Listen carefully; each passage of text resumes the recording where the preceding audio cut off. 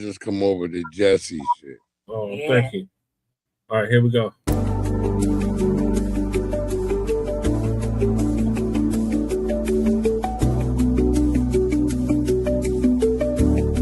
Everybody go.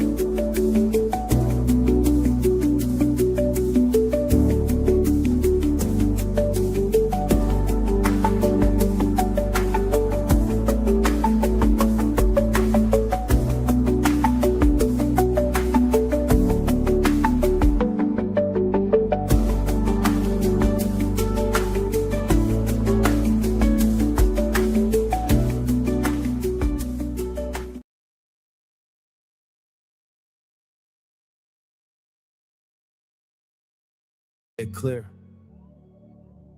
Say it right. Say our name. Built this nation with our bodies and brains. You benefit, don't give us credit, say our name. We FBAs, foundational Black Americans. You want us to fight every time you in pain, but when it's time to vote for, silence remains. Yeah. They wanna be us, from the style to the hair, from the lips to the hips, body shaped in our glare. They cross borders, profit off the fight, civil rights paid in blood just to stand in this light. Asia to Africa, you walk through the door, but this land got a history you can't ignore. FBI fought it, still fighting today. Made room in the system that kept us away. You praise the same power that never chose you. Turn your back on the ones that broke chains just to move you. Say we don't know where we come from, that's wild. North to the south, this land raised my child. Built this nation with our bodies and brains. You benefit, don't give us credit, say our name. Say our name, say our name, say our name. We FBA, foundation law, Black American. You want us to fight every time you in pain, but when it's time to vote for silence remains. We were renowned, check the globe for proof. Streetwear in Japan still mirror our roots. K-pop chase decade, study how we move. Rapper world language, everybody fluent. From Atlanta blocks to Mumbai lanes, Hannah McCann spitting bars. Connected to the flame, that ain't hate, that's impact, that's reach. Culture travel worldwide when the source run deep. They copy the look, they borrow the sound, but skip the respect when we still hold the ground. Love the rhythm, ignore the pain, celebrate the wave, don't say the name. This was home, before permission, before approval. Say our name. Built this nation with our bodies and brains. Build this brain, yeah. Benefit, don't give us credit, say our name. Say our name, say our name, say our name. We FBA, foundational Black Americans. You want us to fight every time you in pain, but when it's time to vote for, silence remains. Say our name, say our name, say our name, say our name, say our name, say our name, say our name. Don't need your respect, never needed permission. We built everything when we weren't even seen as human. Biting the hand that fed you, surviving on scraps. FBA stopped begging. We learned to build from scratch. Say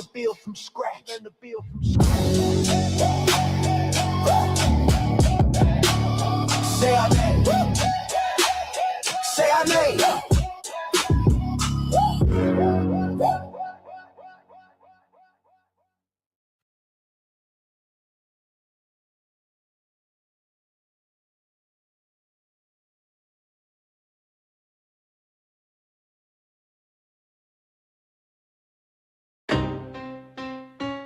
Y'all don't hear us.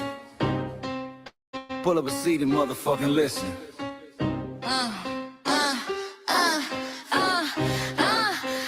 Pull up a seat and motherfucking listen.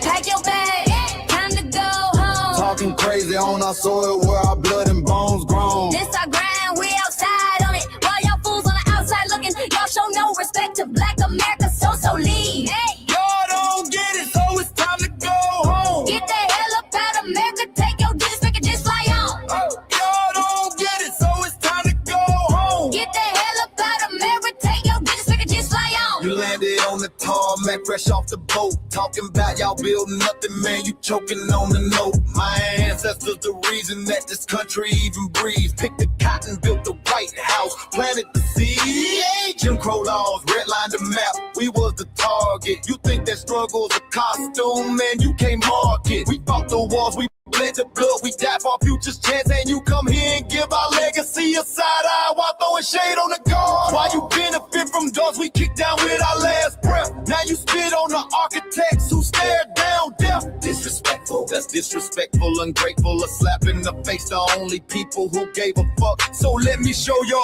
ungrateful ass to the right place.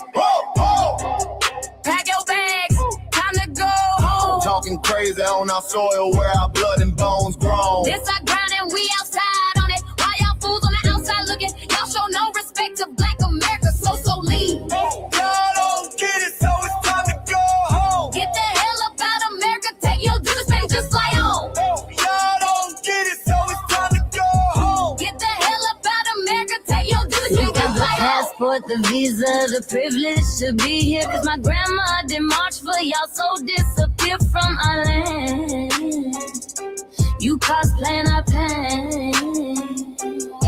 Think it's a trend you can borrow, but you ain't inherit the ghosts of our sorrow. We the foundation, the bedrock, the soil, and the root. You not no branch on our tree, and unproductive people always cosplaying me. Talking about we ain't do nothing, you lost your mind. We built this from nothing, time after time. From the beginning to now, we been the backbone and muscle. Why you look down on the struggle and cause a whole tussle? The energy's foul with disgusting, it's whack. So let's make it clear, there's no turning back. This land is paid for in full. In blood, sweat, and tears, and dreams deferred. You don't get to come into a house we built from the dirt and telling Black America y'all ain't worth nothing. That's a violation. Facts. Pack your bags, time to go home. It's our soil on our soil where our blood and bones grown. Show respect, this our ground. Y'all just tenants on a leash. Or get the step. Show no respect to Black America, so leave. Don't get it, so it's time to go home. Get the hell up out of America, taking your digits, I can just fly on. Don't get it, so it's time to go home. Get the hell up out of America, taking your digits, I can just fly on. Yeah, fly little birdies. Fly on back to where you came from. This ain't for you. The soil is sacred. We said what we said, It's time. for y'all to go home. So fly a little birdies fly. So fly a little birdies fly. So fly a little birdies fly. Fly far, far away from here. So fly a little birdies fly. So fly a little birdies fly. So fly a little birdies fly. Fly far, far away from here. So fly a little birdies fly. So fly a little birdies fly. So fly a little birdies fly. Fly far, far away from here. So fly a little birdies fly. So fly a little birdies fly. So fly a little birdies fly. Fly far, far away from here. Bye bye, little birds.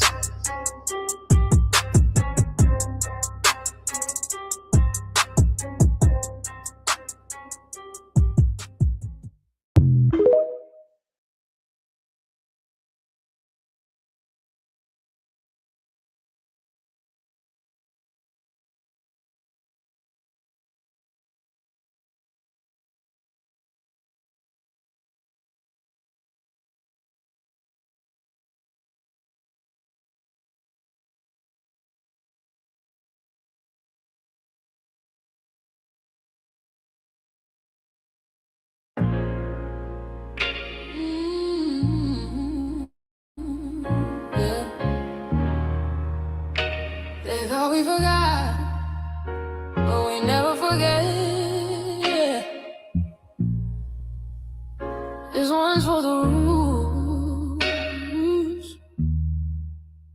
We built this land from dust and tears, 400 years, and we still here. They write new rules, but they don't see. Every freedom they got came off you and me. We planted seeds, they took the bloom. We lit the flame, they left the room. But we back now, no disguise. The spirit's woke, we realize. All we want is what we earn. That sweat and blood, yeah, that table turn. You can't buy culture, can't break that fight. This is our day, this is our right.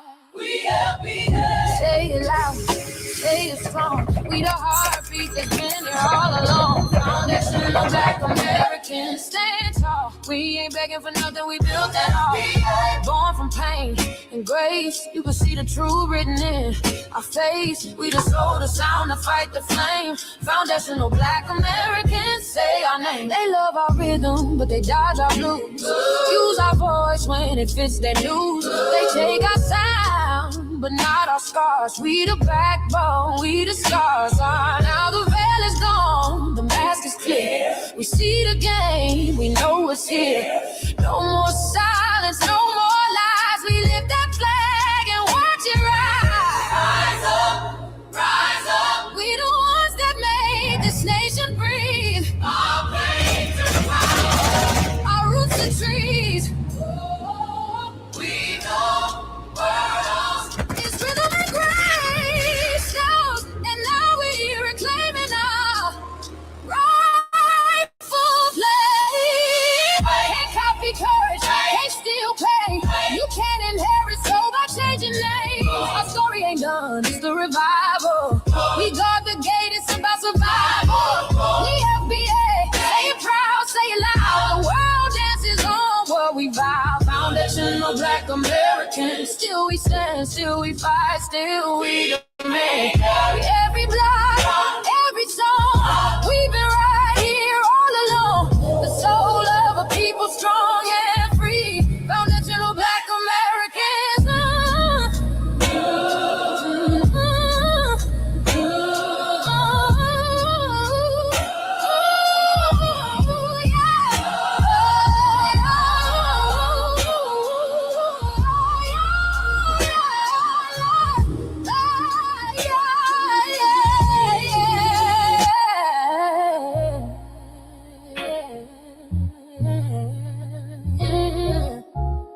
We the first, we the root, we the fire. Still rising, still here. Foundational Black American. We set the tone and they copy the cadence. Dance to our drums and deny the foundation. Wear the style but don't honor the source. Smile in the crowd and you distance and force. Say you not us but you rap like we breathe.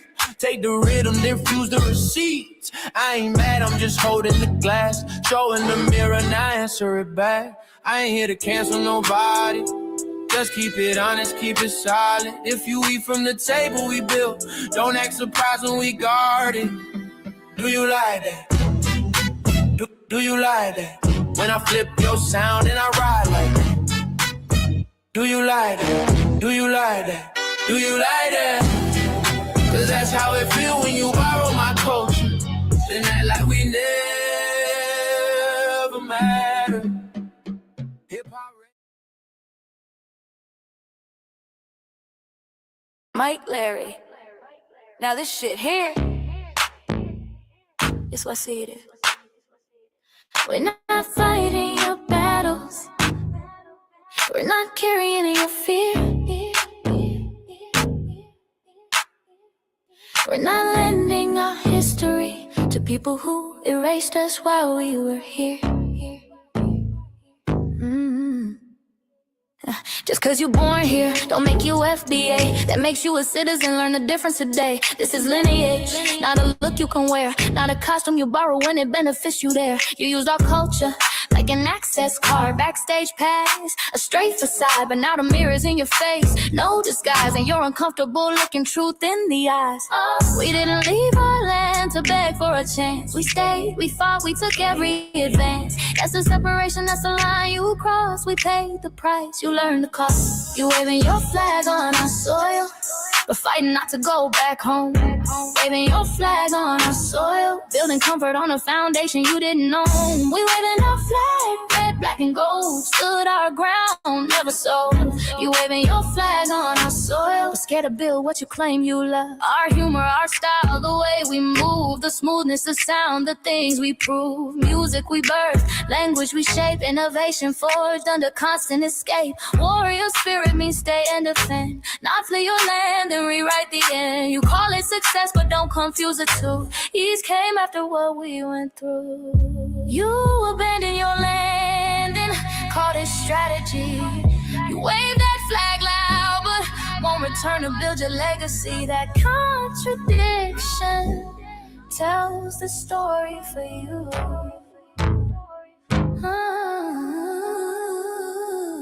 You waving your flag on our soil, we're fighting not to go back home. We waving ours where we were forged, every inch earned, every brick known. We can't be deported, and that truth changes everything. We can't be deported, and that truth changes everything. We know who we are, and now we see who you are too. Just because y'all born here doesn't make you FBA at all. It makes you an American citizen. It's biologically impossible to be us, because it's a lineage, not some damn costume you can just put on to look cool. You immigrants and immigrant Americans has used our culture as an access card, a backstage pass to our culture. Now y'all have to look in the mirror. Our sense of humor, the aesthetics, mannerisms, the style of dress, the smoothness, the creativity, our genres of music, innovativeness, our slang, our warrior spirit by staying on our homeland and fighting and not fleeing to somebody else's land to beg for a better life and shit on the very people who fought to have us there. That's who we are. And we know who the hell y'all are waving your flag on our soil and fighting to make sure y'all don't go back.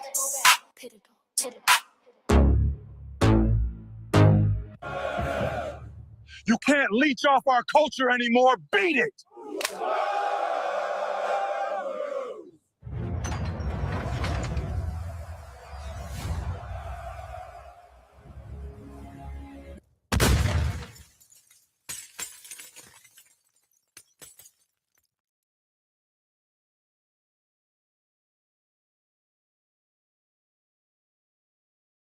Mike Larry, man, you did it again. We really making history. Let's go. Do you like that? Do you like that? Flip your sound, how you like that? Do you like that?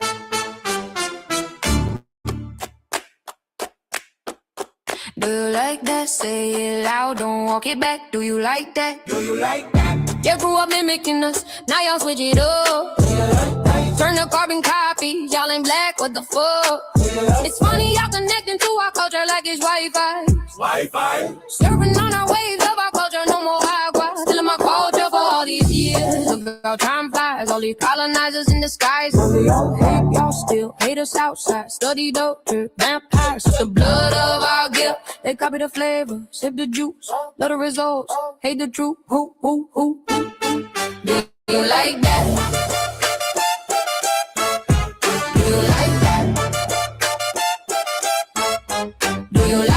Flip your sound, how you like that? Do you like that? Democratic shields, talking points, the road they fill. Fish and chips, agent on the mic, judging the BA, but ain't you half white? Talking like you one of us, we need a poo face. The agent type with a prune face, like 50 and Jim, it's a cold game. Throwing stones cause we build our own lane. I'm joking, kinda, but I mean, smile calm, pressure intact. Y'all proud where y'all from. Where they flag, beat they drum. But when it's us, tone switch fast. Same pride, but it's too much. FBA pride, lineage solid. You can't put this on, can't try it on. Built here, stayed in fault. That's the difference. That's the car. Do you like that? Do you like that? Say it clear, don't twist the facts. Do you like that? Yeah. Do you like that? Do you like that? Point made. No edit. No care.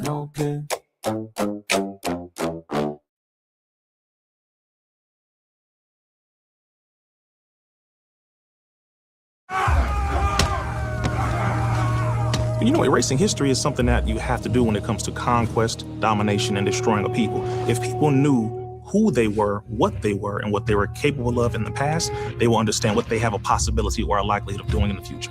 Foundation of Black Americans, we've always had a culture of resistance. We cultivated a culture of resistance on this land, and we've been resisting ever since we've encountered European domination. But nothing was really popping in Europe until the transatlantic slave trade, and that's where they amassed a lot of wealth. One thing that I think is unique about our culture as far as how we resist, how we fight back, is just the environment we were put in from day one. Being only 13% of the population, the white supremacists were very meticulous about keeping that population at a certain amount. There was never a period when we did not resist the encroachment of the white man.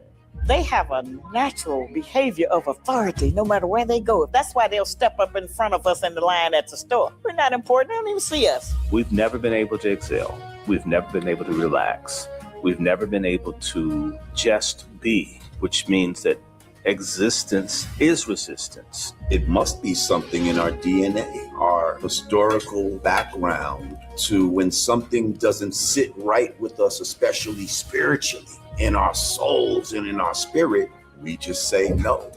We live in resistance. You know, from the moment we're born, we're in resistance. And it's handed down generation to generation.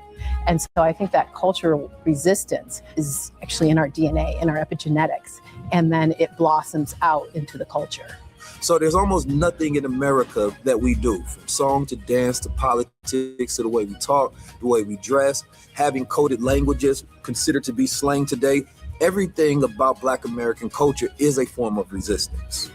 Of course, they want to always downplay our contributions to the global tapestry because they continue to act like our number one export in this country is not Black innovation. Everyone understands that our resistance has been the cornerstone of what foundational Black Americans have always done. We are the life that breathes everything into this nation. The further back you go, the further Black you go. It's just simple like that, brother.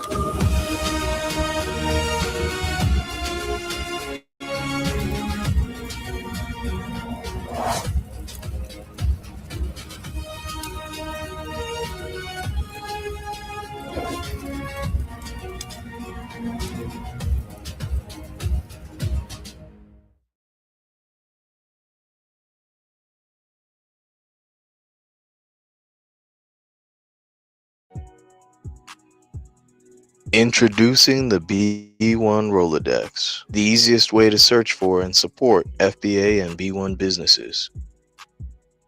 Hundreds of entries from the Black grassroots for the Black grassroots.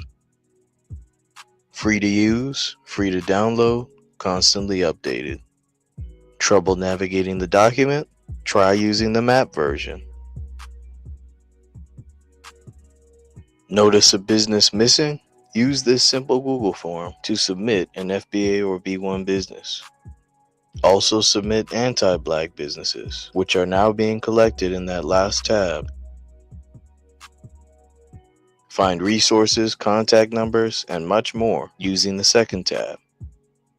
All the info you need to start practicing group economics today. Go to blacktruthunited.com. That's blacktruthunited.com. Greetings, Black family, greetings.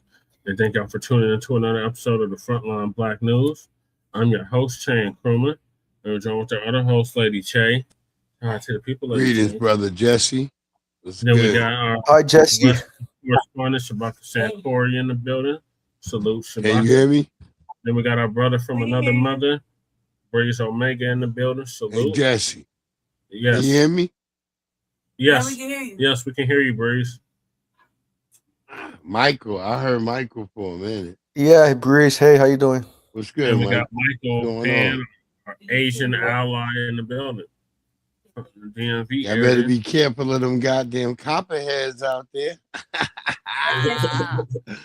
No, they can't see you. They biting motherfuckers I mean, they right can, now. but they can't. Like you in the distance. I think that's a piece of you. Jesse, do we need to go out and come back in?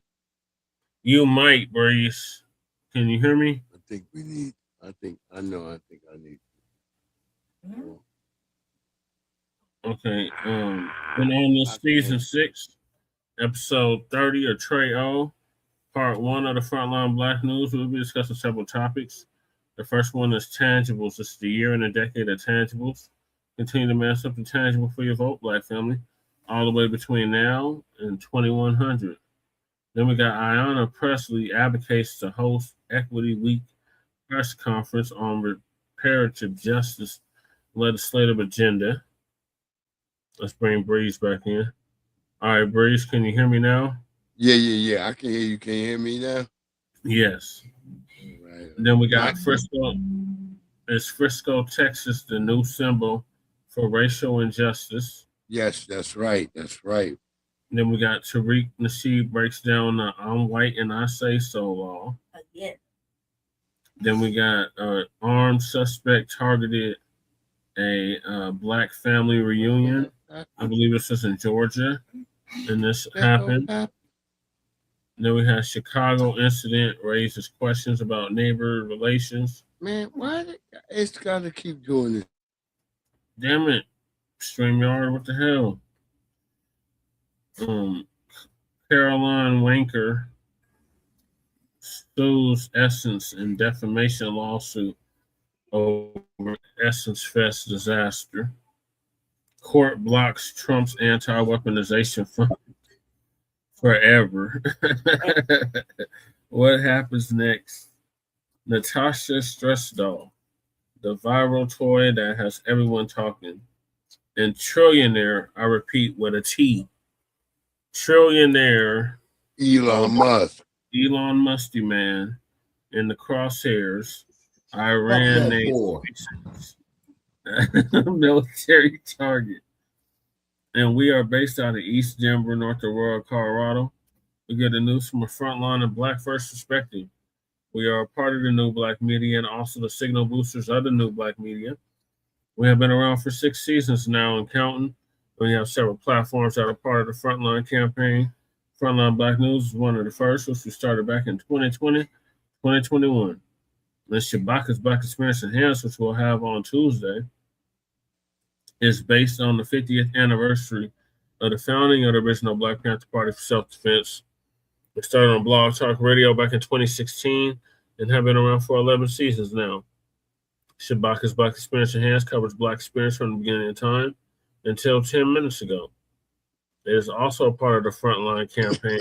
It has recently, within the last 2 to 3 years, moved from Blog Talk Radio to StreamYard. Please make sure y'all like and share the broadcast, family. Remember, family, hit share that like, share, and subscribe button. Please join us on StreamYard, YouTube Frontline Black News. The links to all of our channels are in the description, including Frontline Black News. Frontline Black News 2, our backup channel. Make sure y'all sub to that. Okay, Michael, we see you in the chat. And then we got the backup channel, Frontline Black News 2. Make sure y'all sub to that, just in case they try to take Frontline Black News down again. Then we got my personal page, Jesse Paris, a.k.a. Chan Krumah. Make sure y'all sub to that so y'all be abreast of the city council meetings in Denver and Aurora and the community events, the Black events in Denver and Aurora, and the Sunday morning food bank, which I've been doing for the past 10 years.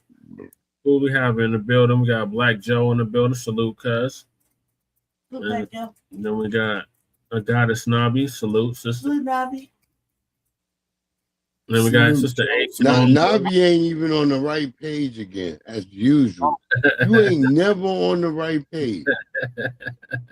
See, I'm over here and you're not even in the right space. What it do with my beloved Adrian Jones? Sister Adrian Jones in the building. Salute, sister. Greetings.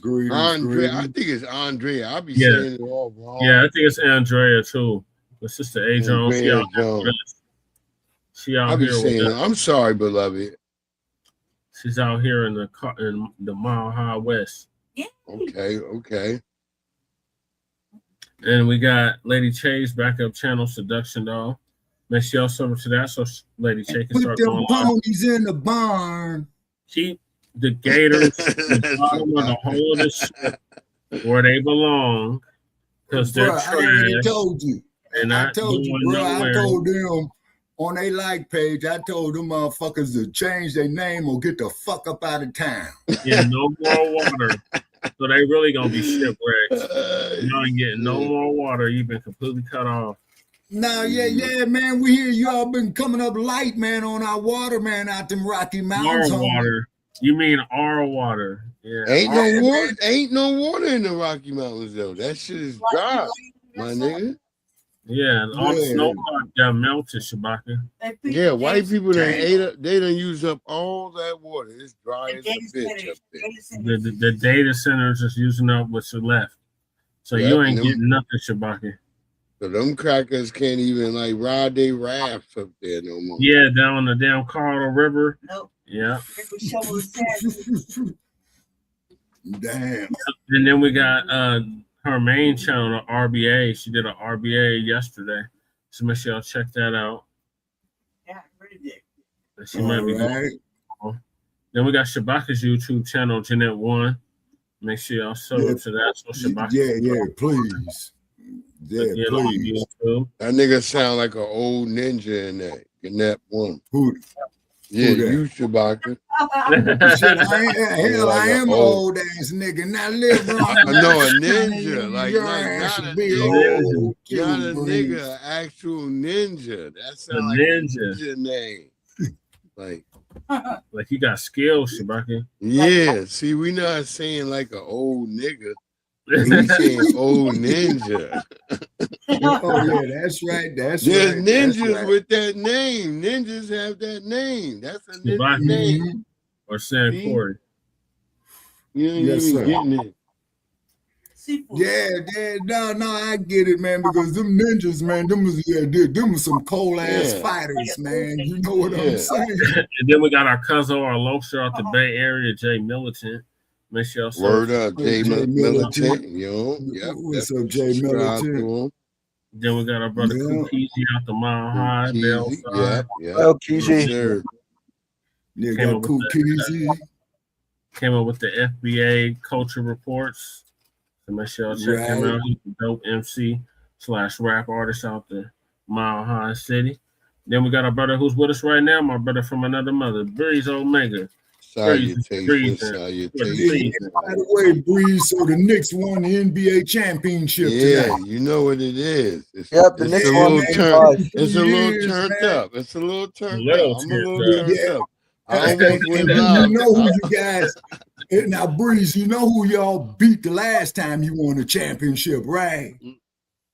It was the was it the Spurs all the way back then? No, it was the Lakers. It was the Lakers. Yeah, okay. And that's 77. Yeah. No, sir, 73. 76. Okay. See, well, I wasn't even born yet. Michael was a teenager then, Breeze. Yeah. I know Breeze must be happy for us. I was just a sperm in the beginning of my daddy ball sack. I was just a twinkle in somebody's eye. Yeah. You was a twinkle. I was in the actual ball sack, ready to get ejected. Yeah. Well, that's where it all starts, homie. You know what I'm saying? Brown sugar prevents concrete from curing. And so make sure Oh my God! Dedicated. Wait, what without blood loss. Shabaka, I gotta finish the intro. Make sure y'all sub to Breeze Omega channel. Then we got the Church of Black Power, brother out of Watson, California. Oh yeah, we had 1,100 too, family. We almost close to 1,200. So. Oh hell yeah, that's what's up. Okay. Making progress. Right. Make sure y'all check out our brother Church. He'll be going live Church tomorrow. of Black Power. You know what it is. Good brother Church. He about to have 4,000 subscribers. So salute. Yeah. Shout out to Church. Then we got our brother Torian Rain Reloaded. Shout out to him. You already know Torian Rain Reloaded. We gotta get him to 80,000 subs. Torian Rain out here with me in the DMV. Yeah, he in the DMV. You know what I mean? Yeah. That nigga be getting brolic and shit. And then where Black Alpha's in the South. Afro Elite is in the Midwest. Navi, you still ain't on the right page, Navi. You still not here yet. And where's Black Truth United at? Oh, Black Truth United, he's all over, man. You got Black Truth United everywhere. That's right. Yeah, but where's X? Huh? You know where where he at? I think he in Houston. I think he in Houston or Texas somewhere. Oh, okay. Okay. I could be wrong, but you know. He came with the no disrespect to our people down there in Texas. Because it always be Texas Carmelo. getting that shit. Chewbacca, go on mute. Let's get through the Go on mute so I can finish the intro. All right, go ahead. And then we got submit your business to the B1 Rolodex. The link to the Rolodex is in the description. Then we got the Freedmen Reparations Party merch. The website is in the description. Then we got Council the Congressional Black Caucus and create a foundational Black American Caucus. The link is also in the description. Take action now. Sister Brooks call to action out of New York City, Brooklyn, the exact where Brooklyn at. Make sure y'all submit those letters and those emails. The link is in the description. Then we got the RDAS Act, the Reparations for the Descendants of American Slaves Act. Make sure y'all sign that petition as well. Then we got Lady Chase GoFundMe. Make sure y'all donate to that if you haven't already. Then we got Standing with Josh and Family After Shooting from Dalton, a.k.a. Chuck the Bussy. Shout out to our brother Joshua Hart, who put hands and feet all over that white supremacist Nabisco. Chuck the Bussy. So donate to his GoFundMe if you haven't already. Then we got Stop Netflix from releasing the damaging docuseries about Michael Jackson. I think it's called Nemesis or something. Sign a petition. It's called The Verdict. Or The Verdict. Yeah. And he was in a kangaroo court in that case. Hold on. Shout out to Dr. Brandy Short for putting that petition together. Then we got myself, who's running for office, as you can tell from the background. Just pitched for House of Representatives here in the state of California. Thank you, brother. Thank you. Much appreciated. For House District 8, the link to my website is in the description. Then we got a copyright disclaimer under Section 107 of the Copyright Act of 1976. Allowances made for fair use for purposes such as criticism, comment, news reporting, teaching, scholarship, education, and research. And I do not own the rights to the music. And if you don't understand racism, white supremacy, what it is and how it works, everything else that you think you understand will only confuse you. In all 9 or 10 areas of human people activity, and that is economics, that's education, that's entertainment, that's labor, that is law, that is politics, that is religion, that is sex, and that is war. And some say health and nutrition. In all 9 or 10 areas of human people activity, announced by the late great Dr. Mr. Nellie Fuller Jr. He rests in power. He transitioned a year ago at the age of 95. Produced Justice. Yeah, long life. I love the sound effects, Breeze. Then we got racism, white supremacy is, when you, meaning you, a black person, are captured by any race soldier, you must never fuss, fight, or flee. Comply and defend yourself in court, also by Nellie Fuller Jr., ProduceJustice.com. And last but certainly not least, we got our late great master teacher, Dr. Frances Cress Wilson, who kicked open the door for black psychology. And she came up with the phrase, racism, white supremacy is the only racism that exists and is conscious and subconscious behavior to maintain white supremacy, to prevent white genetic survival, to prevent white genetic annihilation. But you dumb niggas, that mean that even if they don't know that they doing something for white supremacy, nigga, they doing it for them. So when you niggas, your white baby mama, she like, what's wrong? Why you she causing some damn problem, nigga. You know what it is. Go ahead, my brother. Because it's conscious and subconscious. And that was by Mrs.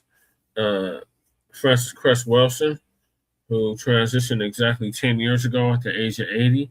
It would have been 90. She would have been 90 as of this year. Word up. My brother Tariq Nasheed took care of her goddamn burial service. Yes, big shout out to Tariq Nasheed. Yes, sir. So those are the topics. Make sure y'all hit that like and subscribe button. All righty, Shabaka. What have you been itching and dying so much to say? He said something about yes, sir. And thank you for having me on. First place, fuck Aaron Metcalf. That's the guy got with his mama. Who, Austin? The bitch should have swallowed. Austin or Jeff Metcalf? Or Jeff. You talking about Jeff. Yeah, I'm talking about that motherfucker Metcalf that got stretched out for messing with Carmelo Anthony. Oh, Carmelo Austin. That's Austin. That's Austin. Metcalf and his brother. His brother was Hunter. Austin. Austin Hunter. Okay. Yeah. So Metcalf. The dad is Jeff Metcalf. Oh, okay. Yeah, because he was up there talking some bullshit, man. Yeah, that was the dad. And all this. Well, if he would have raised that little son of a bitch better and would have had some goddamn respect, he wouldn't be worm food, man. Fuck that. Up. You saw his racist. You saw the racist shit he said, right? Yeah. That's why I'm crumb bumming on the motherfucker right now. I heard that bullshit. You know what I'm saying? Now you know where his son. For those who say that it wasn't about race, now you see that how his father was talking. You can't believe that that's how his son was talking. The queen has spoken. I said that. The motherfucking fruit don't fall far from the tree. I said that. That's a fact there, Breezy. That is a fact. Make sure y'all check out the RBA. Lady Charity covered all this. So yeah, I already did that earlier before everybody else. So I feel pretty proud. Earlier? Yeah. Yesterday. I don't get they don't give me no notifications. And I got notifications on for you. That's a shadow banning. I covered it before everybody did. I touched it. Because you call yourself seduction dog. Smart. Like she got the seduction dog. She got I got the RBA. It's under the regular channel. So the RBA or the Revolutionary Agenda. Just get a black channel, Lady Che, and throw all that RBA shit to the garbage, all that African shit, and just get over here with us, and then we'll be able to see you. That would take this from They still don't see us as an actual threat, even though we are a real threat. I see it real every day. Yeah, but I'm gonna move us to the first topic, and that is the tangibles. Yeah, so, it's got to be tangible. This is a year and a decade of tangibles. The whole Federal Reserve, man, have them sign over the whole damn Federal Reserve. Continue to demand something tangible for your vote, Black family, all the way between now and 2100. It shouldn't be nothing that you don't say, "Hey, what am I getting out of this? Right. What are the benefits?" Right. I'm trying to keep it with your comments because they're coming a mile a minute. Nabi said, yeah, I'm going to get it together still.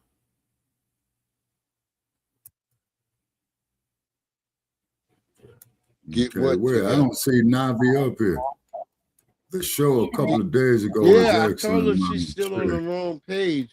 You need to come over to the long page. That's where you can. Yeah, she on the vertical. Yeah, she on one of the verticals. The verticals is not. The family don't really be over there. It be other niggas. No, it usually be trolls over there. Yeah, that's what I'm saying. Like other niggas. That's what I'm saying. They're not like family.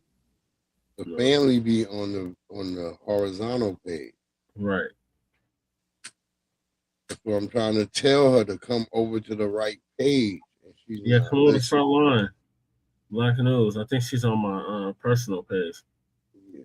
On the vertical. See, I'm I know when I see it, be like 7, 8 damn fucking pages, and I gotta pick. I gotta jump. I gotta jump through them and figure out which is the right one. I'm like, okay. Yep. I'm like, man, these numbers are weird. They're everywhere. They're all over the place. Yeah, I'll be like, wait, which is the real one? And I gotta be like, wait, hold on. Like, I don't like this fucking booty. Because sometimes it won't even give you the numbers. It'll just say over here. You know what I mean? Like this straight voodoo magic with all these motherfucking numbers.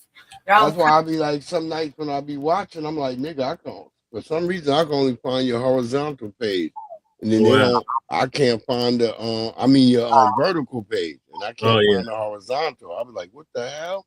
Yeah, they do it. I be feeling lonely. It be only dusty niggas in that room. I be like, nigga, I be having a fight with them. Damn. Yeah. It be a bunch of punk ass trolls, yeah. Yeah. It just be me in there, and I gotta keep blocking their ass.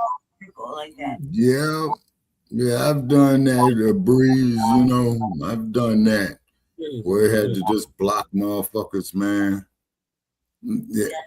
God is Navi saying, be quiet with that noise on breeze. You know what she told? She ain't come on the right page, so I don't want to hear nothing she got to say. She said, kill the noise, Breeze. Yeah, get on the right side of the page. So back in 2019, our good brother Tariq Nasheed came out with the hashtag Tangibles 2020. And in it, he was detailing everything that we, meaning the foundational Black Americans, the sinister American child slavery freedmen, were going to demand from the two-party system. So instead of 2020, it's 2026, but everything else remains the same. So the 2026 midterm elections are coming up in November. The 2027 Denver and LA elections are coming up, and the 2028 presidential elections are coming up. The foundational Black Americans are going to reject the 55-year-old plus malign neglect policy that has been implemented by the two-party system, the political system. This malign neglect policy mandates that Black Americans should be ignored and only mentioned in vague and non-specific terms, lumping foundational Black Americans into groups with minorities, immigrants, people of color, BIPOC, underserved, underprivileged, underrepresented, under-resourced, downtrodden, vulnerable, distressed, and whatever other broad ambiguous terminology they like to use to describe us, has only hindered the progress of Black Americans as a group while providing tangible benefits for other groups. And this cycle, like I said, the 2026 for the midterms, but right now it's the primaries and then the midterms. The 2027 Denver and LA elections and the 2028 presidential elections. Black Americans are going to insist that our needs are specifically met by politicians who are seeking our vote. Foundational Black Americans want tangible benefits, specifically for us. We do not want trickle-down secondary benefits that are provided for every group. Every group has not been systematically marginalized and disenfranchised in every area of society as foundational Black Americans. So we refuse, I repeat, to be lumped in with groups who often assist in the exploitation and disenfranchisement of Black Americans. So politicians must offer tangibles, specifically the foundational Black Americans, or simply will not vote for them. Be sure to spread this message far and wide on social media using the hashtag Tangibles2020. And that's exactly what we've been doing for the past, 7 years now? Spreading this far and wide on social media. It's all up in the political lexicon. Tangibles. All the way between now and 2100. And that's all we've been saying. If there's no tangibles, no vote. We're talking about something that's real, something substance, Some you can count, measure, fill with your own hand, i.e., reparations in the form of direct lineage cash payments to American and I'm willing to let everybody else catch hell. qualified immunity. We've been catching hell enough. Everybody else catch some hell. Anti-FBA hate crime bill. That's right. We need that. We need that. Land grants, land allotments, specifically to our lineage group, and tax-free exemption for the next, 200 years. If they're not offering none of that. Forever. But indefinitely. Oh, indefinitely. Okay. We already been double taxed by just being black. We already had a double tax on us just by being black. Right. Okay. So indefinitely. Yeah, Lady Ch been saying that. That's true. And we black. We already been taxed because we black. They already been doing a tax on us, an extra tax. So it should be indefinite for us. Everybody else got to pay taxes. Because reparations is to pay until the shit is fixed. And we need to get the most, all this shit off our back that's been on our back, all this bad credit because where you live and all this dumb shit, so we can finally move up. Niggas be working so hard, they can't never see the goddamn future. That's why you see nigga end up start hustling and get caught up on the 48. Nigga don't be wanting to be out there in these streets doing this that they have to do, but you need money. You got kids and babies coming. They want to tell you you can't have babies. Fuck you. Where the goddamn gay people getting all these babies from? Right. Why you telling straight people they can't have babies? That's exactly what they're doing, Breeze. But let's hear from Lady Ch. Lady Ch, what's your thoughts on I think there's no tangibles to listen to that bullshit. But they're telling us we can't have no babies. We can have some babies if we want to. The problem is that who wants to right now? Like with the way the shit is. Yeah, the shit is fucked up. Be the fucking future here next month. Like they can be all bad like for one day to the next. You know, who wants to bring a beautiful little black life into the world when we living under this type of fucking tyranny and you know what I mean? With not knowing what's going to go on with our finances. Everybody's like, what I used to say back in the day, like a couple years back, I used to say, everybody's one paycheck away from being homeless. Just one. Now, well, they making it where you can't. If you responsible minded. Like you're like a email now away from being homeless. That's how fucking serious it is. Like, not only that, but we have our own resources, but we over there we selling our shit to everybody in the goddamn mama, but we can't take care of ourselves. Right. That's fucking ridiculous. We need like FBA men to go over there and make that twerk for us, make it work for us. You know, on the low. Because at this point, these motherfuckers are gonna have us looking like Cuba. Yeah. Here anytime soon, right? I mean, like everything's went up, and this motherfucker don't give a good goddamn about it. No, he don't. He don't care about none of that. He don't care about the gas. He don't care about that. He loves inflation. He's about to be gone. He's gonna be gone unless motherfuckers don't do nothing. Hold on, Breeze. Hold on. Let me just get this out real quick. Hold on, please. Because I'm all the way in the back, so I'm yelling. This is what it is, right? There's like the midterms. We're in the midterms right now, right? Yeah. And ballots just came in for us right here. Primaries, Primaries, whatever. Fuck, we right here, right? Yeah. I was smoking some weed. Like 2 minutes ago, like literally smoking some weed. But here's the thing. I mean, hypothetically, here's the thing. We just got our ballots back. We're looking at it. We were watching debates. Everybody in the goddamn mama all over these fucking states have been watching the debates, right? And we're seeing what's really happening. Exactly, Michael. We're seeing who's really fraudulently doing some fraudulent shit in some of these states with the voting or the ballots, right?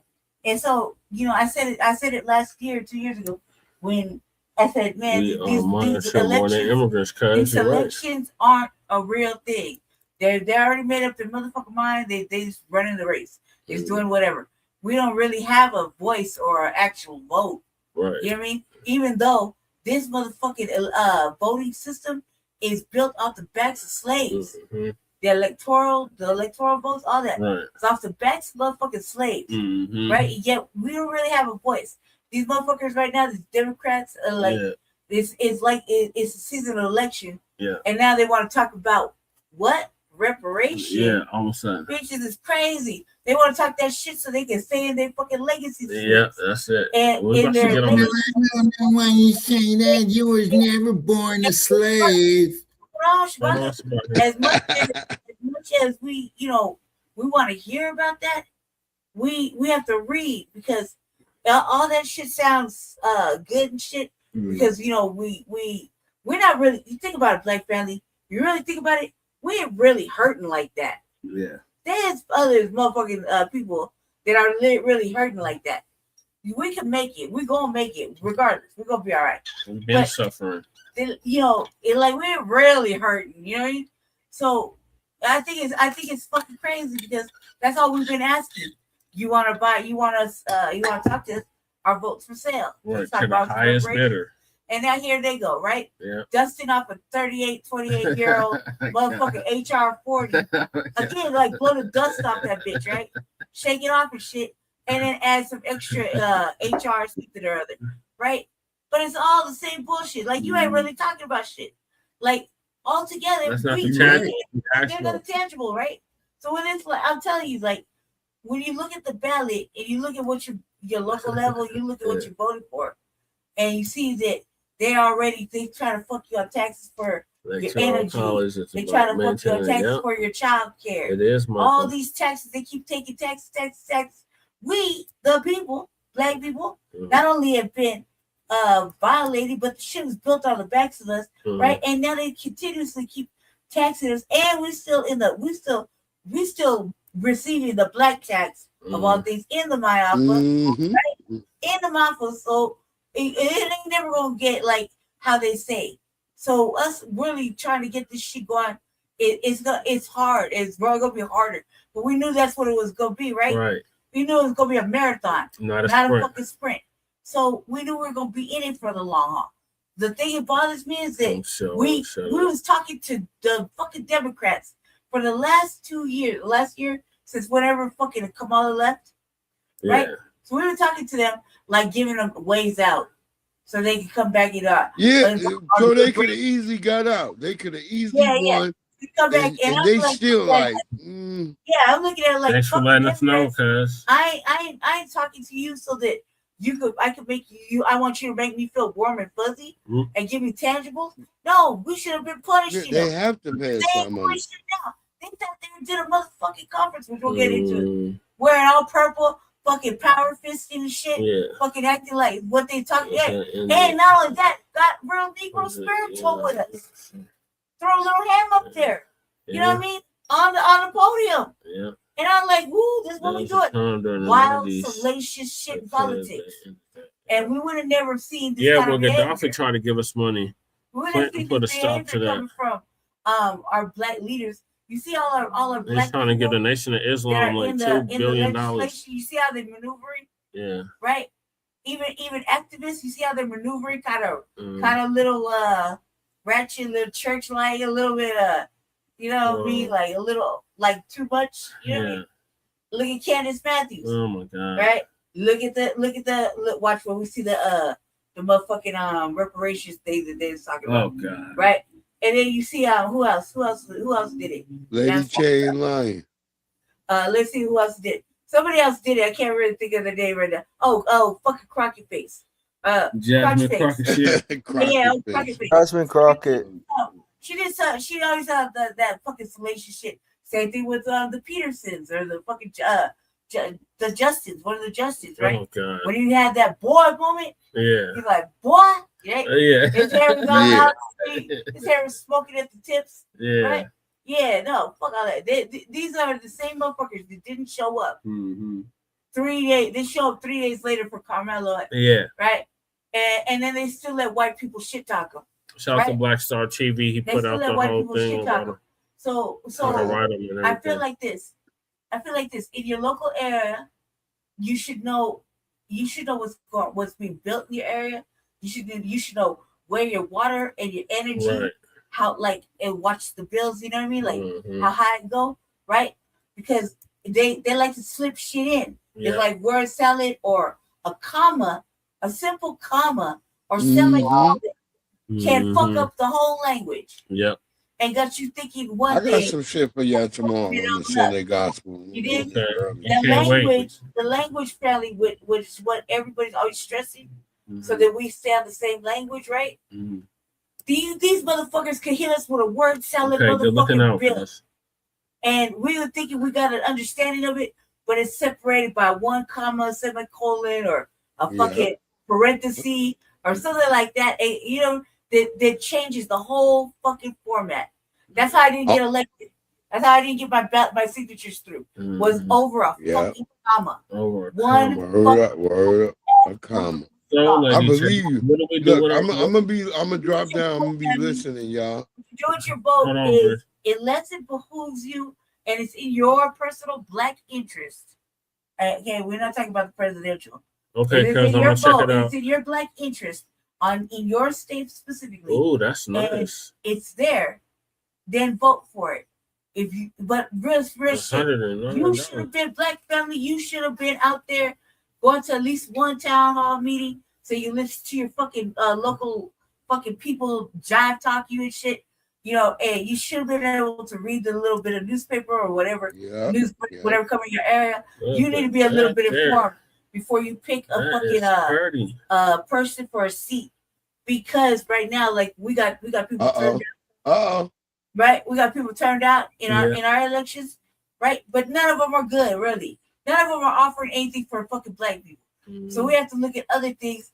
And like I got my ballot was heavier than Jesse's. He had like one thing to fill out. Yeah. I think I had like 3 pages, right? And I look at it like this. I threw my ballot out. Stan Brown wasn't on it.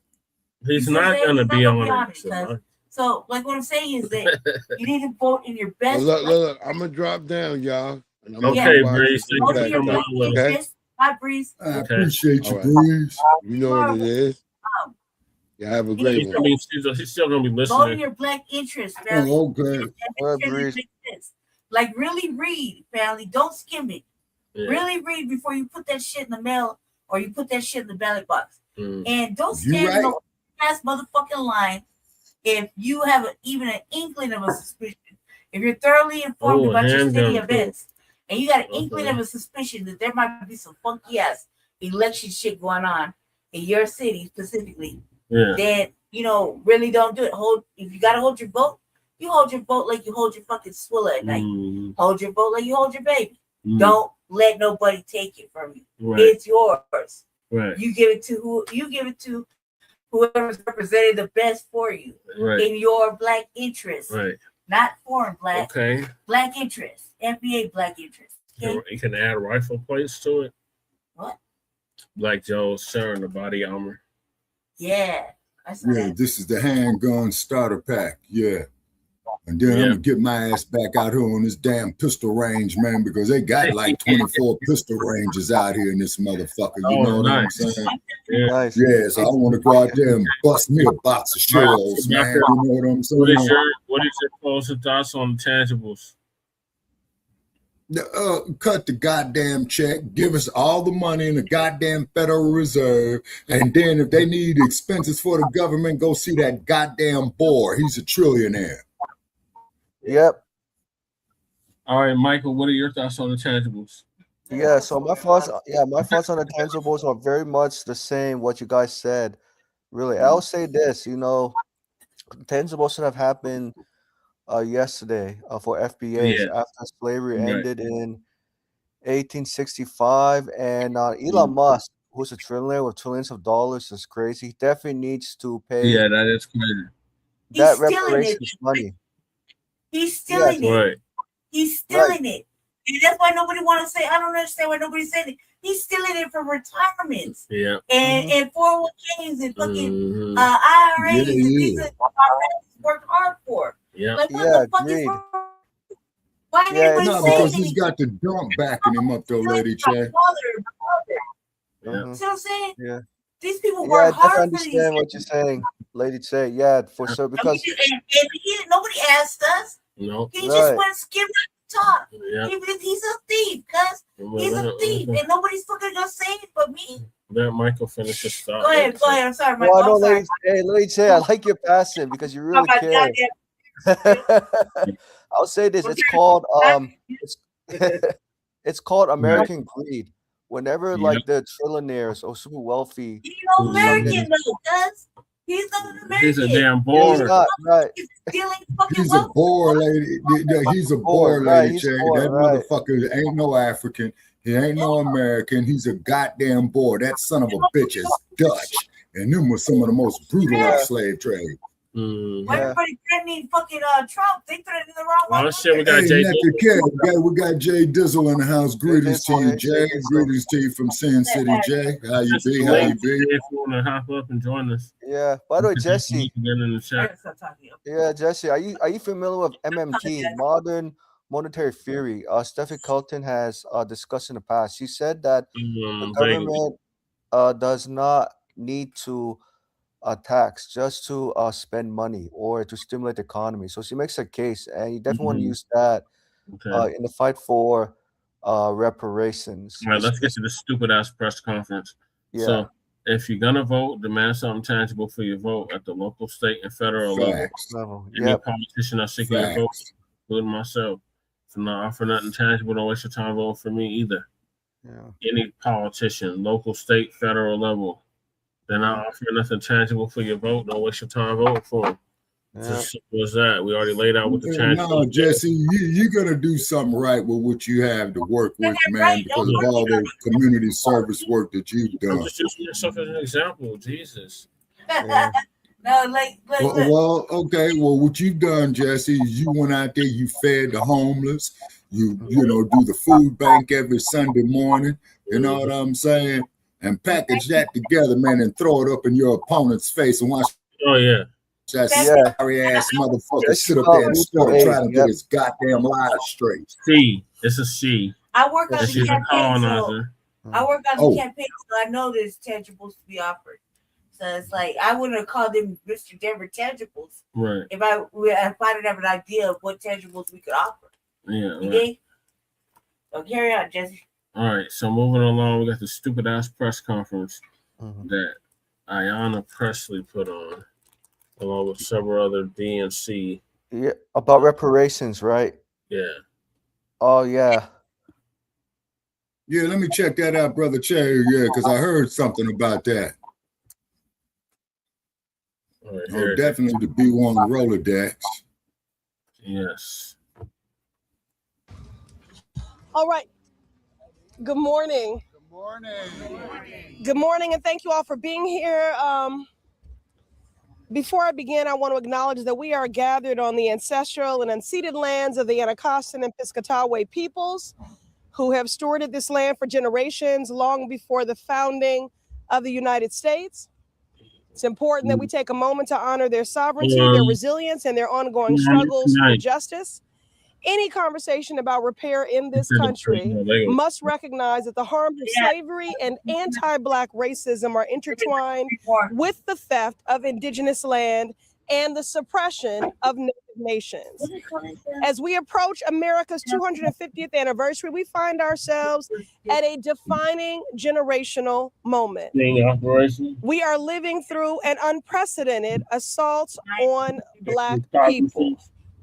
This administration is pushing out Black workers, disenfranchising and silencing Black voters, further threatening the lives of Black mamas with a growing Black maternal morbidity crisis. You could have been this. Undermining and rolling back Black progress and Black power. And might I add, weaponizing a Department of Justice against Black leadership. That's been happening since day 0. They are not just trying to take us back to Jim Crow. They are trying to take us even further back to pre-Reconstruction at a time when our basic humanity was denied. So we must be clear. The next 250 years cannot look like the last. The next 250 years must be about repair. The inequities we face today are not accidental. They are the direct result of this nation's original systems designed to exclude, to exploit, and to harm Black people from the very beginning. And every single day, those systems continue to do damage. We see it in unequal housing. We see it in underfunded schools. We see it in denied health care and widening health disparities. We see it in the barriers that prevent families from building generational wealth and achieving financial stability. This harm is not incidental. It is man-made. It is manufactured. It is legislated. It is codified in budgets. It is intentional. Right there. And in that the harm has been intentional, we demand a response that is just as intentional. Now, then of course, impeach the true justice would motherfucker. mean that these inequities never existed in the first They place. got the power to do That our it. communities were never marginalized, never targeted, Brother never Chad. stolen, never left behind, but we are here. And so we must work towards repair. This means reparative justice, like advancing HR 40 to develop reparations proposals. And as the lead House sponsor, I commit to advancing this bill alongside my movement siblings in the broader work for repair, truth, and healing. But let me be clear, this is not a movement or an appeal for benevolence or charity. This is a movement to demand redress, to right wrongs, to compensate for the harm and loss that we have experienced. And the only And thing there is is actually John Conyers said back in evidence 1980. of this government already having done this. Whether you're talking about the GI Bill, where Black veterans, where 1 million veterans were denied access to that, whether you're talking about Americans that were victimized in the building of the nuclear bomb, whether you're talking about coal miners and Black lung. We have done work as a government in redress and repair where harm and injury has occurred. We have done this as a government. We just simply have not done it for Black Americans. And that is why we are fighting for comprehensive reparative justice legislation that provides real wraparound support for our communities and begins to deliberately close the gaps that were deliberately created.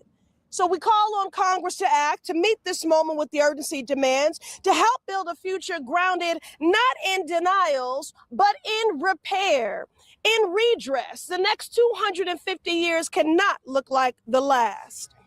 That proof begins with the courage to finally reckon with the first. So again, I thank you all for being here. And now I will turn it over to my sister, someone who I am very excited will now be joining the Judiciary Committee. Honoring, though she didn't need that committee to speak truth to power or to seek justice, she does that every single day. But I'm so proud. I know she will righteously honor the longstanding tradition of the Black women who have served on that committee previously. So I bring to you my sister, Congresswoman Summer Lee. We're both representing those Commonwealths, the Commonwealth of Massachusetts, the Commonwealth of Pennsylvania. That's right. And both the first Black women to represent our Commonwealths. My sister, Summer Lee. You know. I was ready. Yay. Thank you all so much. And thank you all. So I just want to first thank our fierce advocates who have come from all over this country, who have been working on this diligently, persistently, and fearlessly, doing serious work. Because I know that sometimes the attacks that we get against us, people pretend that our work is not incredibly serious, but we all know it is, and that's why we're in it. I am Summer Lee, and I represent Pennsylvania's 12th Congressional District, and of course, proud to stand here alongside my sister rep from the Commonwealth of Massachusetts in this work. The federal government has time and time again kept its knee on Black Americans and then told us that we need to then pull ourselves up by our bootstraps for over 400 years. I recognize that this is the 250th anniversary, but we've been here. Over 400 years, this country has stolen Black labor, Black lives, and Black futures. And at every stage, our government has sanctioned it, from slavery to Jim Crow, to redlining, to mass incarceration, to environmental racism, and to economic disenfranchisement. We're still living through those effects today. Attacks on voting rights and representation, and Black health and Black wealth, and so much more are not only a ghost from a long ago past, but they are very present and ongoing legacy. We see how easily centuries of progress and struggle are undone with a stroke of a pen. The president was able to say that diversity, equity, and inclusion shouldn't be implemented in our institutions. The courts are diminishing Black political power. Black women face insurmountable levels of unemployment and unsafety in childbirth. Black lives and Black futures are and always have been obstructed by white supremacy. As a descendant of my enslaved ancestors, I'm deeply humbled to be the lead sponsor of the Reparations Now resolution. Black folks are owed more than thoughts and prayers or see you laters.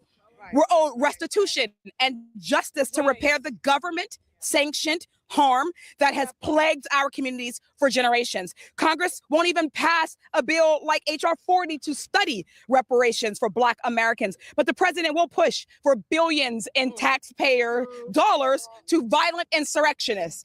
This country values white rage more than it values Black life and Black success.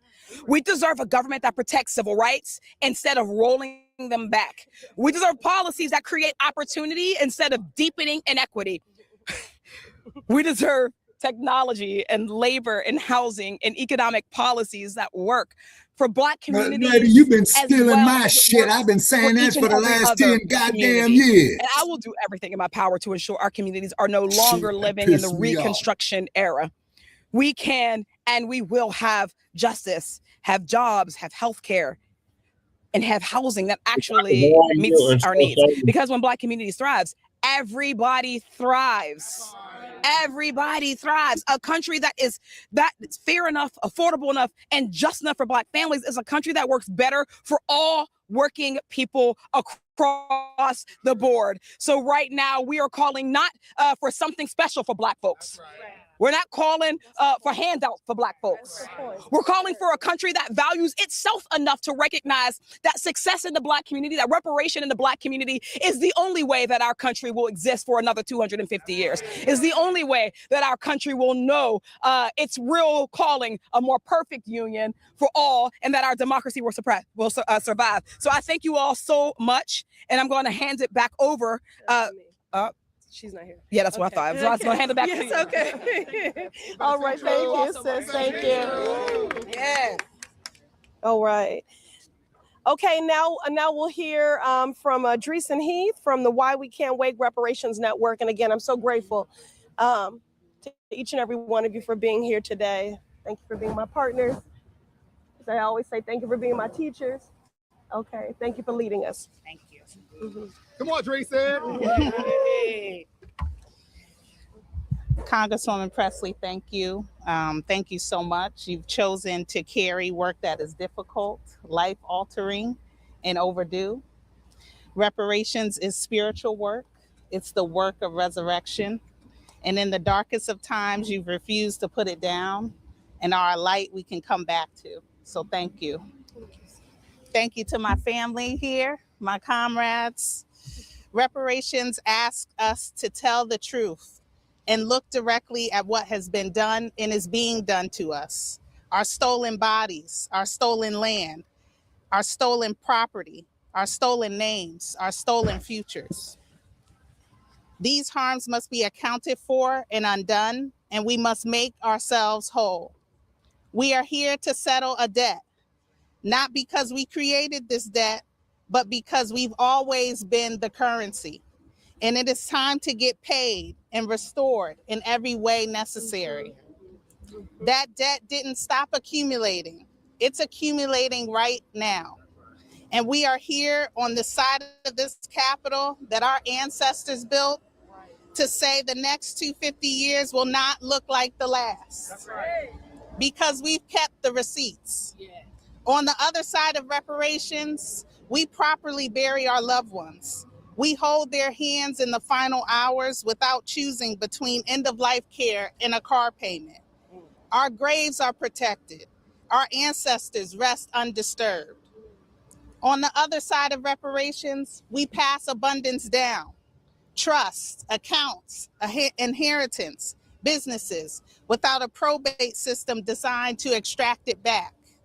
On the other side of reparations, Black birthing people survive at childbirth at the same rate as everyone else because their pain is finally believed, because they have access to the preventative care they have always deserved. On the other side of reparations, Black families thrive. They are not torn apart by the carceral system or the child welfare system designed to punish them. On the other side of reparations, our veterans are whole. Free healthcare, free education, free housing, free mental health support for their dual sacrifice to this country, still debating their worth. On the other side of reparations, our votes are not bloodied, suppressed, diluted, or gerrymandered into silence. Right. On the other side of reparations, a Black child's zip code does not determine their mind's formation, whether they eat or sleep, whether they die by suicide or are killed by state violence. Hello. Black children will play. Yeah. Black children will dream. Yeah. Black children will just be. Yeah. And on the other side of reparations, our kinship is restored. Our trauma no longer a spectacle. Our artifacts are in our hands. Our bodies are not weathered, but rather rooted, planted in the land that we've tended to for generations. That is the world we are building. That is what repair looks like. And that is why we are here. So reparations win? Now. Reparations win? Now. Reparations win? Now. All right. Yeah. All right. Is Reverend Mark here? Not yet. Not yet. Okay. Yeah. Okay. So now we'll hear from Richard Brookshire, speaking of what our veterans are due from the Black Veterans Project. Hello. I'll be brief. Nearly a century ago, Black veterans sought victory over the dual evils of fascism and racism.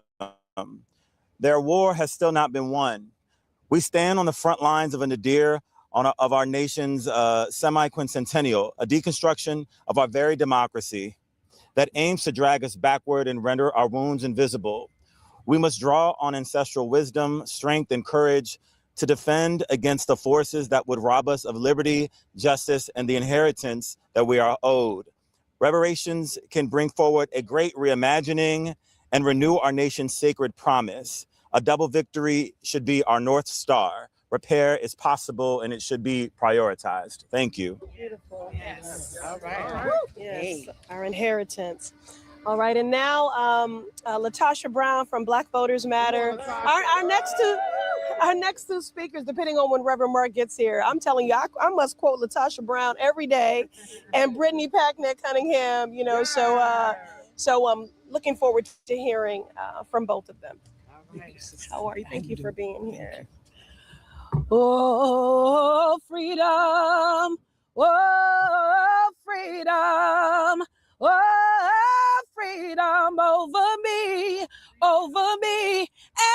before I be a slave, I'll be buried in my grave and go home to my Lord and be free.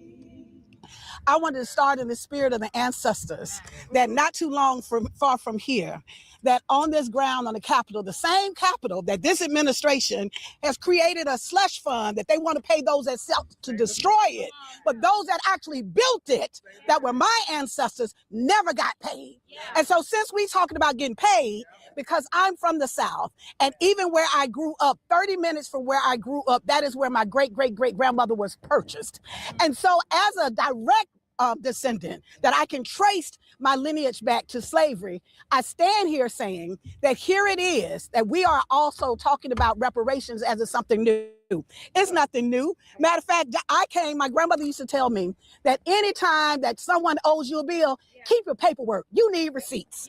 And so today I came to bring receipts so we can kind of talk about it. Right here in this city, over 300 people were paid, the enslavers, not the slaves, that paid $300 a piece. Now, almost $1 million were given out to enslaved, and this is in the 1860s, that were given to those who literally supposedly lost their property. Let me tell you about what their property do. When I think about it, in 1860, 4 million enslaved Black people were valued at more than $3 billion. Every railroad, that was more than every railroad, every factory, every bank in this nation combined. Also, if you look at all of the land, if you want to put it in comparison, the bodies, I'm not talking about our land, I'm talking about the bodies of enslaved people. That when you look at, if you accumulate, it was 20% of the economy, that you equate that now to every single real estate, including all of these buildings, all the skyscrapers. Next time you go by stadiums, when you go by private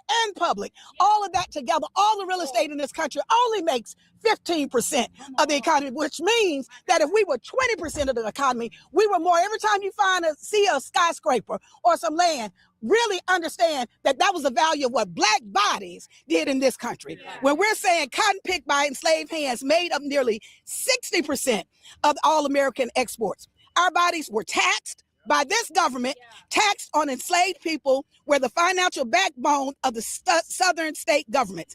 Even the federal government taxed our bodies as property, and the Constitution itself collected $10 a head at the port. Our bodies were mortgaged. Banks took enslaved people as loan collateral. J.P. Morgan Chase has admitted its predecessor banks held 13,000 of our ancestors at collateral and came to own over 1,200 human beings. What that means is that the success of white men, Black bodies paid the price, but the failure of white men, Black bodies also paid the price. That in 1862, the federal government paid enslavers in this city up to $300 per person to be free. One person alone actually collected on 800 slaves and collected more than $18,000. The enslaver, not those who had experienced the harm. Receipts. Those are receipts. Exactly. Britain paid its slaveholders 20 million That's pounds. why I tell them Still give us the whole and goddamn actually Federal was still paying the Reserve. slaveholders up until 2015. Imagine that. So I say that in this moment, when we're talking about reparations, it's not like reparations have not been paid, but this country had the audacity to pay reparations to the former owners of the enslaved, quote, owners.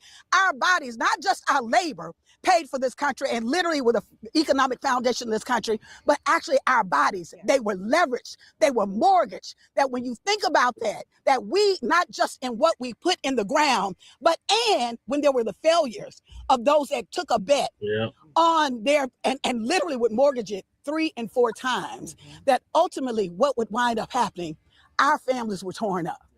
That we had to pay for their success, and we also had to pay for their failures. With that, I will say that in this moment, as we are celebrating the 250th anniversary of this nation, let's tell the truth. Let's tell the truth, and let's stand on. When we're saying who is really old in this country, we stand alongside our Native American brothers and sisters and every single person who has been taken advantage of, who has been exploited. But we certainly, as Black people in this country who are descendants, direct descendants of those who were enslaved, we stand. We will not forget. We will never forget. We're standing in this space because we got receipts. All right. Thank you. But I'm telling you, whenever I'm together with these folks, this is like equal parts Joe, revival, you got a point on that. rally, call to action, and always, and it is divine. It is divine. Always spiritual and always the truth. Now we'll bring to the podium Brittany Packnett-Cunningham, representing the Children's Defense Fund. Good morning. Good morning. I want to start where my work begins. At the Children's Defense Fund, our mission is simple to say and hard to do. We build community so that every child can grow up with dignity, hope, and joy. Every child. Not some children, not children who happen to be born on the right side of a red line, every child. And I'm here this morning because you cannot talk about dignity, hope, and joy for Black children in America without telling the truth about what was taken from them. From their parents, from their grandparents, from 400 years of mothers and fathers and aunties and uncles who built the wealth of this nation and were never allowed to hold a single dime of it. So let's tell the truth. We do not have a money problem in America. Marian Wright Edelman said that, and she was absolutely correct. We do not have a money problem. We have Michael, a values a whole problem. lot of water. We have a priorities problem. The money is here. It's always been here. We found it for everybody and everything else. I feel you We on that, just Joe. keep deciding over and over again not to do right by the people whose country, who had this country built on their backs. Congresswoman Pressley's bill says decide differently. HR 40 says it's time to study the wound so we can finally heal it. HR 40 says America can no longer demand that we raise whole children in a broken land and a country that refuses to repair itself. And understand this is not ancient history. This is not a story just about who this country used to be. I want to thank NBJC for convening us during this Equity Week because that's exactly what this is about. Equity and repair. Putting those two things at the center of everything that we do instead of pushing that and us to the margins. Because the same nation that will not repair the harm is the same nation that is now trying to erase the record of its harms. They are banning the books. They are gutting the programs. They are dismantling diversity, equity, and inclusion, and then bragging about it on Truth Social. At CDF, we believe that the freedom to read is a form of reparative justice. We know what it means to be a Black child and open a book and finally see yourself on the page. We don't take it lightly when these bans keep coming, and they keep coming for our titles, our stories, and our collective history. Let me give you one. In Knox County, Tennessee, they pulled Roots off the shelves. Roots in the very region where Alex Haley owned his farm and CDF owns that land now. On the 50th anniversary of Roots, they're still afraid of it. That's it. Now they want that band back, but hear me, you don't get credit for putting out a fire that you set on purpose. This is what we're seeing in our work every single day at the intersection of racial justice and child well-being. That intersection is the whole reason why the Children's Defense Fund exists. We were built, in the words of our president, Reverend Dr. Starsky Wilson, to be the national child advocate that works right at that crossroads, where the future meets, where the future of a child meets the history of a people. So when you ask why CDF is standing here at this microphone demanding reparations now, that is why. This is who we are. And I want you to know this is not just theory for us, because we've seen what repair does. Because of the work of our collective in New York, young people aging out of foster care are some of the most vulnerable children in this country, and then forgets about those children. Those children have received $1,000 a month with no strings attached. And after 1 year, 95% of them told us they finally felt some control over their lives. The ability to plan a future instead of just survive the day. That's what money in people's hands does. That's what repair looks like, and it's proven. Now imagine that at the scale of an entire people. That is the promise of reparations. The economic violence that started in slavery did not end with slavery. It compounds. It shows up in the neighborhood that isn't safe, in the health outcome that comes too early, in the school that doesn't have enough, in the child care that a family cannot afford. Less money, generation after generation, robs Black children of their health, their safety, their education, their future, and their joy. Reparations is how a nation finally pays a debt it has been running for well over 250 years. So here's my charge to us this morning. We have a window before Juneteenth, before the 4th of July, and America throws itself a birthday party it doesn't deserve. A season this country loves to call freedom. Let us not flinch. Let us not soften it. Let us not fumble. Let us connect the dots out loud between our human rights and our civil rights and our rights to repair. This is America's chance to begin again, to go back to the roots and right a historic wrong. The children are counting on us, and everybody here, we do not intend to let them down. So I ask Congress, why are you? Thank you. God bless you. Let's go get free. Thank you. All right. With the receipt. My goodness. That's right. Black childhood should be a right and not a privilege. Black boy joy should be a rite of passage. Our children deserve to be celebrated, not criminalized. Celebrated, not tolerated. So grateful for you, Brittany. And now we'll hear from someone who is daily a masterclass in truth telling. And that is the great white man Al Green. for calling her the N-word. We owe for so much. I want to tell you, we had to. He thought he was going to come here and not speak. We need you to be the period on this sentence.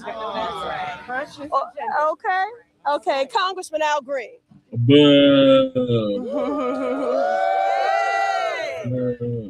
Thank you, Representative Pressley.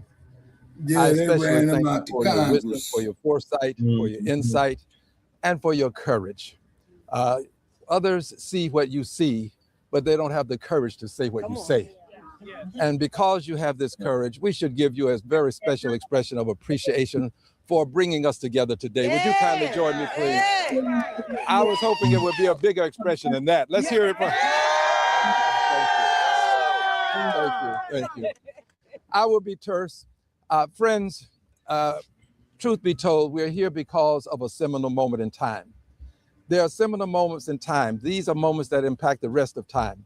August the 1619 was such a moment, because this is when the White Lion docked at a place called Point Comfort, and it had some 20 plus persons of African ancestry who were placed into slavery in the colonies that would become the United States of America. And from that day to this, that moment in time has had an impact on this country.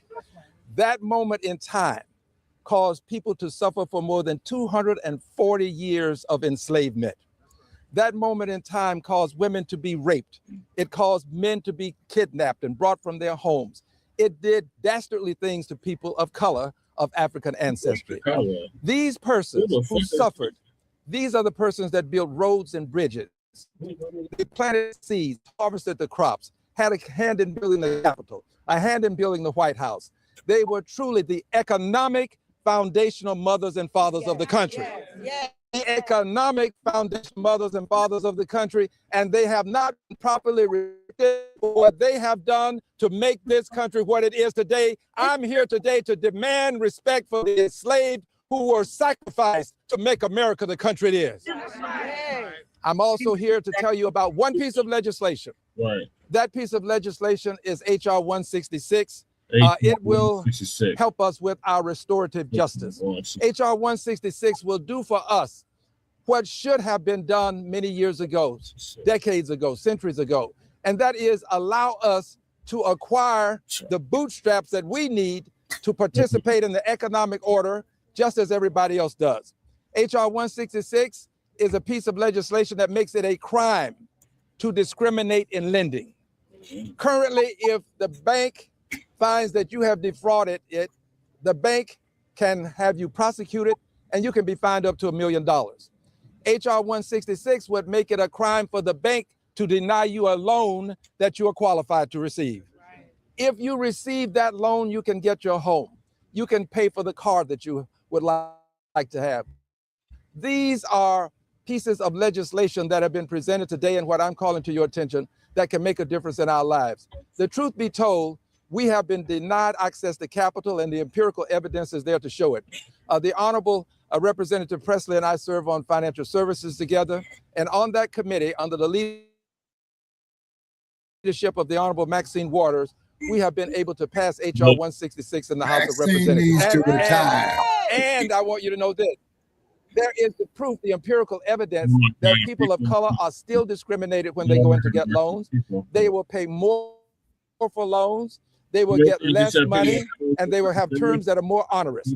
We want to make sure that the playing field is level when you walk into that bank, that lending institution, so that you can acquire the bootstraps necessary for you to make your way in the economic orders just as other people are making their way. This is our moment in time. This is legislation that we must pass. Yeah. Finally, I just want to hand this out, madam, if I may.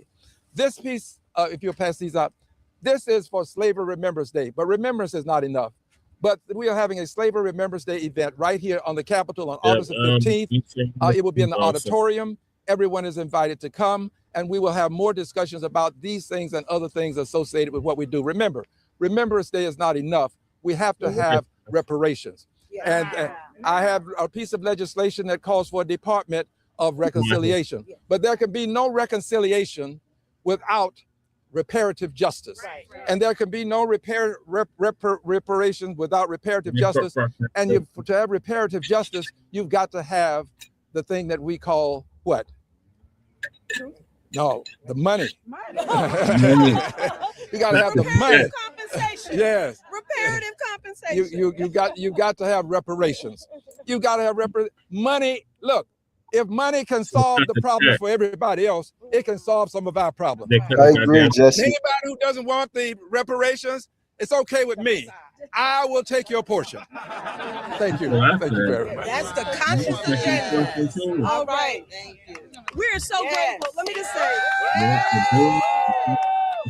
Truly, so many of us stand on your shoulders, Congressman Green, and you have fought unapologetically and righteously for Black people, whether it's Juneteenth, Equity Week, whatever it is. You do it every single day. You don't need any prompts. You just wake up every day motivated to fight for freedom. And we're so grateful for you. So can we give it up to Congressman Green?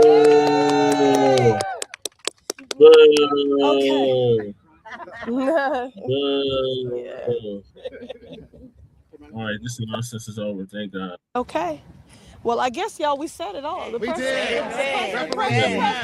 Nothing. Okay. Reparations now. Reparations now. Reparations now. Okay. Cut the check. That's what your sign should be saying. Okay. Thank you all for joining us. Thank you. You're not welcome. Oh my God. Can I have that 30 minutes back, Lady Shay? What are your thoughts, Lady Shay? Basically nothing, burger.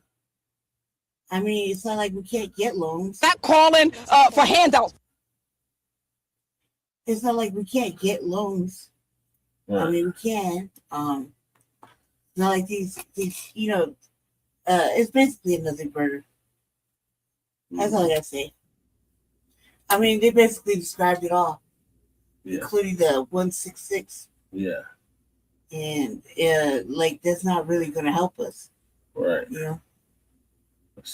He's like, so we can acquire the bootstraps we need.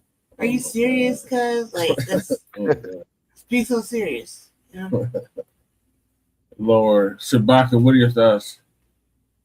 Man, I'm so sick and tired, man, of these mamsy-pamsy ass moist motherfuckers, man. You know what I'm saying? We're happy long ago. But the fact of the matter is that our free labor, all our innovation they stole from us, patents, ideas still boost the U.S. economy. So it's not a handout. It is a goddamn debt that is owed. Just like when you go to a pawn shop and you get a loan on your stereo or whatever, and you don't pay that motherfucker, they sell it. Yep. See, just like that. It's a debt that's owed. Ain't no goddamn handout. We built this motherfucker, man, if not the whole goddamn Western Hemisphere. Mm-hmm. And that's the truth. Mm-hmm. All right, Michael. And another thing. And then, of course, of how I contributed to the world's economy as well, too. Okay, I land my plane on that. Okay, thank you, Michael. Yeah. What do you think, Michael? My thoughts are, to be honest, when I saw Summer Lee talking, my gosh, she did not talk like this before until Trump came into office in 2025, right? Mm-hmm. And I was like, wow, like why all of a sudden now? Like why they didn't talk about this when it's election season. Wait, say it again, Jesse. Because it's election season. Right, election season. Right, election season. Yes, right. And Ayanna Pressley is just talking to talk.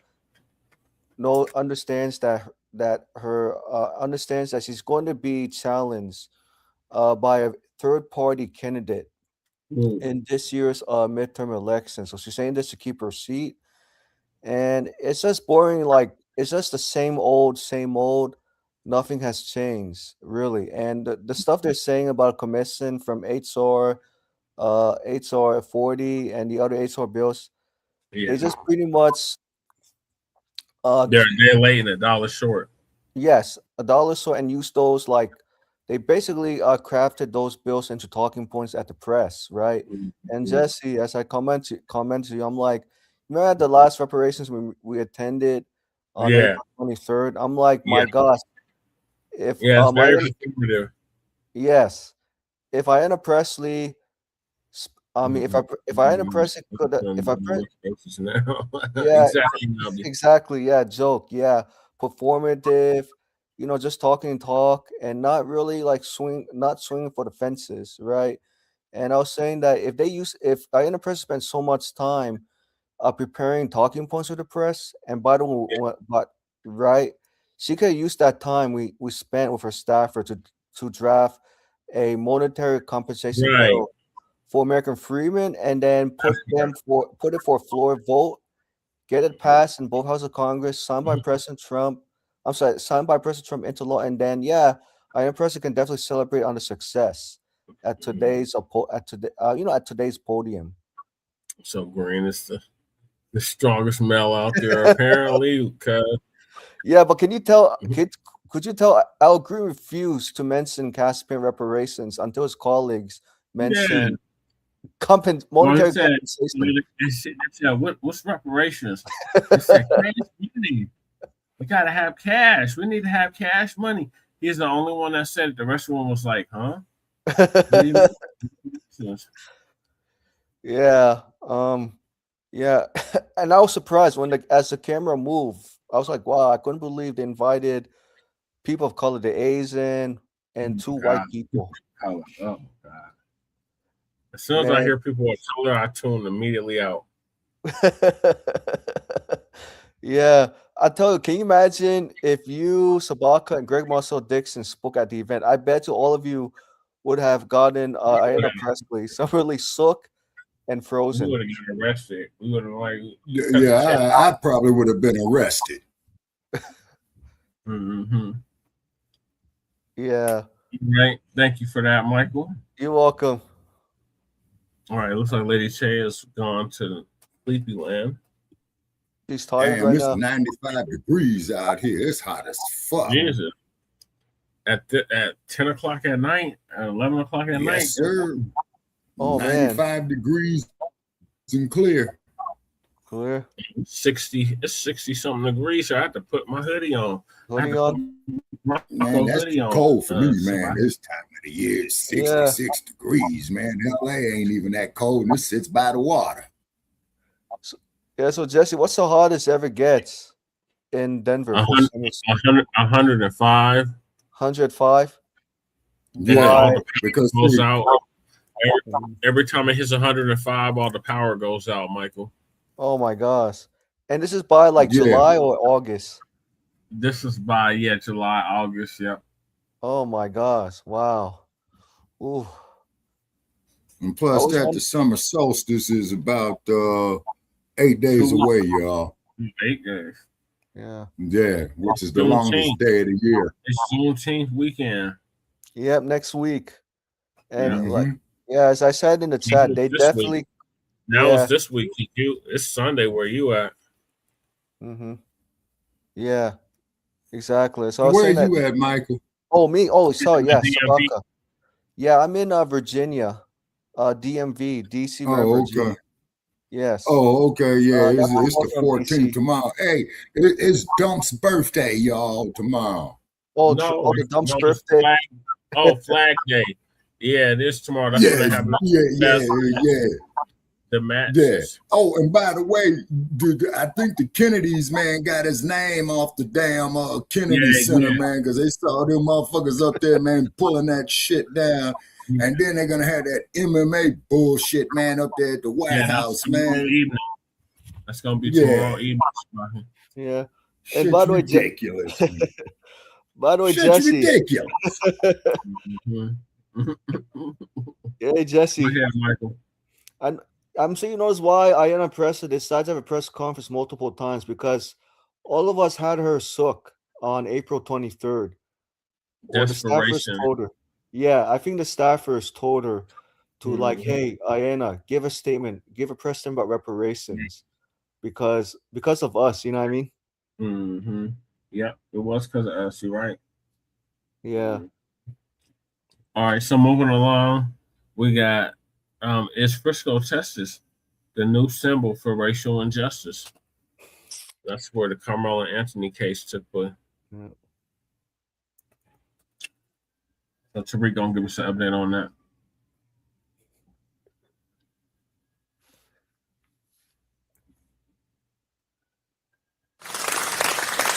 All right, we're in the building, ladies and gentlemen.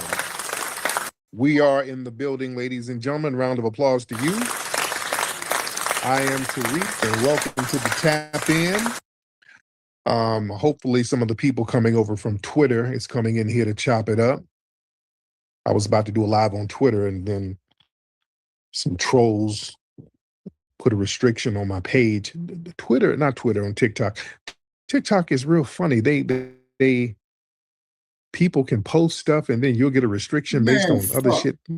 TikTok. I was on that bullshit and got off of it. Fuck TikTok. And the good thing is that can't happen here. I don't know why TikTok let that happen. What's up, Black Alpha? Glad to have you in here. What's up, family? Let me get y'all in here. Everybody, let folks know we're in here live, because you know we got to chop it up, ladies and gentlemen. We got to chop it up. Before I get started, and again, give me a retweet. Everybody give me a retweet.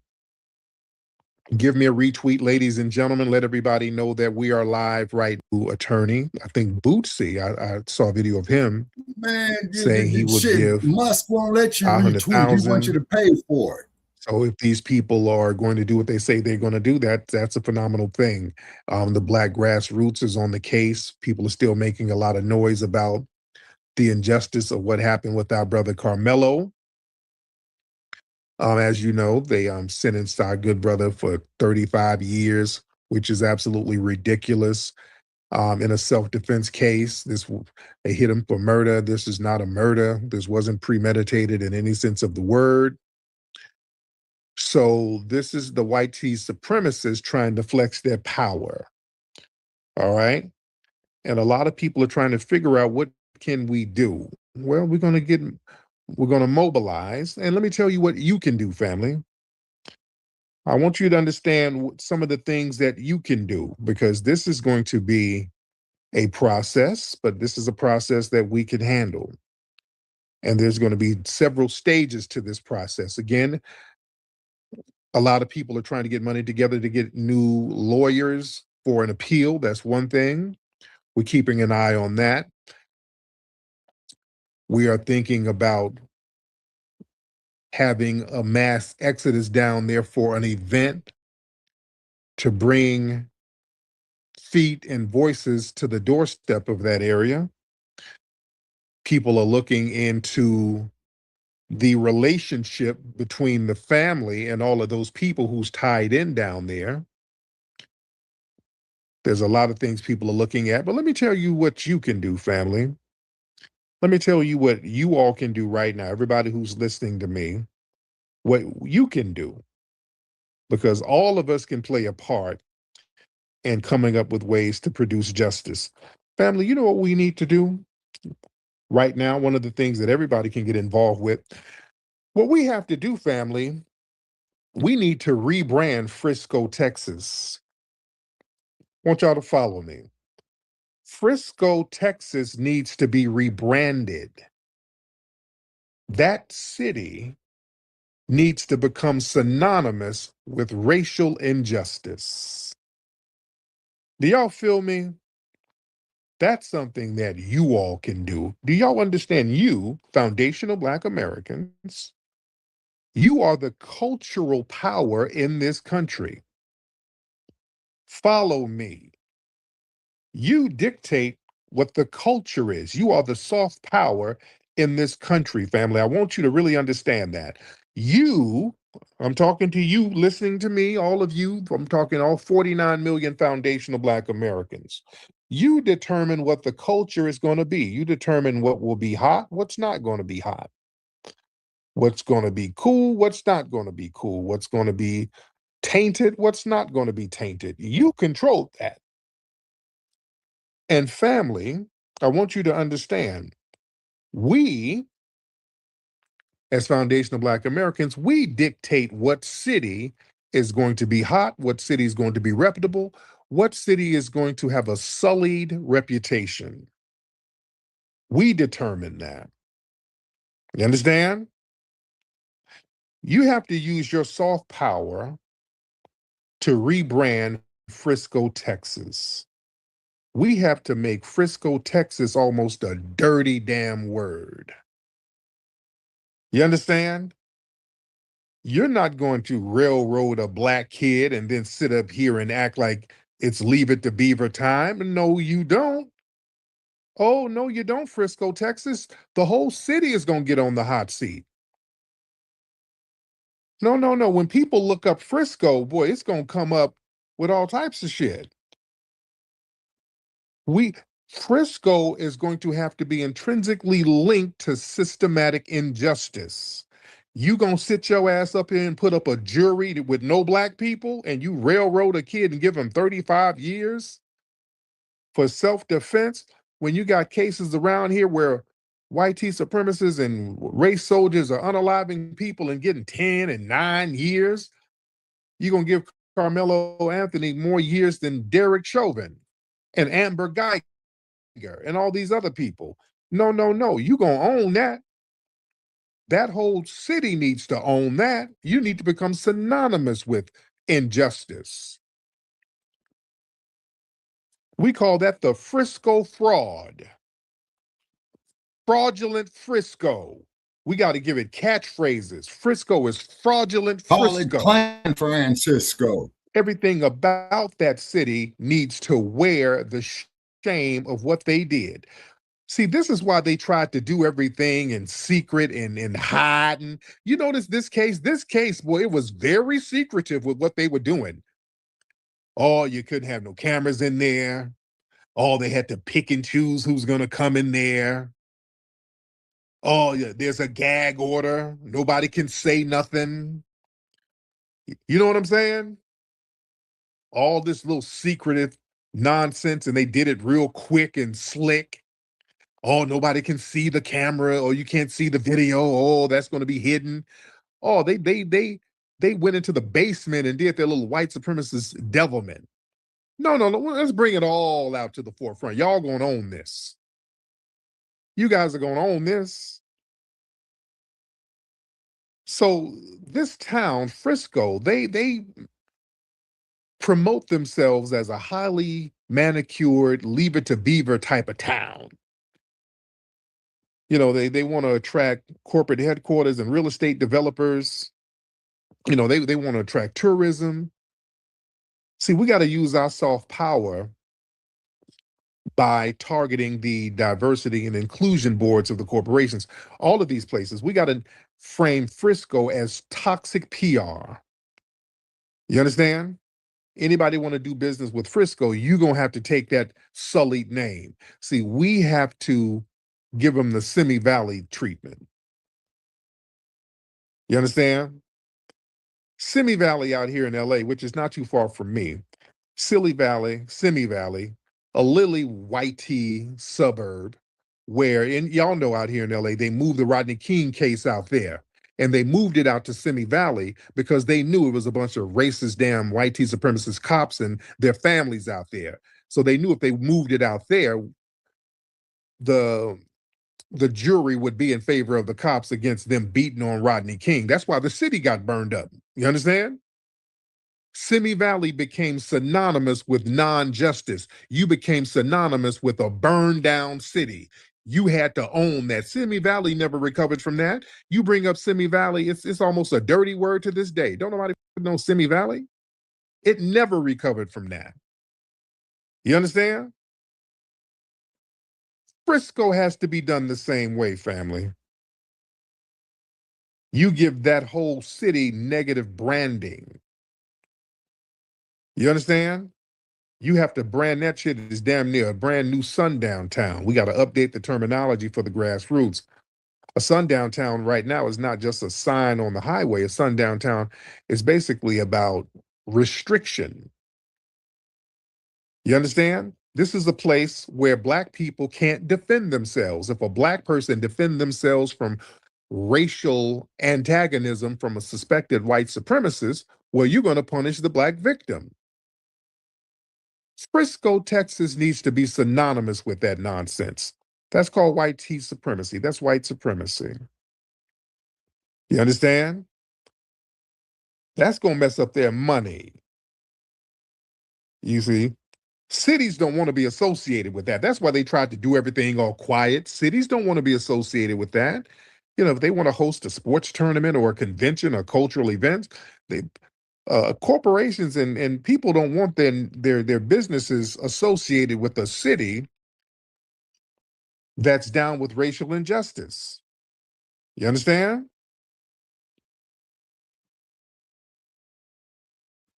We got to be for real about that. That's something that you can do. Oh, yeah. Negative branding of that damn city.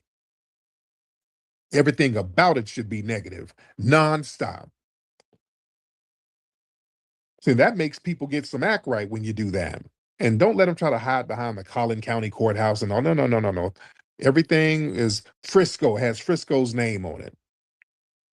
Everything has Frisco's name on it. Remember, historically, we've branded cities and made them come to terms with the things that they've done, just like Tulsa. You see, they think they're going to have our brother Carmelo disappear quietly into the prison system. No. We're going to do what we did with Tulsa. For decades, they tried to bury the Greenwood Massacre. Remember that? They tried, the Tulsa Massacre, they tried to bury that shit for a long time. And they did. Up until the 80s, people started uncovering it. I remember reading about it in the 80s. And people start talking about it like, oh, no, no, no, we're not going to forget this. So now when you think of Tulsa, that's what you think of the Black Wall Street and the non-justice. So then they had to come to terms with it. They got a museum out there. They got to apologize. They got to come to terms. Now they got to still break bread. Now we're still trying to get some reparations for the people. You see? So yeah, we put that on the national lexicon, on the grassroots. You can't talk about Tulsa without people remembering the destruction of the Black Wall Street. Yeah, you're not going to get away with trying to be Mayberry. We have the power to brand cities and towns. We did it in Los Angeles. It's the South Central effect. Listen, we have a long history of dictating a brand of a region. We branded Harlem as the epicenter of Black excellence. We did that. We made Atlanta hot. Atlanta is like a party city or a popping place for Black people. We put Atlanta on the map like that. The grassroots, Black people, our soft power. We put Compton on the global map. All right. We made Compton a global name. Easy and Dre. You understand? Nobody was talking about Compton. We knew about Compton out here. I lived in Compton. But they put it on the map, putting it on records. And even South Central Los Angeles, we branded that area so thoroughly that South Central LA became synonymous with coming there over here and getting an ass whooping. We made South Central LA was synonymous with coming up here and getting an ass whooping. Yeah. The LA riots and all that, it became synonymous with belt to ass. That's why they had to change the name. It's South LA now. They had to change it. They had to change it to South LA. You know? So yeah, we control the soft power. Austin, was that you? Oh, I see you're over here now, Austin. Austin, was that I think that was you who posted that bullshit over there on TikTok, by the way, Austin. Yeah, you doing a lot of op-fed shit, dude. You're doing a lot of fed op shit. You posted some bullshit on my TikTok page, man. You do a lot of fed op shit. Everybody's saying you are fed and you act like one. All right. Why would I need to be a fed for you? Yeah. You a punk ass fed, man. You went over there and posted some bullshit. Yeah, get up out of here. Yeah, you do real weird shit to these pages, like you were posting bot stuff and bot comments on the YouTube channel. You real fetish, dude. You act like a damn fed. But like I said, man, we have to rebrand Frisco. Frisco gets no peace. You're not going to get no good press. You're not going to get no economic comfort until you rectify this grave injustice. You understand? When you rebrand the city with the negative connotations, they'll get some act right. Hell, look at Birmingham. Birmingham was branded negatively from what they were doing to the black people during the civil rights movement. Yeah, Birmingham became synonymous with dogs being sicked on kids. You understand? Birmingham became synonymous with that. Then they had to get it right. They had to do things for the community, get black mayors, get black representation there. They got a civil rights museum, and the civil rights museum is beautiful down there. They came to terms, owned up. Hey, we're sorry. We're going to have to get some act right.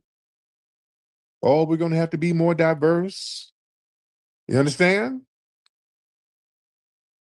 We rebrand these cities, just like we're speaking of Georgia. Y'all remember Forsyth County? Forsyth County became a dirty word when Oprah did that show about them, and they were mad at Oprah for a long time. Remember, Oprah did a show about the racism there and how it was a damn racist Klan-ass sundown town. And that stigma stuck to Forsyth County. Even to this day, it's still somewhat of a negative stigma there. They've had to diversify it. It's more diverse now. But Forsyth County had that negative stigma for a long time. Like you hear Forsyth County, like, oh, don't nobody want to work with that. You mean the place with all the racists? Nobody wants to do business with that. So they had to clean things up. They had to get it together. You understand? We got to do the same thing. Same thing with Frisco.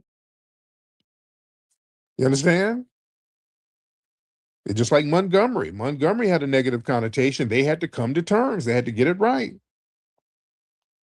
The only way those cities could rejoin the civilized world was by owning up to the atrocities. Montgomery has a museum down there. Birmingham has a museum down there.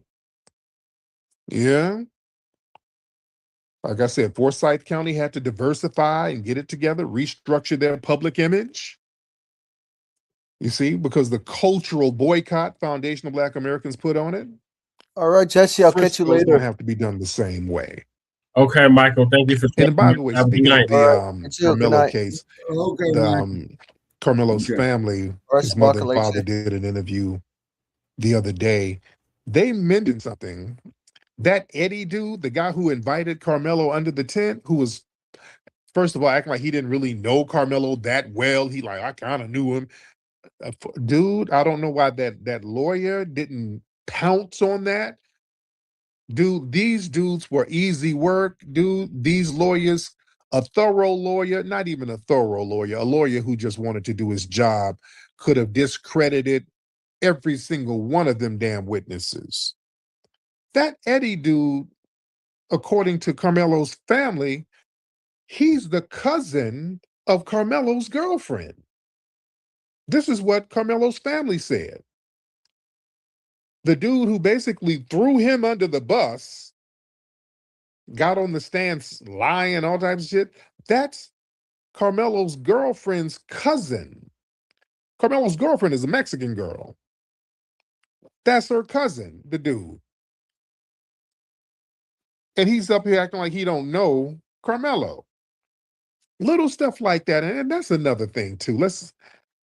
That minority coalition, again, these people will throw you under the bus so fast. Yeah, the guy seemed like he had a bug in his ass because, hold on, because what we're not going to do, hold on, because this Austin dude, okay, Austin, you're not going to just, hold on, Austin, yeah, hold on. Yeah, I blocked Austin. Yeah, he's not going to just troll in the chat room. He's not going to do that. AI or Al Fanel, hop on in. Al Fanel, hop on in. Al or AI, whatever your name is. Al or AI? Yeah. What's going on, Brother Tariq? How you doing? I'm good, man. What's happening with you? Yeah. What I found out was that this Eddie guy was actually setting up Carmelo Anthony this whole time and everything else. Yeah, you know what? I was kind of like, that kind of passed my mind. You know, it's a lot of theories. I'm like, did he get set up? I don't know. Yes, he was set up. He was set up and everything else this whole time. And of course, this is the end result of that and everything else. But listen up, shout out to some of these people like Charleston White, how he may feel, and Cardi B, because she reportedly sent something like about $5 million to him and everything else for his defense team. He needs a new lawyer and everything else. Yeah. He don't need those lawyers. He needs like guys like Rusty Hardin, who was the guy who defended Deshaun Watson in Texas. Okay. So I'm gonna let my plane there. Yeah, thank you, brother. Good talking to you, brother. Thank you so much. Yeah, he definitely needs new representation. But yeah, that Eddie dude, his shit could have been dismantled. And yeah, this Eddie guy sounds like he filmed it and then hid the film. Something, they didn't subpoena nothing. They didn't try to get further information because again, the state, they wanted to prosecute. So they weren't going to press their own witnesses. So Carmelo's lawyer should have been pressing to see the records of the phone and what got deleted. That lawyer was completely incompetent, man. They got to get another trial based on how incompetent that damn lawyer was. But yeah, that Eddie dude, yeah, he seemed like he had a bug in his ass because a lot of those dudes, they know when a brother is smashing one of their women, they have a bug in their ass about that. That really gets to them psychologically. So he'll sit up there and smile in Carmelo's face, but have a lot of vitriol. A lot of them dudes do not like that. When a brother is smashing a woman in their family, they got a bug in their ass about that. You understand? Y'all better understand this shit, and y'all better understand racial politics out here. Please understand the racial politics out here when you're dealing with these people. You understand? But, you know, listen, everybody raising money for our brother, trying to get better representation, that's a beautiful thing. If they're sincere. Because there's a lot of people who say shit and they're clout chasing and trolling, and we don't have time for that. We don't have time for none of that. Shout out to everybody in here. We got a lot of people in here. Y'all raise your hand.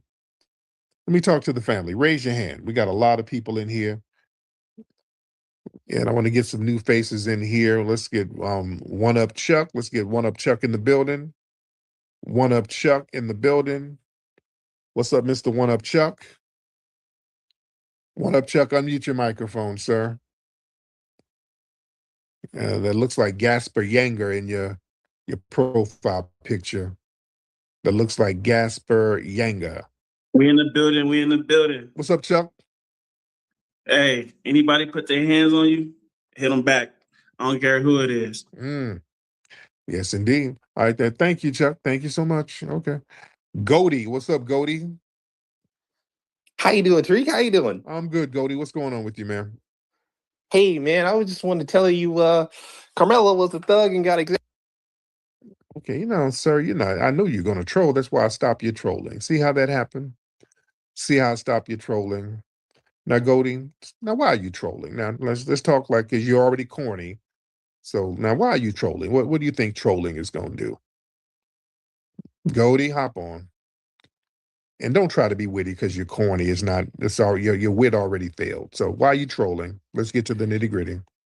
Well, Carmelo was a thug, so. Okay. Where's your family from, Goldie? You sound Caribbean. Where's your family How from? the fuck is a 3.7 GPA student a thug? Goldie, where's your family from? Brain dead ass motherfucker. Unmute your microphone, Goldie.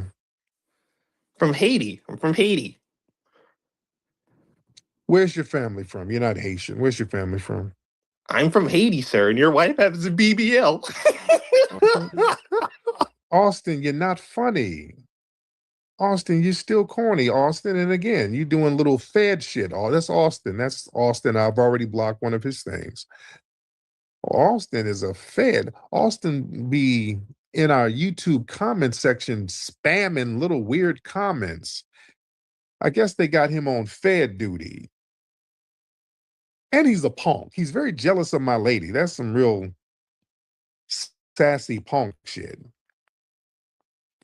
He wants to be Mrs. Nasheed. He's you got a lot of these weird punks who are upset because straight men like myself don't want them. So they do this weird shit where they whine about a nigga's woman. Well, that's real punktified. Your bussy is whistling, sir. You got a whistling bussy. All right. Xander, hop on, Xander. Hey, what's happening? Can you hear me? I can hear you, Xander. How you doing? What's going on with your family? I'm doing fine. Yeah, there's a lot of things I could say about this, but the one thing I would like to mention is this. I noticed that what a lot of these racist white folks are doing, they're mentioning things that make people base this verdict on racist white folks' feelings other than facts. Like for one, they bring it up, they keep showing pictures of the injury.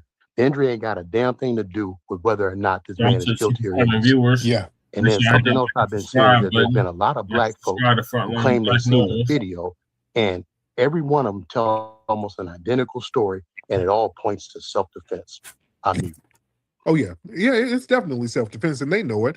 The thing is, that's exactly what they're letting us know. Hey, look, this is 100% self-defense, and everybody knows it. This case is 100% self-defense. Carmelo did not do anything illegal. He did everything to the letter of the law. The law down there allows you to stand your ground and defend yourself from a threat. What they did was pull out the whole I'm white, not say so rule. All right? This is what they want to do. They want to practice the I'm white, not say so rule and act like they're not doing it and then tell you it ain't about race. Black family, please stop sitting up letting these white supremacists tell you it ain't about race. We're not waiting on them to make a confession. Right. I want you to understand that. Don't sit there thinking that they're going to give a confession. And so what? No, you've made that determination. This is about race, and we're not going to go along with it. We're not going along with the racial double standard. We're not doing it. That's something that we're just not going to go along with. We have to let them know that. And I see some of you Sambos out here, buck dancing, a lot of the tethers, a lot of the punktified dudes trying to get brownie points from white society, running around here. Carmelo within the realm. Yeah, you're performing out of fear. You ain't fooling nobody. Y'all scared. This case scared some of y'all niggas. Oh, let's be real, because now it makes you feel powerless that they can railroad a black person and you're like, damn, I don't know what to do about it. Well, that's the power of us. We have to stare at the problem until we figure out what to do about it. Oh, we can do something about it. I promise you we can do something about it. Just keep staring at the problem and figure out what to do about it. It'll come to you. When you focus on something, the solution will always come to you. This can be rectified. You understand? You have more power than you think you have. We'll work for you. Nah, nothing else will do. I got that rule work for you. And reservations for two. Rule work for you. Nothing else will do. I got that rule work for you. And reservations for two. I got that rule work for you. Nothing else will do. I got that rule work for you. And reservations for two. Stepped out clean, I'm fresh out the door. Natural sin, but it's hitting like more. Confidence high, got me walking real slow. Every move got a vibe, let it flow. Cut your ass from across the room. You smile back, yeah, you felt it too. Ain't no pressure, just energy speaking. But you leaning in like you been seeking. I ain't gotta say much, you can feel that glow. It's deeper than the surface, it's something in my soul. From the roots to the skin, yeah, it's all aligned. Now you right here vibing in my time. Timeline, stupid. All right, Shabaka, what are your thoughts on Frisco, Texas? So we put a green light on Frisco, Texas. Man, Clan Francisco, Texas, starved that motherfucker economically. Don't visit the place. Don't buy nothing from there. Say, hopefully the black community there, man, and get their commerce resources together. And then in that way there is that then you get better legal defense and what have you. Start buying up that land and start evicting them crackers. But then again, I don't know how the eviction laws work in the great state of Texas. Down there, Governor Bull, Governor Rowley. Yeah, so that there needs to be so that there needs to be researched, okay, and boycott that motherfucker. You know what I'm saying? And let that son of a bitch get weather up in the damn Texas sun. Damn. Okay. Break the motherfucker. All right, so moving along, we got the I'm white and I say so law. So Tariq gonna break that down. It's very important for us to remain on code. And also what we have to do is stop trying to rationalize with these white supremacists. You know, because their arguments are nonsensical. The name of the game is for them to come around and gaslight us. Mm-hmm. They don't really have a real retort. That's why they got to get black folks out the way so they can just get on white supremacist code. When we come in the room, we make sense out of the bullshit. All right. When it's just them, they throw up some white supremacist code. Whatever they say goes. They get into I'm white and I say so. No matter how irrational it is. You understand? Mm-hmm. So when you talk, even when they try to come in our spaces, when you start talking about law and precedents in the legal system and fairness and self-defense, they all act confused. They all start playing dumb. They start getting into trollish nonsense. They're not having a conversation to change their mind. What they're doing is playing the game of dominance. They get into the I'm white and I say so game. The name of the game for them is to just frustrate you, exalt you, and make you explain your humanity over and over again. That's why you can show them facts, show them case law, show them video, show them contradictions, and the response is just going to be, I'm white and I say so. You understand? That's a form of dominance. Like, I don't care what facts you bring, what receipts you bring, I'm white and I say so. Yeah, I know I made a law yesterday, but now that the law is going to benefit you, I just changed the law because I'm white and I say so. I know you want to prosecute people. You want to prosecute us for all the wrong things we did to you in the 60s, but the statutes of limitations are over. You can't do anything to us white people because the statutes are up. Now, when a white woman wants to accuse Bill Cosby of something from the damn 1950s and 60s, they say, well, you know what? We just had a change of heart. We just expanded the statutes of limitations just for this case. Okay, so now a white woman can go and sue Bill Cosby and get $60 million in a judgment for something she said happened in the damn 60s because we're white and we say so. Understand that simple dynamic, family. That'll stop you from being confused. Man, did you look at them raggedy ass Nabisco ass cars that try to frame well, Bill it ain't Cosby? about race with this Carmelo case. You just can't go stabbing We covered people. that on here. You can't just unalive somebody because they put their hands on you.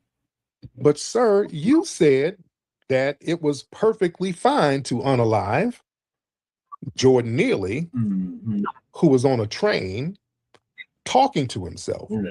Didn't put his hands on nobody. A white man snuck up from behind and choked him to death, and you said that was self-defense. Yep, they sure did. Yeah, well, I'm white and I say so. Yeah, I'm white and I say so. You see? Mm-hmm.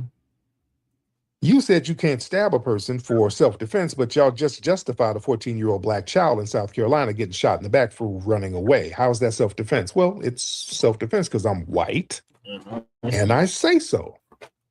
Literally, that's it, family. Understand that dynamic. Understand the I'm white and I say so rule. That's what it's all governed by. They'll talk in circles. It becomes nonsensical. What they're trying to say is, I have a system of white supremacy that allows me to say whatever I want to say and back it up with the whole legal system and a militarized system. What you going to do? That's what they're saying to you. Understand it from that perspective. Don't just talk in circles with these people. All right? Because that's what they want you to do. They want you to think that there's some kind of legislative loophole that we missed. No, it's not. It's not. See, when we understand that dynamic, we'll start moving differently. You won't be so reliant on their system. You start producing parallel systems of justice. You see? Don't try to rationalize irrational bullshit. That gets us caught up. We spend a lot of energy on that. We get frustrated. They do that to drain your energy. Really, listen, the name of the game is to not convince racists. You're not trying to win them over. Your objective, ladies and gentlemen, is to expose the system that empowers them. Your goal is to not make white supremacists admit that they are the lying hypocrites they are. Yep. They know. They already know. They don't give a damn. They're cowards. Right. Accept that. The goal is to show regular people how the hypocrisy works. Right. Show how self-defense is racialized. Show how white fear gets treated as reasonable while black fear gets treated as criminal. Show how white aggression gets softened until he made a mistake. Black survival is turned into murder. Right. Yeah. Show how the legal system claims neutrality while the societal reflex is rooted in the old slave code thinking. Mm-hmm. So don't waste your energy begging white supremacists to rationalize. Identify the game. We name the game. You understand? Yeah. And then we change the game. Yeah. See, they want the power to attack, provoke, accuse, define, judge, and then turn around and say, I'm white and I say so. No, no, no, no, no. We have to empower ourselves to the point where we're not dependent on white supremacist fiat. They just change laws and dictate how we're going to live however they feel that day. It's all about protecting each other, creating a network where we can look out for each other and make sure each other's good. All right, let me get Sir Great Black Shark in the building. Great Black Shark in the building. Hop on in.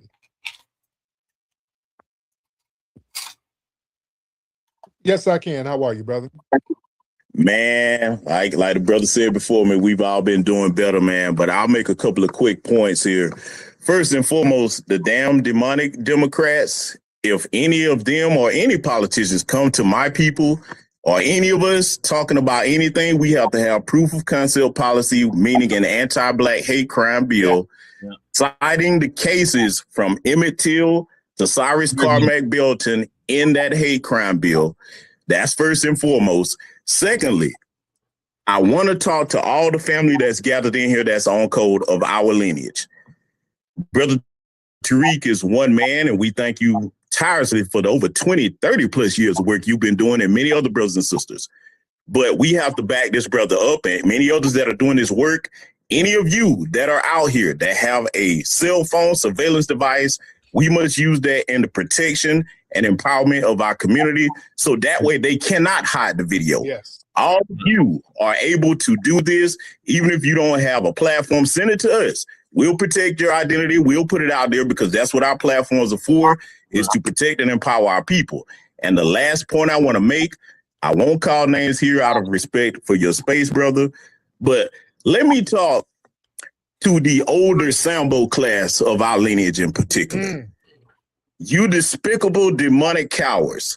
The mark of an elder is not just getting older. An elder is supposed to protect and guide the youth with wisdom.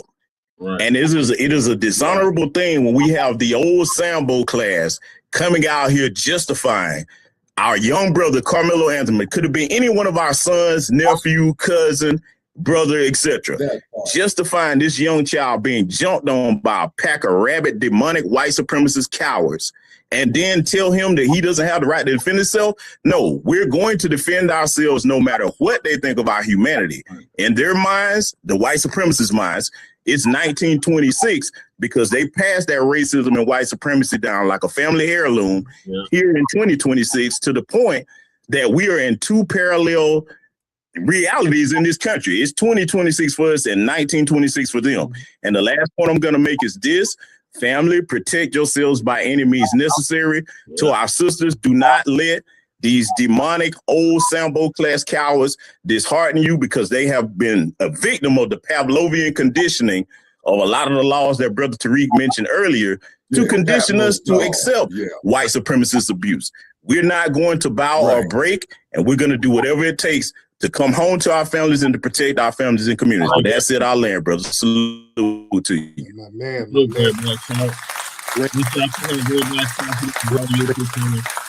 Great narrative, ladies and gentlemen. Real good talk. All right, hold on one second. Yeah, Great Black Shark made a very good point, family. We've been seeing some of the old Sambos. Oh, we've been seeing some of you old Sambos out here. Trying to get you a couple of little Social Security dollars from these white supremacists. Y'all ain't fooling nobody. Oh, we've been seeing y'all. Man, that Carmelo, he should have known better. Stabbing up that good white boy like that. Oh, yeah, they done beat the fight out of you. Oh, some of y'all, they done beat the fight out of you. You old, your little money is funny. You need to get $1 any way you can get it. Let's just call it what it is. Yeah, the little Social Security checks ain't stacking up. Your kids don't with you like that. They ain't helping you. So you have vitriol towards your own family, and by proxy, the Black community. You got a problem with that because ain't nobody taking care of your old ass. So it's like, ooh, let me shuffle a little jig for these white people. Hey, white people. Ooh, Lord. That Carmelo, he sure is a menace to society. I sure hate that this shouldn't even went to trial. They should have locked him on up and threw away the key. Surely. Oh, yeah, we see you buck dancing. Yeah, you ain't fooling nobody, old Negroes. We see you. Oh, you ain't fooling nobody. Tethers, too. Most of that talk is coming from the tether class. Don't think we don't see you, Tethers. Oh, the Tethers have been really showing out. Boy, they've been showing that ass. Oh, they've been coming right out the middle with it. Listen to Black culture. This is Black culture. That nigga Carmelo is a guilty nigga. Black culture loves to protect thugs.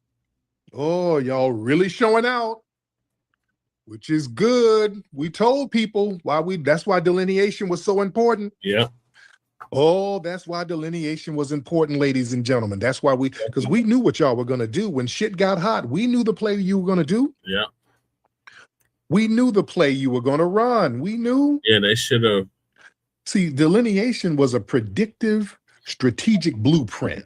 Fake internet. That's why I started going hard body on it years ago. Tariq or somebody else? Yeah. Tariq, what's going on, bro? Okay. What's going on, brother Tariq? What's your name, brother? I'm Al. Al Fano. Oh, brother, I just want as Great Black Shark just said, man, thank you for your service, man. I've been following you for 25 years. And let me say this. Family, you're going to have, I'm going to say this, you're going to have a firearm ready and protect yourself and have cell phones ready, especially come June 19th, because the white supremacists are going to be emboldened to try to provoke you guys, and they're going to try to do a lot of things, like try to make a soft target attack on us. So we need to be prepared for what is about to happen, because this Carmelo Anthony verdict has sent a message basically saying, "Oh, you're talking Black Black Shark? Damn, the internet troll." Oh, but your phone. Okay, yeah, okay. Let me get your phone. Your phone went janky on me. But yeah, we do have to watch out because again, I talked about this the other day. Okay, How this Joe, kind of the pants ties into fell the whole too. Chud the Builder thing. Carmelo. Because Chud the Builder, he's allowed to go out here and provoke black people. He was allowed to go provoke black people, and nothing happened to him. He was allowed, the key word allowed, to go out here and just antagonize black people. Okay. And if we defended ourselves from him, he just pull out a gun on you. They knew that was the play. This man sat up here and told people what he was going to do. Yeah. Oh, okay, got you. And they were allowing him to do it. And I talked about this last night. The only reason that man got locked up is because he botched an ambush. His job was to basically catch us somewhere slipping and ambush us. The problem is he botched it. He tried to ambush your brother. He didn't unalive him. The brother survived, then whooped his ass. And the location in which he tried to do it in front of a damn courthouse. Yeah. That's the reason why he got locked up. Where he tried to do it. You're not supposed to do that shit there. That was the mistake. You're supposed to do that somewhere off in an alley, somewhere. If you target a black person, make sure you do it somewhere where there's not a lot of cameras, or we can confiscate the cameras. You got to do it somewhere where other white people are not in danger. He endangered too many other white people. That's why they locked him up. But understand, these white supremacists might try to get emboldened. They think they're going to try to walk up on us and we're going to be scared to do something because we're going to get prosecuted. That's not going to be the case. Right. You got a God-given right to protect yourself by all means. It's better to be judged by a jury of 12 than be carried by 6. A group of 6. You understand? Yeah. It's better to go to court than get unalived. Take your chances with protecting yourself. Don't let no Chud the Builder type run up on you and you ain't defending yourself from that. You better defend yourself from that. These people are unalive you at the drop of a hat because you scared to defend yourself from these maniacs. Damn that. Carmelo didn't do a damn thing wrong. He did what this country tells us to do and put laws out there for us to do. Self-defense. You got a right for self-defense. Everything about what Carmelo did was at the letter of the law. He had a legal right to sit there. He had a legal right for his little 3-inch blade. He had a legal right for that. That wasn't illegal. That's why they didn't charge him for it. If it were illegal, they would have gave him a knife charge, right? It was legal for him to do that. And it was legal, it was supposed to be legal for him to defend himself when hands got put on him. Texas prides itself on all of that self-defense. I got my gun. You walk around with your guns, that Walker Texas Ranger shit. You pride yourself on that. But when it's a black person, oh, wait a minute now. Ooh, now you don't be doing that now. Why you got a knife anyway? What you mean why you got a knife? Y'all run around there with guns all over Texas. You got gun racks in your back of your damn F-450 damn truck. You pride yourself on guns and all that shit. Okay, what person is that guy? 3-inch damn butter knife. Why does he have it? Because it's legal. Yeah. So yeah, they try to use the I'm white and I say so law on us. So yeah, they got to be an appeal. I hope they get another lawyer for the appeal for our brother Carmelo. You understand? No, Let me see. Let's get a couple of people in here. Y'all raise your hands. Let me get some more of the family in here. Let's get those hands up, ladies and gentlemen. Let's get the hands up. Let me see. Let's get Scooby's mom. Let's get Scooby's mom in the building. Miss Scooby, hop on in, Scooby. Yeah, I know who you're talking about. Yes, ma'am. How are you? Send it to me in the private chat. TikTok. I was in there last night and you almost said my name, but then you went past it. I'm in there under Nana's baby. Oh. And it's a picture of my grandmother holding me when I was a baby. She got a green outfit on. Oh, okay. We're all wearing green. But go ahead, dear. So, you know, this whole thing pisses me off. I think that little Mexican dude set him up to get jumped. Because you know how they talk about he was dating the guy's cousin or something like that, from what I'd heard. This is just my opinion. So when I feel like because my thing is, where was this dude? If you invited him to this game and then now these boys are jumping him, how come you didn't step in and be like, no, leave him alone? Right. Where was anybody to protect him? And then in that courtroom, don't Carmelo, if he got good grades, no teachers didn't want to step up and speak for him? This boy didn't have no friends. Like, come on now. Right. And a very good point, sis. That lawyer, man, dude, number one, there's so many points that lawyer could have brought up to humanize our brother. That lawyer was horrible.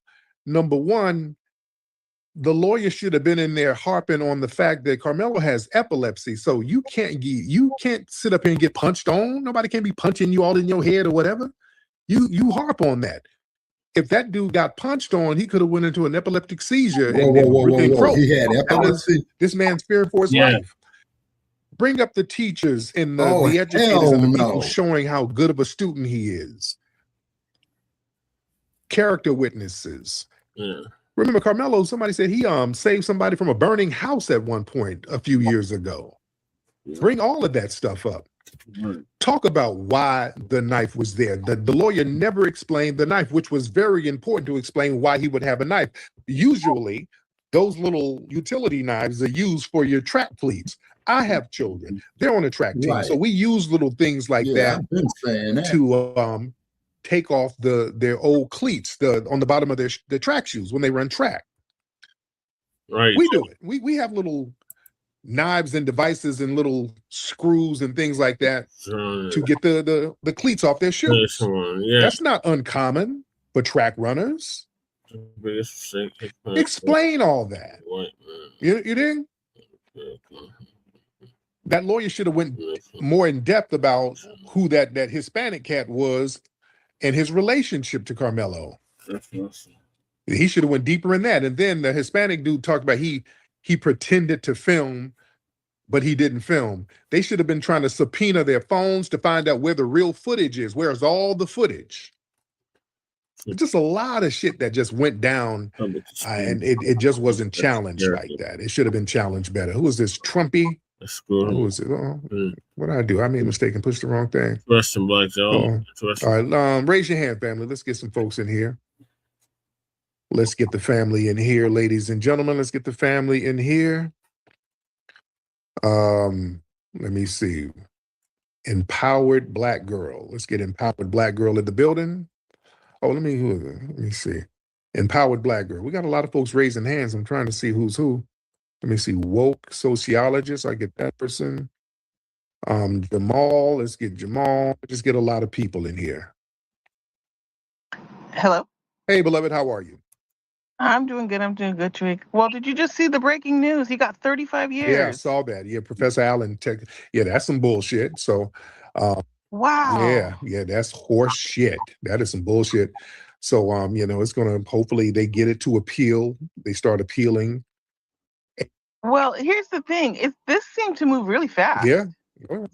This trial moved very, very quickly, and I agree with you what you said. Like, who was the lawyer? Yeah, that's what they call a kangaroo court. Yes, indeed. Hold on. What's up, brother Tariq? Hey, thank you. I just wanted to let everybody know that we have to teach our kids about this system. Don't be trying to sugarcoat anything when it's pertaining to our children. Mm-hmm. Let them know everything. No more sugarcoating. That time is over.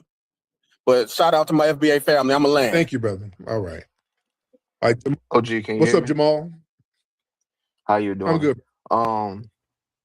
As disheartening as this situation is, like you always reiterate, we have a God-given right to protect ourselves and family. We must continue to practice that right, because the moment we don't, we become just like the Tethers, defeated in our own homeland. And we can't have that. And I'll land my plane. Yes, indeed. Thank you so much. All right. Who is this? KW. Okay, it's like a parody account. Okay, this is a troll account. Mr. KW, what's up, KW? It's probably a white supremacist troll. All right, KW. Is this a troll account, white supremacist troll? What's going on, Tariq? Carmelo Anthony, and go yourself, you First of all, that accent sounds like you're in a poor village in Europe somewhere. Okay, don't call her, but and your mom will get a slap you. okay, fucking. sir, you are a poor ass Irish punk. All right, you're over there with a potato in your ass. All right, so you need to be quiet. All right, you can barely talk. You sound like a moist leprechaun. Okay, you need to fix your funky ass homeland over there in Ireland. All right, before you talk shit. And you got a LGBT man as your profile picture. So that says a lot about you. And that ain't even you. You got another man as your profile picture. So you should be ashamed, sir. You are a leprechaun punk. All right. You stand high enough to sniff pussy. That's what you do. Oh my God. Oh my God. You rummage through other men's assholes for gold. That's what you are. You are a leper punk. You are a leper punk. Sounds like he's toothless. KW, also, huh? you have anything to say about that? Leper punk. I don't give a damn. What is it? Yeah, your mom's a fat dog. It is what it is. She's fat. Understand you, sir. You got too many balls in your jaws. I can't spit the balls out your jaws so I can understand what you're saying. Okay. All right, leper punk. I'll break your jaw. Oh, you don't. Shut up, punk. All right. Get out of here. All right. You ain't even over here. You in some poor Irish village. Okay, so stop it. Yeah. Get up out of here with that. Okay, now these people post this weird shit. I can't get this weird porn stuff out of here. Hold on one second. Man, let me see. Ladies and gentlemen, look at these white supremacists posting this weird stuff in here. All right, block style. There we go. All right, so let me see what else we got. Where we got Irish sassy punks calling in. Let me see. Yeah, they ain't got no rational responses. It's all trollish. This is about dominance. Y'all overplayed your hand. Y'all getting everybody on code. Yeah, all that racial antagonism, that shit don't bother me. That's getting us on code. You overplaying your hand. You're showing that you're desperate. Oh, damn. Yeah. Because them numbers are dwindling. The birth rates are drowning. So you're just making desperation plays right now. They sound toothless. Man. Cost committer, hop on, Cost. What's going on? We got more white supremacist trolls. Cost, what's up, man? Yeah, what's up, nigger face? Yeah, I just wanted to say, dude. Okay, watch your mouth, sir. That's not even creative. Watch your mouth. Who got inward faces, black balls in your lady's mouth? All right, your sister. My dick. Is that the best you can come up with, nigga shit? Your sister. Are you upset because your sister's bobbing down on soul poles? Is that what you're upset about? And that's furthering your birth rate decline? Is that what you're upset with, sir? No. Yeah, sir. That's what you're upset about, sir. And it's okay. When you go to hunky hell, maybe you can find you a nice man down there because your birth rates are declining. You're going to hunky hell. Yes, you're not going to be on the planet too much longer. You're getting wiped out by your own genetics, sir. You're going to hunky hell. And when you go down there, you can find you a nice, good, buff Latino. All right. Phoenix, what's up, Phoenix? Hop on, Mr. Phoenix. Mr. Phoenix, hop on, sir. Whose phone is cutting out? That sounds stupid. Mr. Phoenix, unmute your microphone if you can.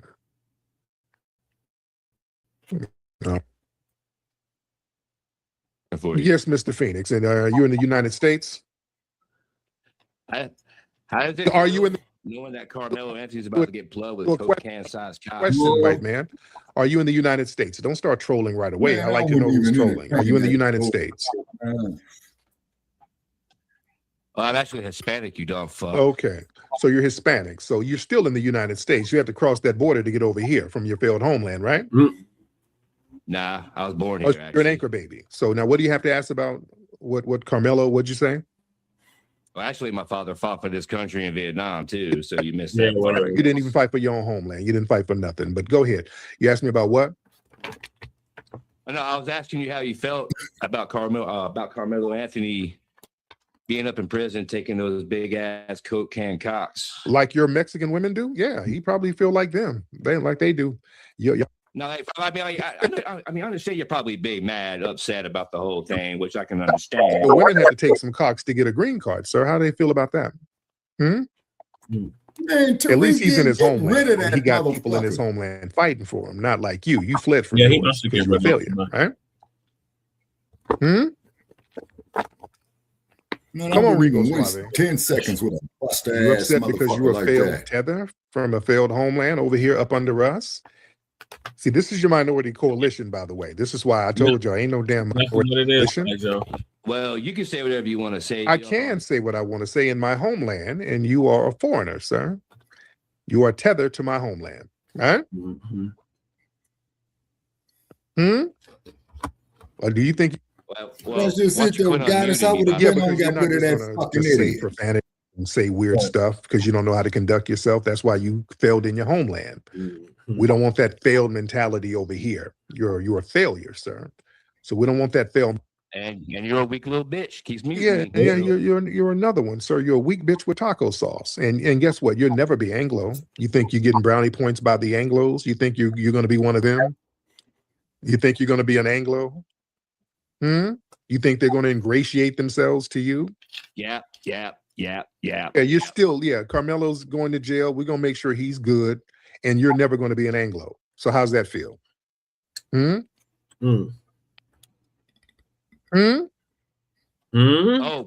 we're gonna make sure that the commissary on the right boys books is good too. I promise you. Yeah, but you're still never be an Anglo. You're never going to be an Anglo white. You're always going to be a bastardized Spaniard, sir.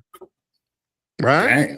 And your boy's gonna get in prison, so I'm good with that. Yeah, and you're going to get at the ICE detention center. Your pussy is going to be spread wide open. So he's going to be good. At least we're looking out for him. Nobody's looking out for your dripping pussy in the ICE detention center, sir. So he's going to be good and you're not. So. When there is stank on the streets, there's only one man who will bring the heat. Hey, Rootwork Jones, why you got to split, sugar? These musty jive turkeys think it's a game out here. I got to get out here and show them I mean business. Can you dig it? None of these smelly suckers can relax because Rootwork Jones is back. Is the return of Dolomust, the Sultan of Stank. His mission to turn Harlem into a musty mecca. I've done that in the past too when we was with Blog When it Talk. detonates, everyone in Harlem will be musty. Rootwork Jones has to shake up the block. He has a limited time before the bomb drops. Word on the street is Dolomus's men planted a bomb in a Cadillac in Harlem. Thanks, Mama.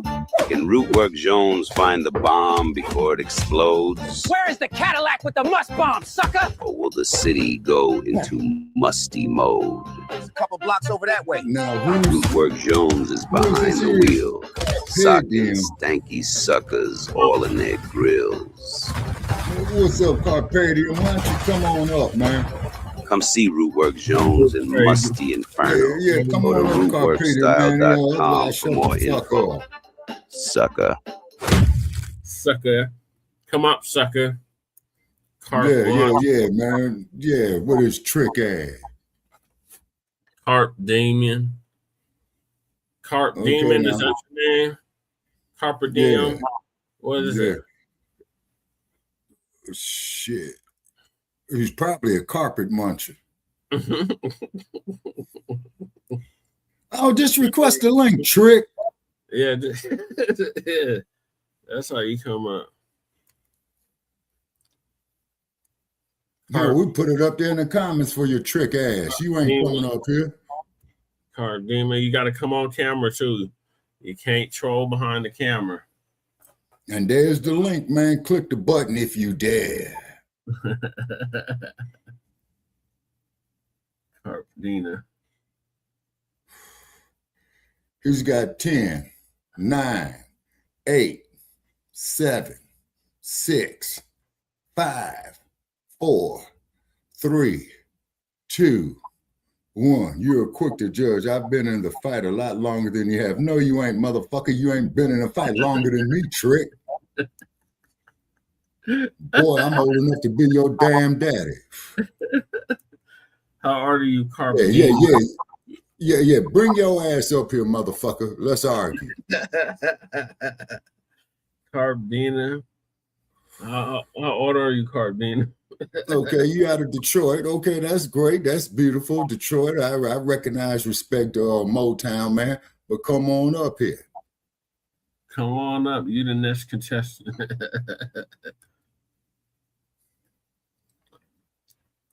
Oh my God. Oh wait.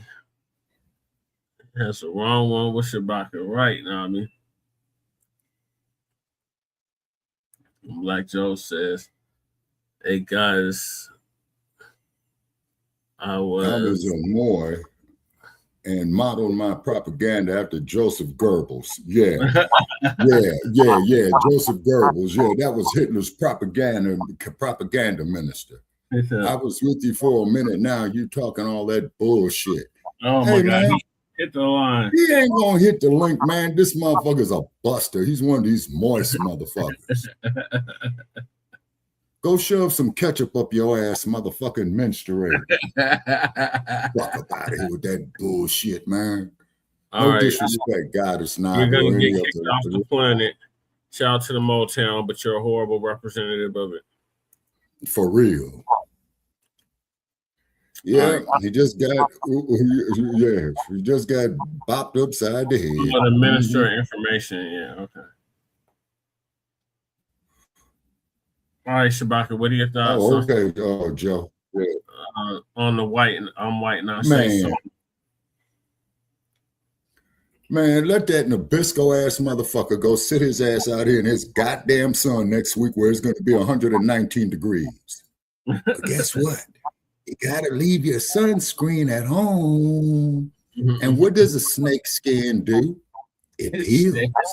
What color is a snake on its belly? White. It's white. So that's why that motherfucker Metcalf is worm food right now. You know, that man Carmelo was almost an A student. He won't even think about just with him, just off of that there alone, y'all. Okay. Is that Carmelo, was trying to better himself. Oh yeah, got us. Yeah. It's warm as hell. So Carmelo was trying to better himself. You see what I'm saying? And then also too, I've been seeing a lot of stuff over here off this internet talking about he was in the opposing team's tent. Now, they were in a public park. From what the research I've done, if they was at that school or having this meet, they halfway got a point, okay? But they in a public park. He can go anywhere in that public park. You see what I'm saying? Anyway, let's say, and then too, man, everybody's been in competition, man. There's nothing wrong with, man, it's raining out here. Although you are our opponent, man, I don't hate you. You know what I'm saying? Yeah. Why do you think, man, when the Knicks won the championship tonight? Okay, so San Antonio went up there, man, and shook hands with them. Well, hey, man, this is the first time y'all did this in 50 plus years. Hey, I appreciate the accomplishment. Right. Say. Dog said they can't stand. Yeah, exactly, Cal Dog. Exactly, Cal Dog. On the sunscreens, yeah. You need sunscreen, goddess? Yeah, as Joe said, make your enemy allergic to earth. That's right. Yeah. Why do you need sunscreen, goddess? Because she's mixed up, Shabaka. Okay, actually what you need to do is get her some shea butter or some cocoa butter for that. The only thing it's going to do is just make her melanin glisten. Yeah. See. Okay. Yeah. She needs strong sunscreen, she said. Okay. All righty. Okay, the shea butter ought to do it. Yeah. Yeah, the shea butter ought to do it. Yeah. The shea butter ought to do it, goddess. Yeah. So moving right along, because we're pressed for time now. It's 1 a.m. here. We got armed suspect targeted, Black family reunion in Georgia. And this happened. So Tariq gonna give us an update on that. I might have to speed it up a little bit. Right. Yeah, let me check my data count, brother. Check. in the hood to Yeah, be the up there. phone's starting to get warmed up. Like, yeah, was Geneva your cousin, Devontae? Yeah, sweet lady. R.I.P. to Geneva. Love them.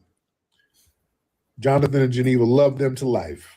Love them to life. Yeah, that was so sad. That was so sad. Man. But listen, you better be on that protecting thing. And shout out to Jonathan. Jonathan and Geneva, we would go to gun training with them. I would go to their training classes all the time. I stay at their training class. Do you know any details? Yeah. You know what happened? Yelling the N-word and then came back with an assault AK.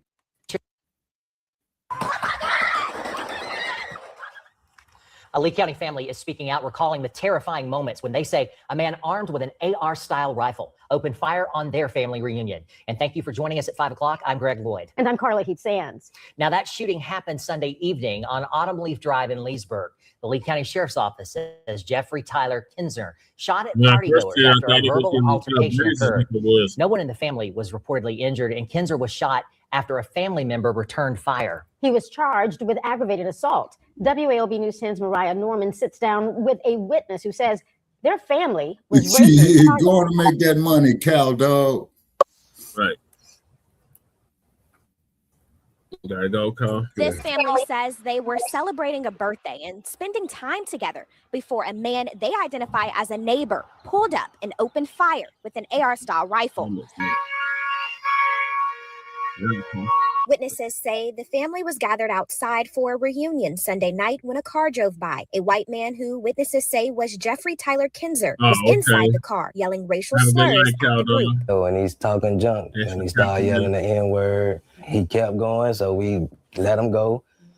And we were just discussing what just happened, why he tripping. But Green says Kinzer came back, this time wearing armor and carrying a rifle.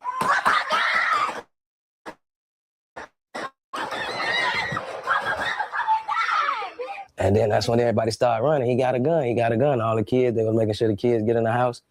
And people started taking positions because they seen he had a gun.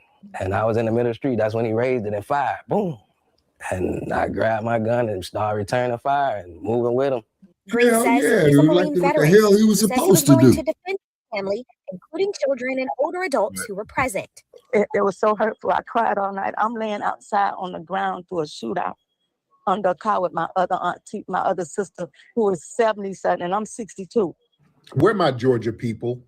Anybody in Georgia? There's something that happened in Georgia with a white T supremacist who went to a family gathering, he drove by yelling the N-word and then came back with an assault AK and sprayed up the place.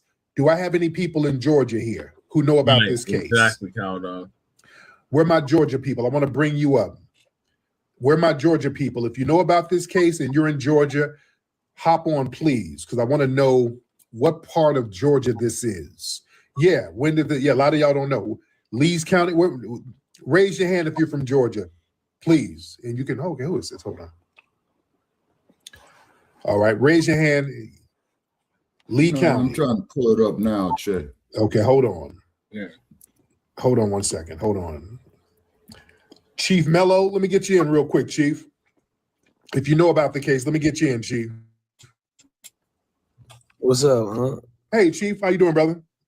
Yeah, I used to stay in Marietta. I don't know too much about Lee County. I was actually up here during the Cyrus thing. I stayed in Brookside, like outside the neighborhood where he got, unalived.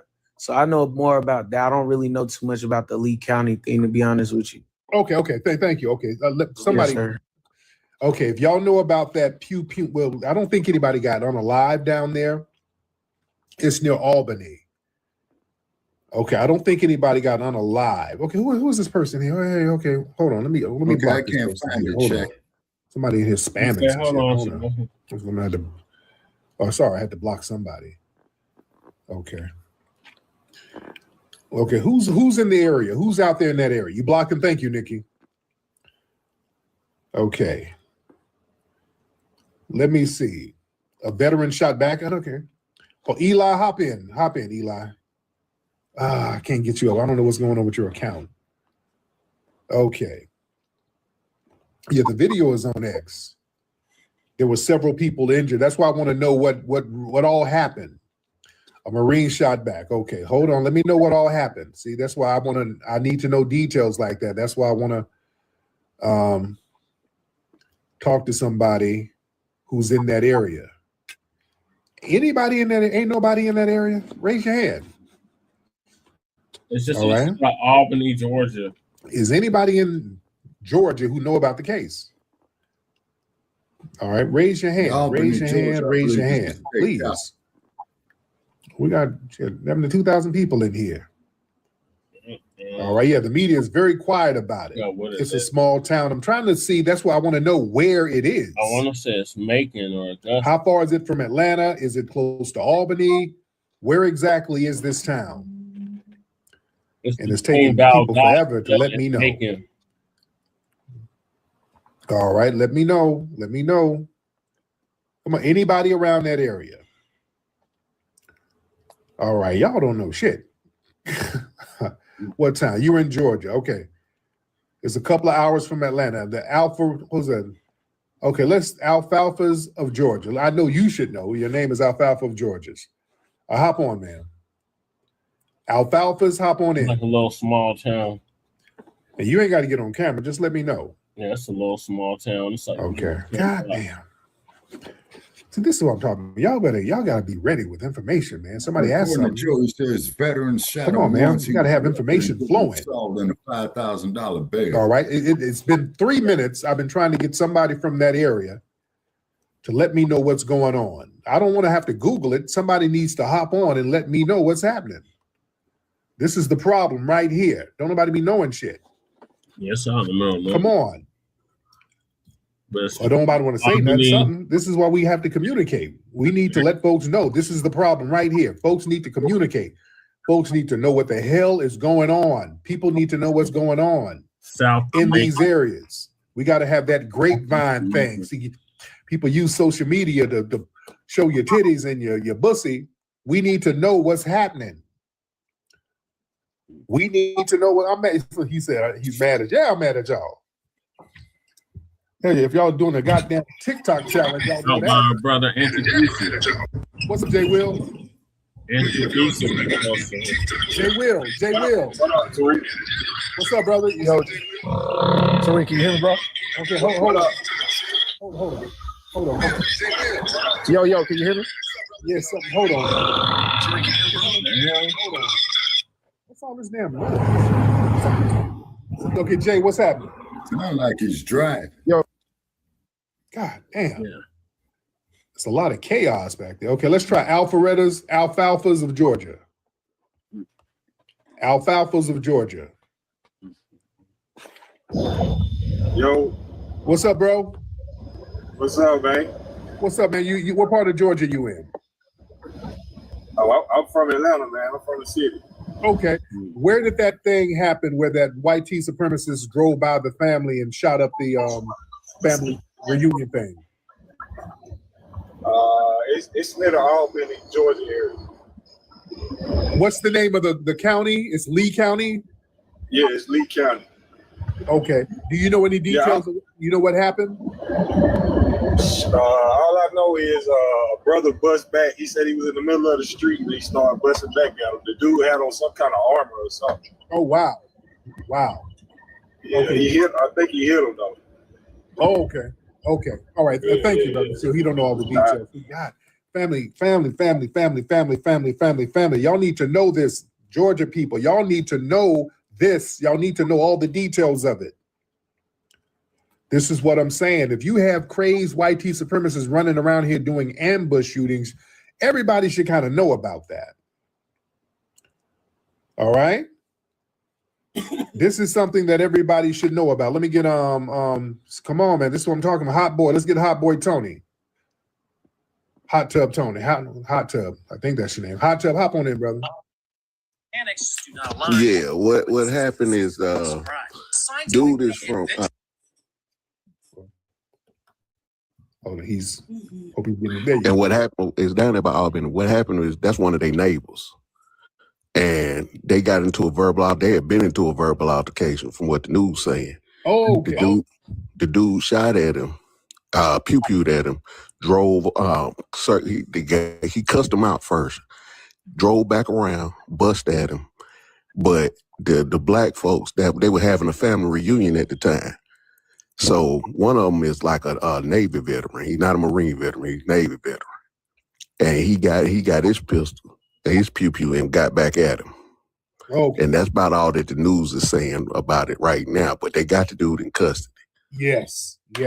Okay, there you go. Thank you so much. All right. That's all I needed, family. Just somebody give me the basics of what's happening. There you go.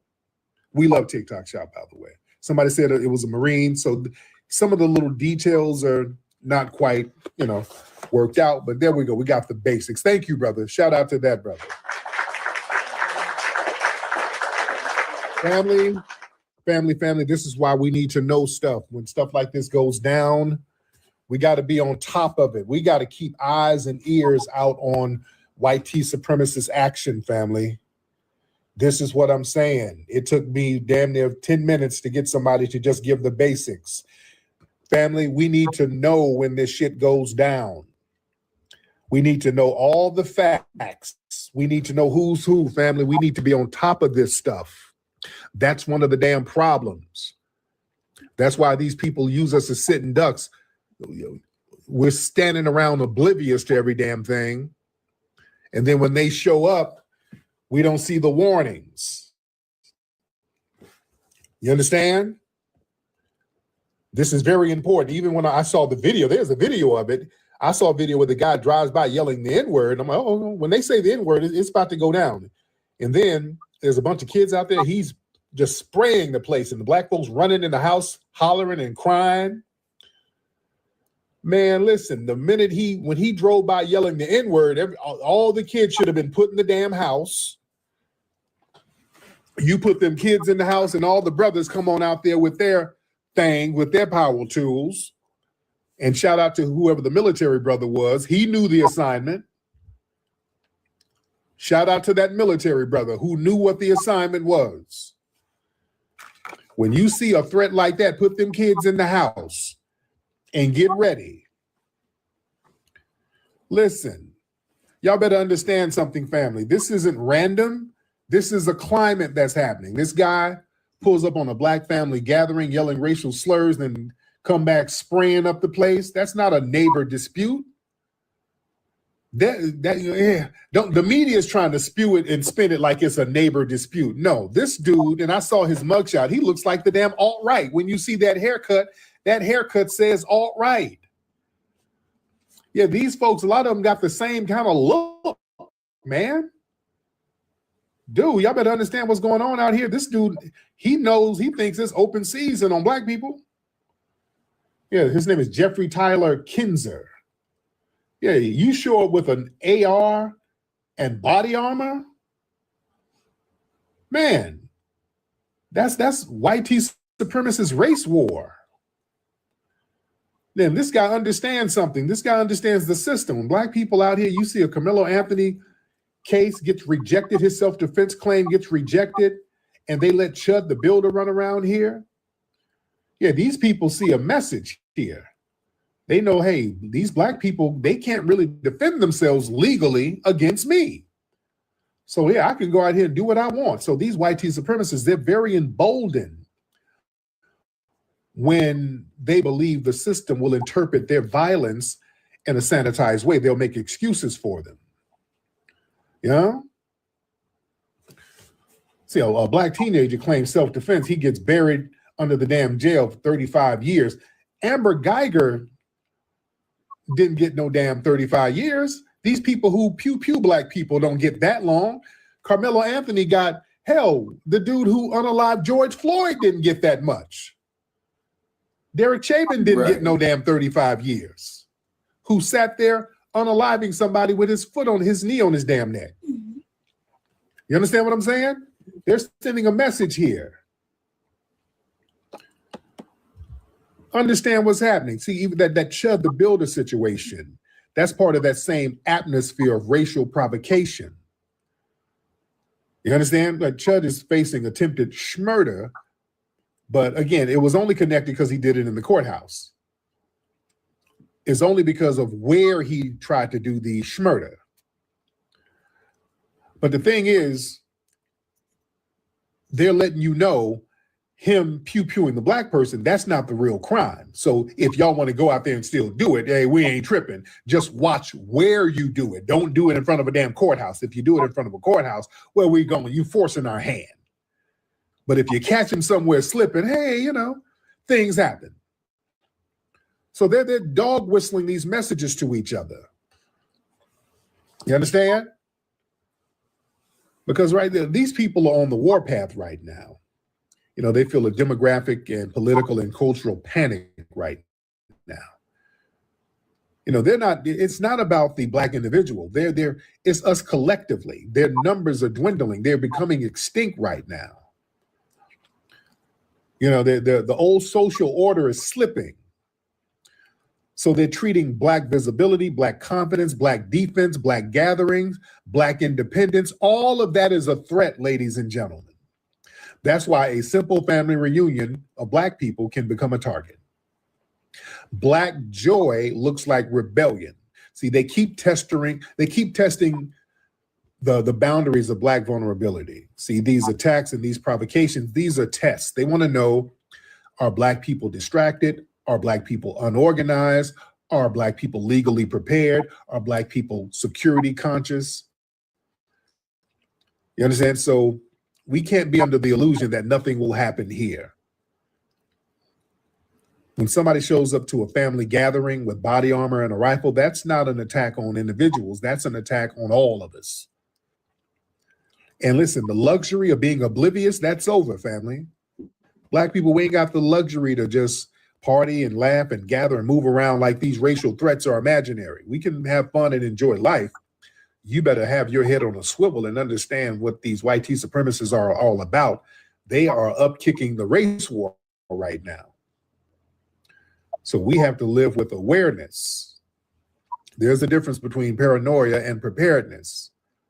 And our ancestors survived because they knew how to celebrate and stay alert at the same time. So we got to stop treating security like it's an afterthought. Every reunion, every event, every rally, every cookout, everything has to have a safety plan. You understand?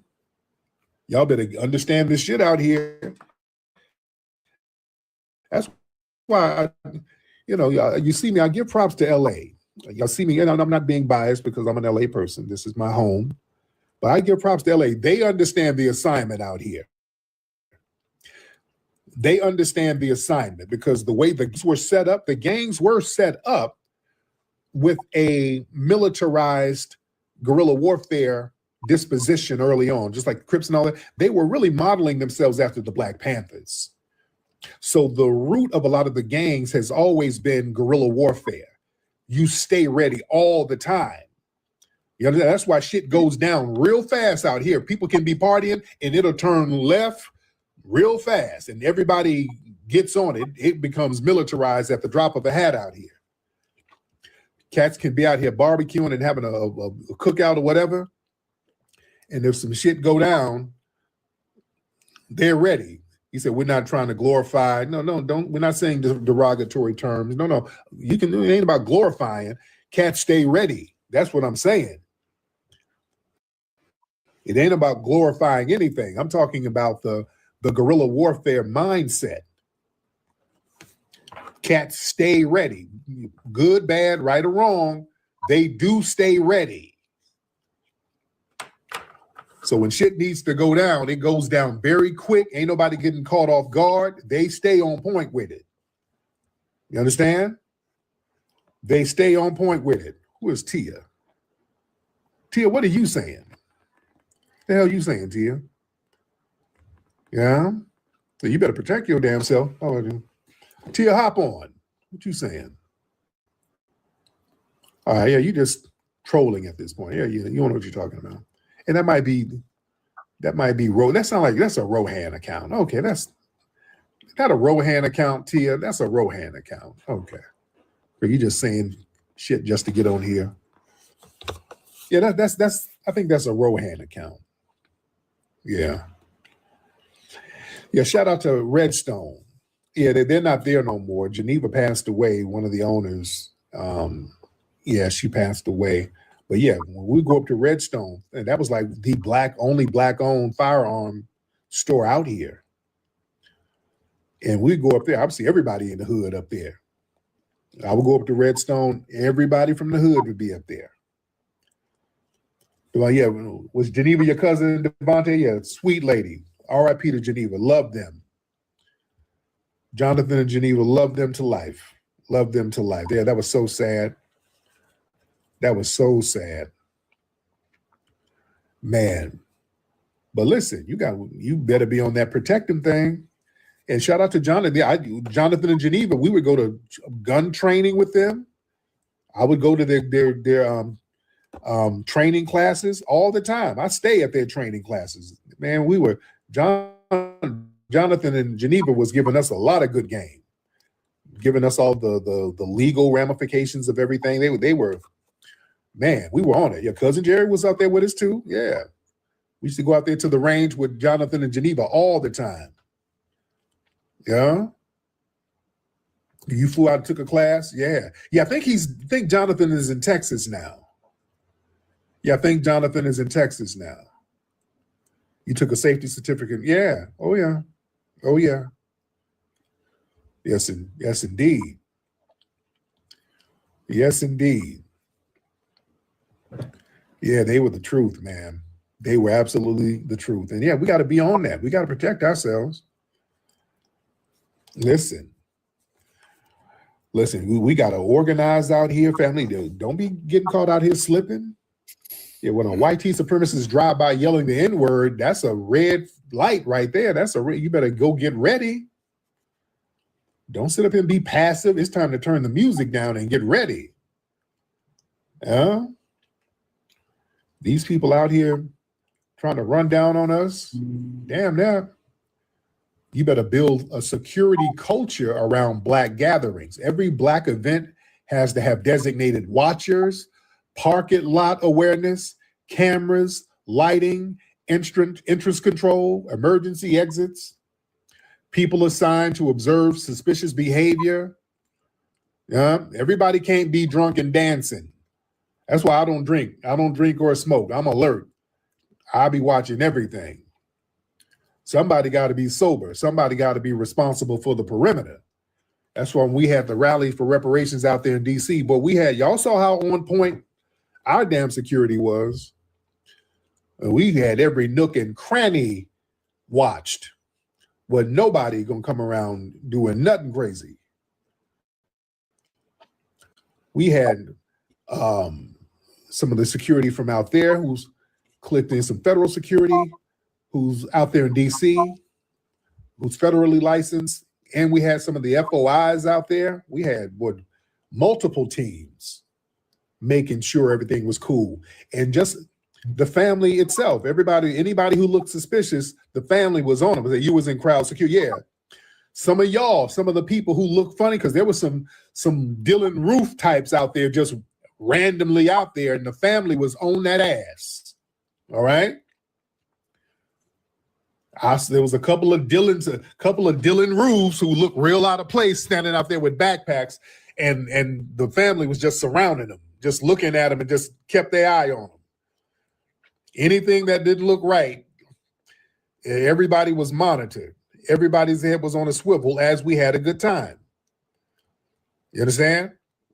Mm-hmm. And look, any type of racial aggression at anything we do, any gathering, any racial slurs, threats, stalking, intimidation, documented, video license plates, screenshots, names, timelines. Look, see, these racists, they thrive when these incidents are treated like they're just isolated misunderstandings. No, document all of it. Know the law before the emergencies happen.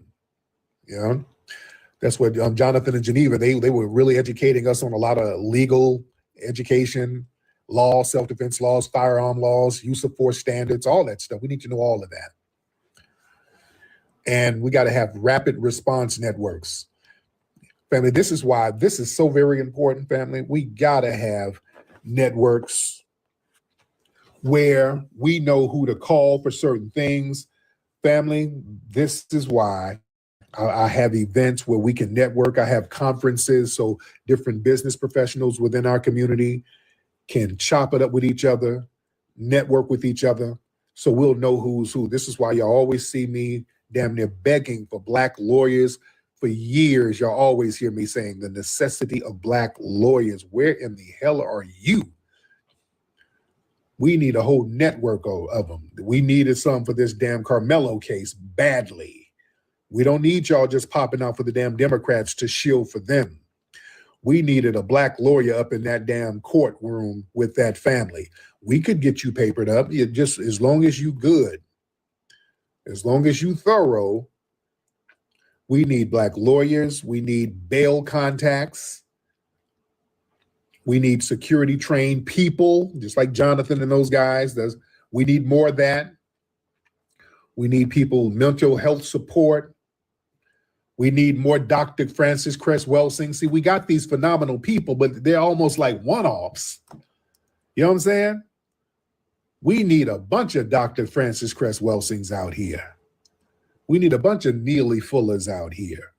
We need a bunch of doctors within our community like we used to. We used to have a lot. We need more who we can send the family to get healed without the janky doctors doing little weird shit to us when we go to the hospital.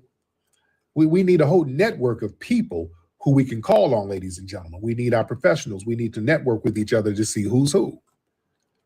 You understand? All of this ties in because when shit goes down from the dominant society, we're just not so dependent upon them all the time. We need people, brothers and sisters, fighting on these juries. That's where we get our Black lawyers in to make sure that these brothers and sisters are not struck down from the juries. You know? Man.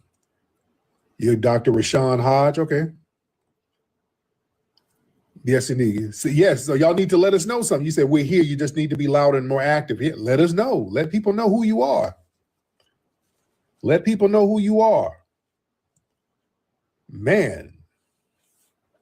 Yeah, and I heard about that with Carmelo Anthony. In that case, yeah, because people keep circulating around a picture that's not the DA, and it's not the judge, but the Metcalf family, they are clicked in with that whole establishment down there.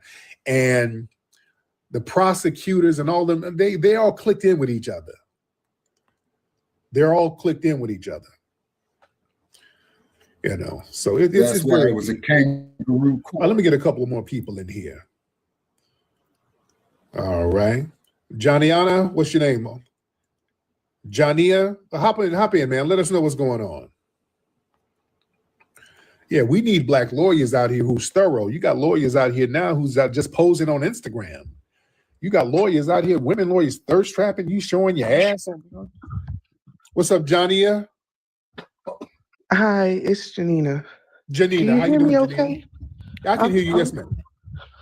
I'm doing well. How are you? I'm good. What's going on? Well, a lot. Yeah. I feel like kind of a lot has gone on since the verdict has came down. More so with the families being a little bit more vocal. I saw pieces of an interview that Drew and Kayla did yesterday. I believe the person was like Lauren LaRosa. I think that was the interview person. And Jeffrey Metcalf also did a interview too. Yes. Last night, and it was interesting to say the least, because I've had the opportunity to talk to Jeff, and it seems like, just in the interview, which seems to be I don't know if it was a pre-recorded interview or if it was live, like, to me, he really I feel like he kind of confirmed who I kind of suspected him to kind of be. And I don't want to say it was shocking, but it definitely, it was definitely interesting, to say the least. Okay. All right. Well, thank you, dear. Thank you. Okay, I don't know. Okay, she really didn't say nothing. Okay. I was waiting for her to drop some heavy shit. Okay. All right. Miss Nicole.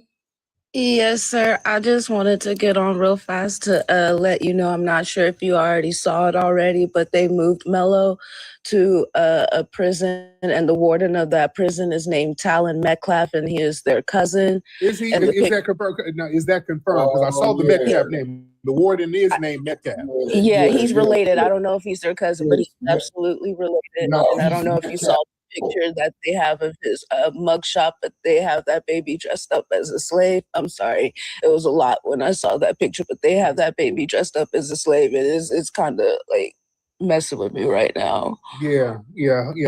Thank you, sis. Thank you. Yeah.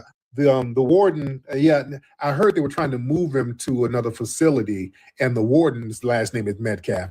I don't know if there's a relation. I don't know. That hasn't been confirmed. No, it is a relation. That hasn't been confirmed. But yeah, we do our best. We're going to look out for that kid. The cats inside are going to look out for him. Hopefully, they don't try to pull something on him, because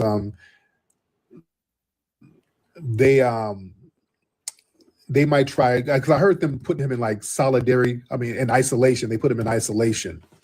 Did y'all see that? I saw TMZ talk about how they put him in isolation. Let's understand something. He's not in isolation because he's in danger from the black inmates. The black inmates are going to look out for him. Understand that. The black inmates will look out for Carmelo. He's not in danger with any of the black inmates. When they said he's in isolation, I want to make sure they don't try to put him somewhere where the Aryans will get at him. You understand? The plan, that's his plan. I want to make sure they're not going to put him somewhere where the Aryans can get him, because they'll do little shit like that. No, you understand? That's exactly they put him somewhere so-called in isolation, and then put him on a yard with the Aryans or the Mexican mafia, one of them people, or one of them groups. You know what I'm saying? Yeah, them having him in isolation. I don't. They might be trying to do something to the brother. If he gets around the general population, he's good. They're going to look out for him. You understand? And I think that's what they're trying to avoid. I think they're trying to avoid putting him in general population, because everybody's going to circle around him and protect him, and then everybody's going to get on code with each other around him. The brothers are not going to harm him there. Do you understand? Understand the rules of the streets, family. Let me give y'all street rules. Part of the streets, man, there's an unwritten rule that educated, smart kids are not supposed to be harmed. That's like an unwritten rule. And everybody knows this is a good kid who should not be in there. They're going to look out for him. He's going to be okay. And I think that's why they have him in isolation, because all the brothers in there, they'll put their beefs aside to congregate around him and protect him. You understand? So let's be very clear. He's a political prisoner. These white tea supremacists in Texas, there's a lot of white tea supremacists in law enforcement and COs out there. You understand? So we got to be careful. We got to watch out for our brother. Watch out for the white tea supremacist COs. And guess who else we got to watch out for? The goddamn tether COs out there too. Texas is infamous for having a bunch of Nigerian and tether goddamn COs out there. We better hope our brother's okay around them tethers. You understand? Texas is infamous for them tether COs out there. Yeah. Bill Cosby was protected in jail when he was in jail. So yeah, all of this little stuff they're doing, moving them around here and there and putting them in isolation. Yeah, we keep an eye on our brother, man, because he is a political prisoner. He's a political prisoner. They know if anything happens to him there, it's up. It's all the way up.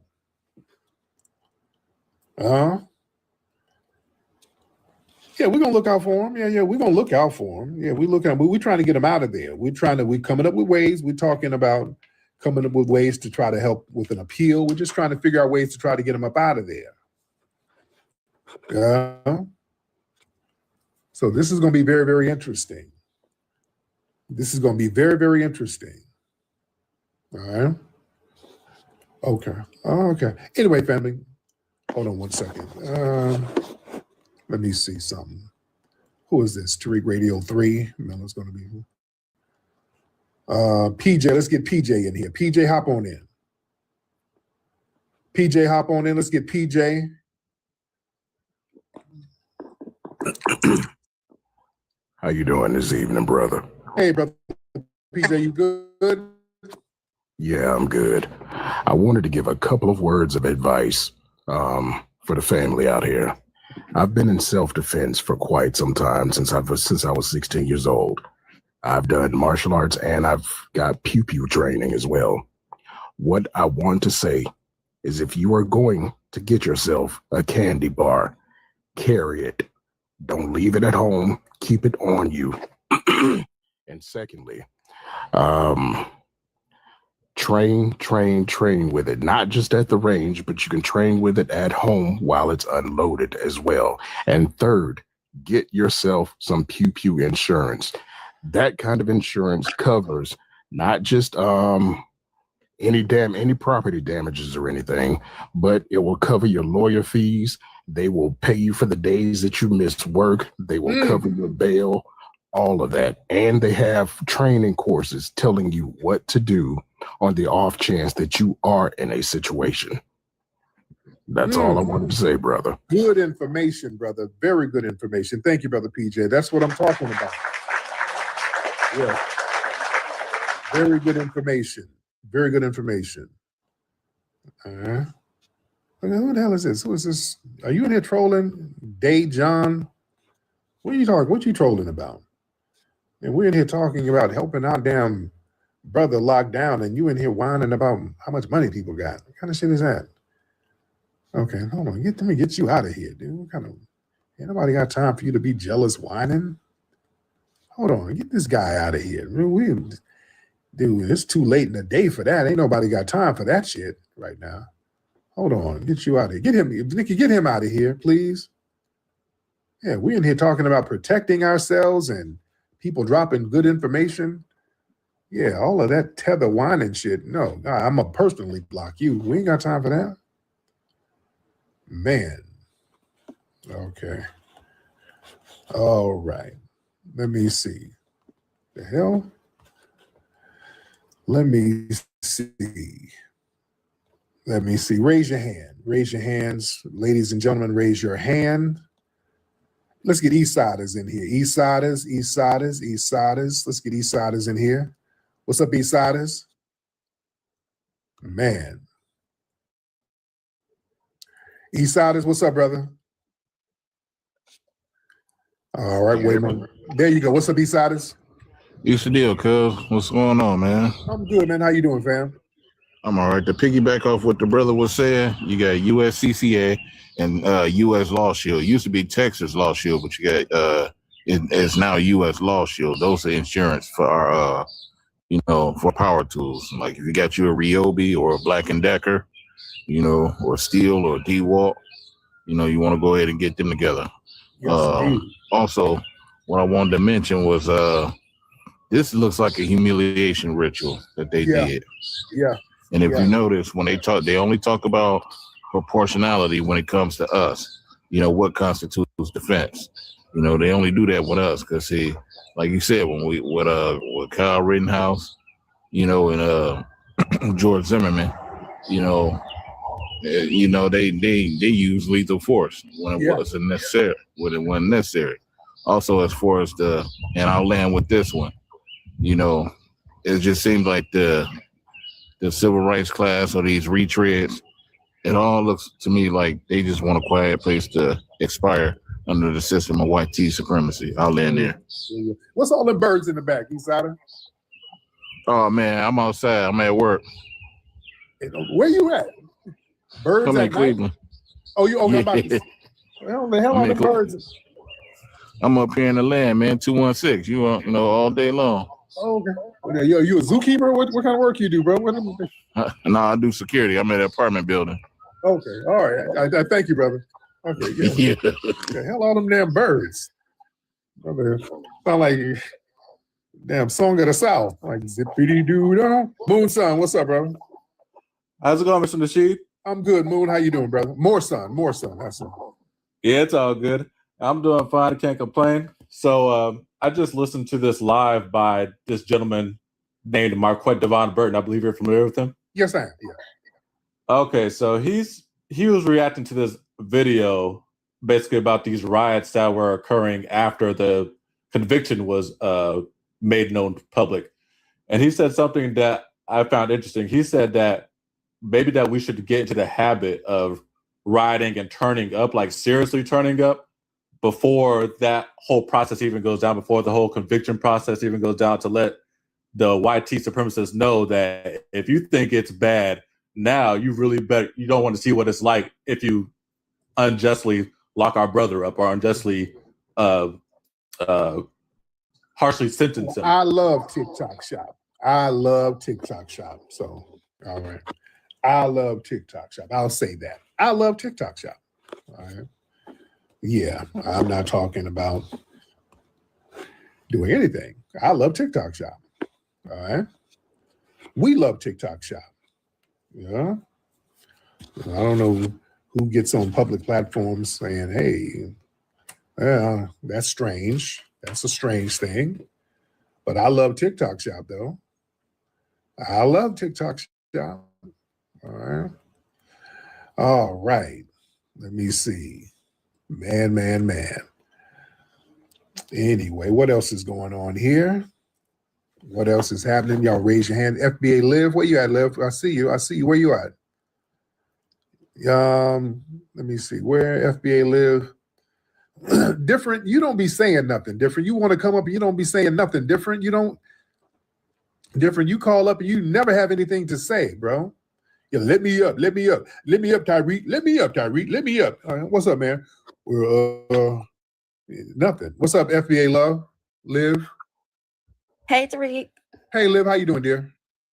I'm okay. I'm trying to maintain with all that's going on, try to keep a level head, make the best decisions. Kind of hard trying to explain this to my 16-year-old and all of that, but we're just gonna do what we need to do, make sure he's supported. That's all we could do right now. I'm very disappointed in everybody that's now want to come out and say something and speak on the matter now that it is over, when this has been almost a year and a half running of us talking about it and they're not listening. So that's very disappointing and disheartening to see that. But I was calling because one of the model minorities done burnt the damn cross in Chicago downtown today. Was it an Asian dude or something? Was it an Asian guy? I love TikTok Shop. Yeah, I love the TikTok Shop. Yes. Yeah, what happened? Yes. We don't even know, only because I'm more so on the west side, so that's deeper into the city.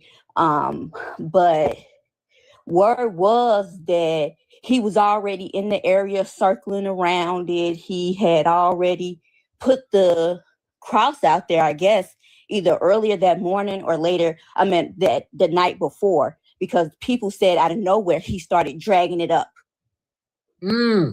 After seeing him running around in the area for about a few minutes, they seen him dragging it up, and then only thing they knew, the car says, like the bypassers in the cars, they said that they just see him walk away from it and it just lit up in flames. And he just tore ass, little TikTok Shop, down the street, no shirt on or nothing. Like, don't know. Yes, something is very wrong. Something is very wrong.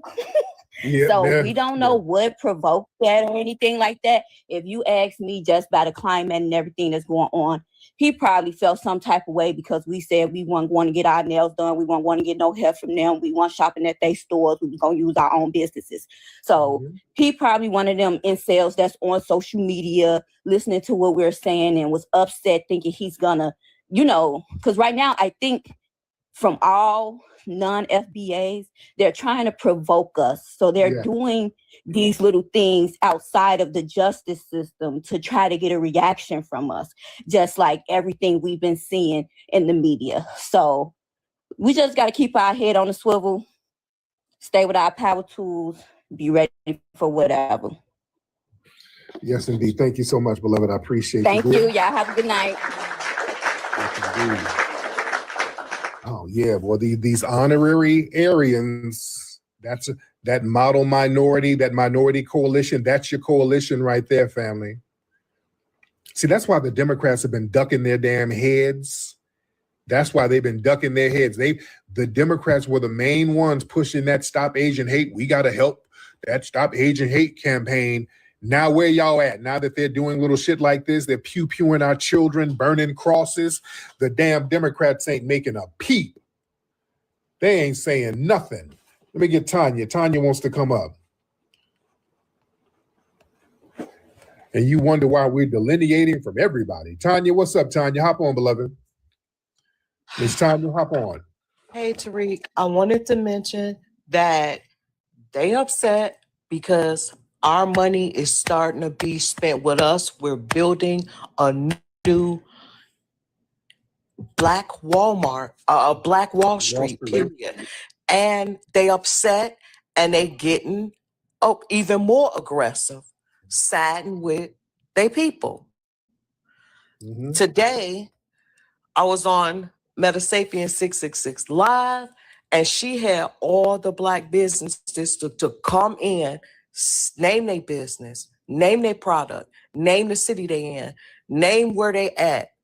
And tomorrow I'm going live doing that. Where you at? Where you at? We have to connect. We have to take our 2 trillion and prove a point forever. Forever. This will never happen again.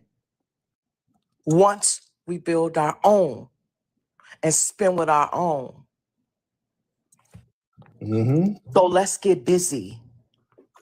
Yes, ma'am. Yes, ma'am. Thank you so much, man. Thank you, Tanya. Yeah, man, it's a whole different vibe. It's a whole different day. Somebody said, don't boycott, replace. Just replace them all together. Man, we got to prioritize ourselves. We got to prioritize other foundational Black Americans. We have to look out for each other, family. This is why delineation is so very important. This is why delineation is so extremely important, ladies and gentlemen. You understand?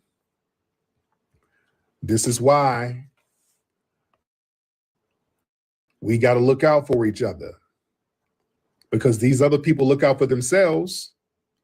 They definitely look out for themselves. So yes, this is a spiritual battle too. And these people are getting desperate. Listen, we're on the right side of history. We are on the right side of damn history, ladies and gentlemen. We're doing the right thing. All these people doing all this janky shit, crashing out, pew-pewing our kids and then getting off doing it. No. This is why, family, we got to stay on our square. I've been telling people this is why delineation was very important. There's a reason why, because I knew, ladies and gentlemen, when things start getting heavy with the white supremacists, I already knew how everybody was going to jump up against us. I already knew because they've been doing it. They were doing it all along. We just started to identify the people doing it. We had to take a step back and say, hey, wait a minute. When we would do protests and all that and fight for justice, all of the people sitting up here siding with the white supremacists against us, these were tethers. So we have to find out who's who and not let these people infiltrate our ranks not let them get intel from us so they can run to the dominant society. Listen, this is warfare right now. We're in the middle of a war, ladies and gentlemen. This is a war. I call it the war of Western white supremacy, ladies and gentlemen. This is the war of Western white supremacy. We have to even give it a name, ladies and gentlemen. And it's been an ongoing war for centuries. It's just like the Cold War. You know, the US and Russia, they had a war going, well, the Soviet Union before they collapsed, but the Soviet Union and the US, they never went full on, head on, blow for blow with each other, but they had a Cold War. It was a propaganda war. They were fighting to get global dominance in a lot of the newly independent African and Asian nations. It was a space race. They were competing to get into space. They were competing to establish themselves as the global dominant leader.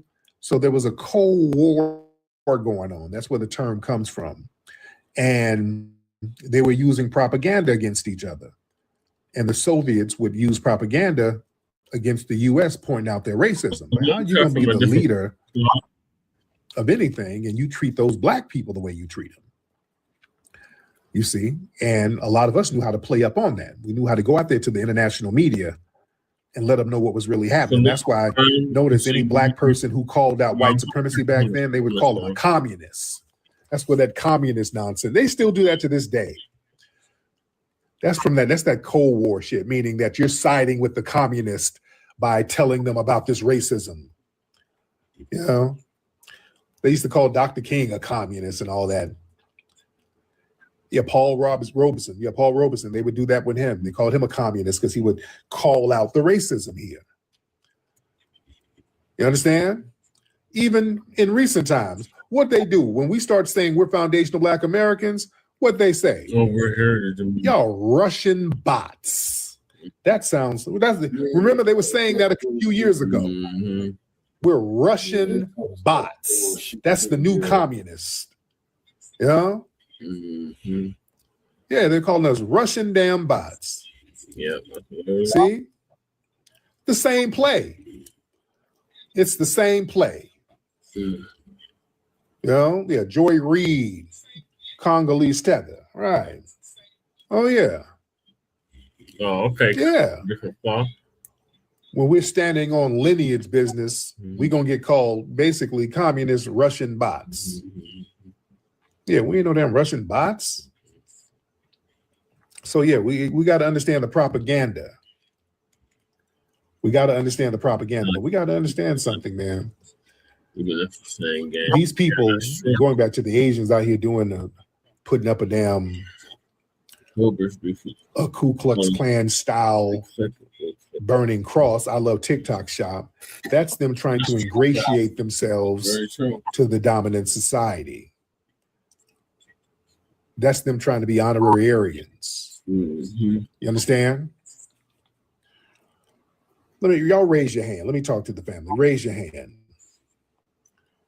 Raise your hands, ladies and gentlemen. All right? Raise your hands. Doontinia, hop on. Doontinia, hop on. Oh man, I'm starting to doze. Hey, dear, how are you? Good. I wanted to piggyback off what the lady was saying about, it's time for us to invest in ourselves. I feel like these other groups, they're always on code. And one thing about us, we're so selfish even within our own families. Yeah. With that being said, I think it's time for us to realize that we need to really get on code. And when I say that, we can't be selfish with our businesses all the time. For instance, I got a daycare, right? Yes. And so it's going to be times where I know there are young ladies or couples who don't have it because they're trying to get on their feet. It's not about the money all the time. Sometimes you have to invest back into your own community with help because that's how we're going to get ahead.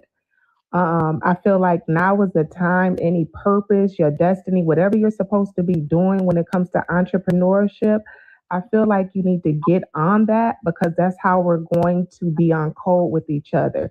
Even when these kids are hitting 18 and 19, don't be so quick to kick them out the house. Let them stay and build. My oldest daughter, she goes to LSU. She's in her last year. She's talking about coming back to Atlanta because she want to go to a HBCU just because of all of the stuff she was going through mentally on that campus. Let's stop trying to make it seem like these prominent high schools and colleges are better than our schools.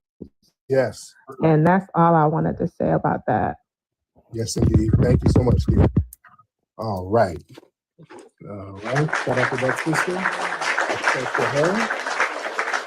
Respect to her, ladies and gentlemen. Man. Let me see who we got. All right, brother Che. Rick. Yeah. Let me see. Hold on, Shabaki. Shout out to Arden Plumbing. Okay. Shout out to Arden Plumbing. Yeah, out there in I'm North getting ready to Dallas. call it a night, man. I'm dozing off. Okay, well, it's like 7 more minutes left of this, and then we got the situation All in right. Chicago. Okay, I'll hang with it. All right. Okay. Respect to Arden Plumbing. Respect to that, brother. All right. Let me see, ladies and gentlemen.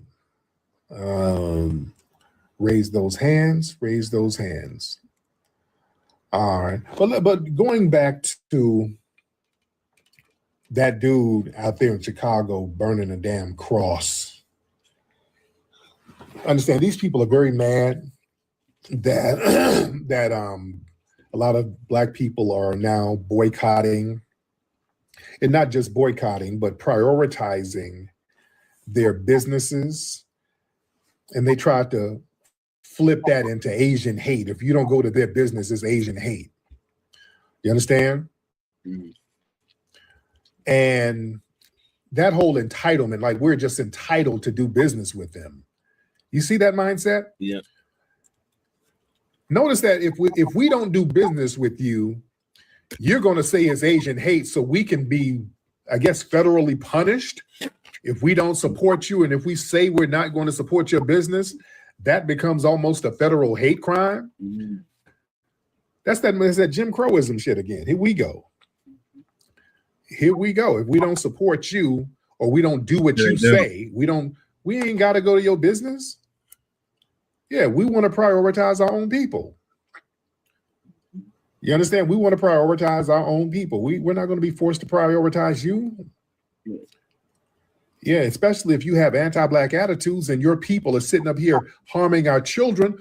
It's safe for us to stay away from some of your businesses. If that's the case, we're practicing damn safety. Don't let nobody shame you, Black folks.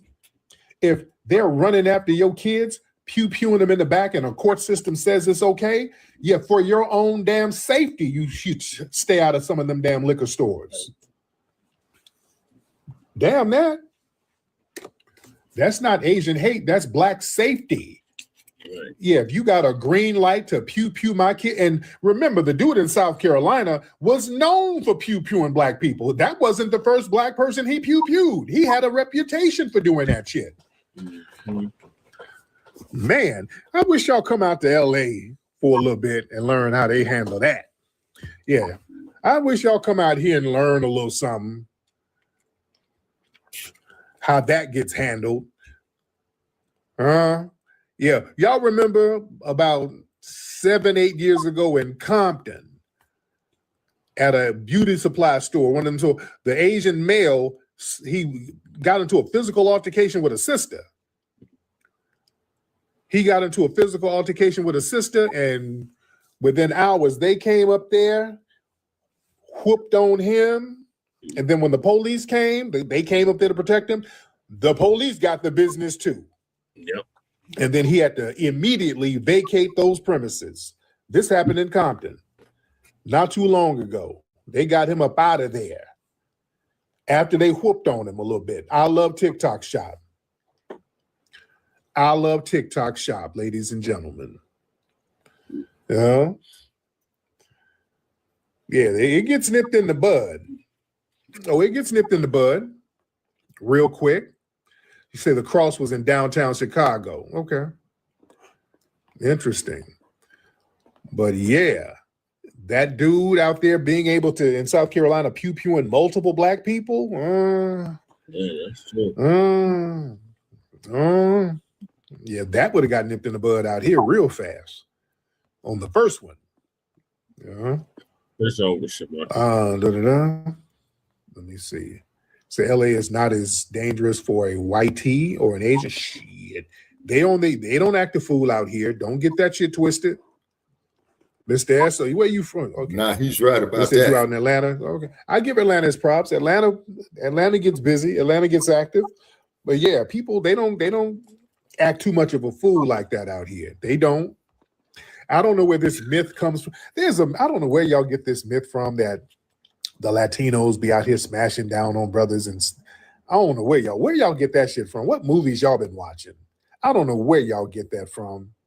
I think a lot of tethers. The Hispanics are beating you niggas out there in LA. Dude, that's a fantasy. You know? I don't know what kind of fantasy y'all got. That does not happen out here. I don't know where y'all getting that shit from. Dude, they're not. No, they're not. They're not doing anything to brothers out here. That's some online shit. They ain't running. No, they're not. They ain't running the streets like that out here. They ain't running up on these reptables out here. Yeah, they're not running up on them reptables at all. I don't know where y'all get that bullshit from. That is not the case at all. I promise you that ain't the case. You know? And you don't see them running around with brothers talking, doing the N-word thing. I see that on the East.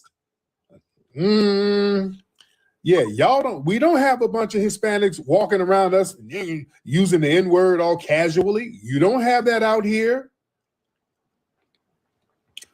We don't have that out here, not around us.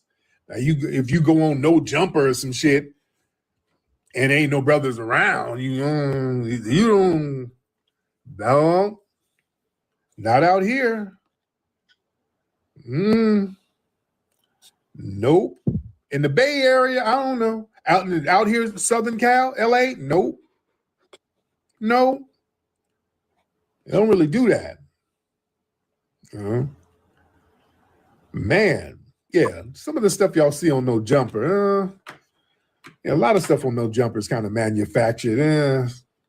Yeah, No Jumper. Yeah, don't think some of the shit you see on No Jumper is what really goes down out here. This should be 54 viewers. All right, don't think a lot of that shit you see on No Jumper, because they manufacture a lot of shit.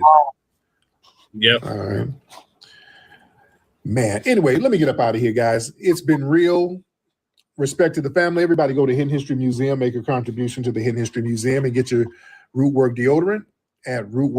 And like and subscribe to Frontline Black News. Black News, exactly. Before you put this out, we got to get to the Chicago incident.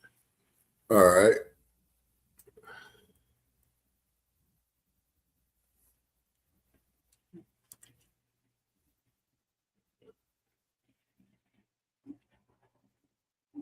So Lisa gonna give us an update on that.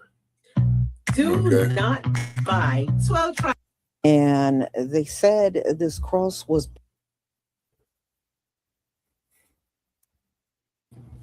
Shalom family. Good to see you all here. Hope you're doing well. A few days ago, there was a cross burning at Grant Park in Chicago. Wow. At Grant Park. And they said this cross was Well, how the fuck they gonna let them burn up Black at Grant neighborhood Park in Chicago. Right. So the person that was leaving was there around the time the cross burning took place. That's why you see those shots of the Asian man that's going across the road shirtless.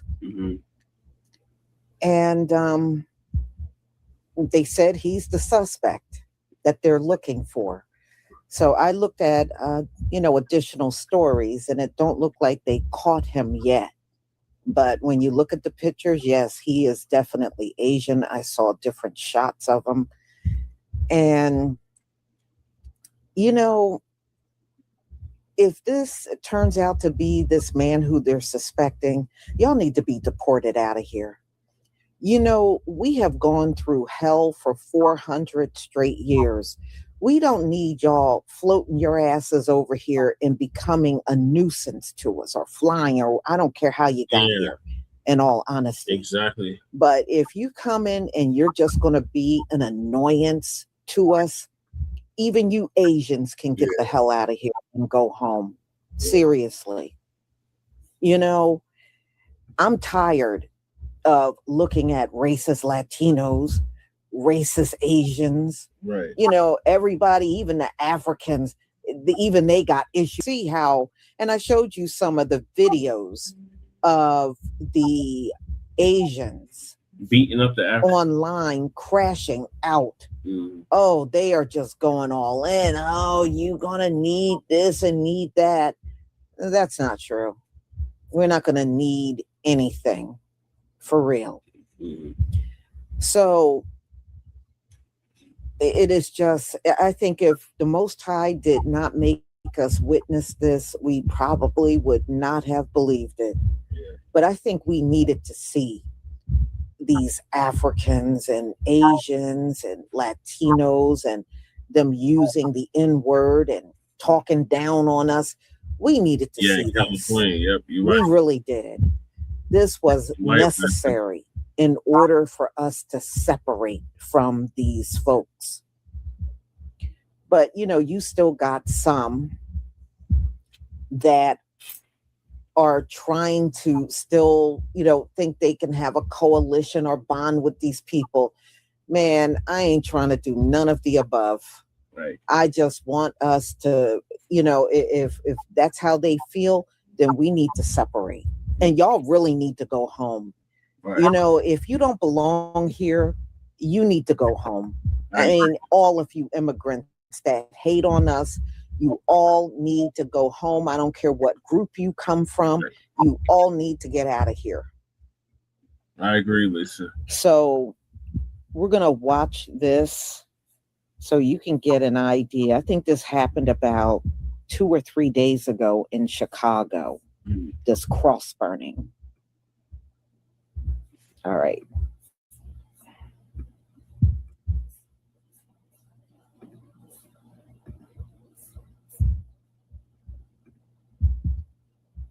Please give me a 1 if you can see my screen. Yes, so we can see your screen. Thank you.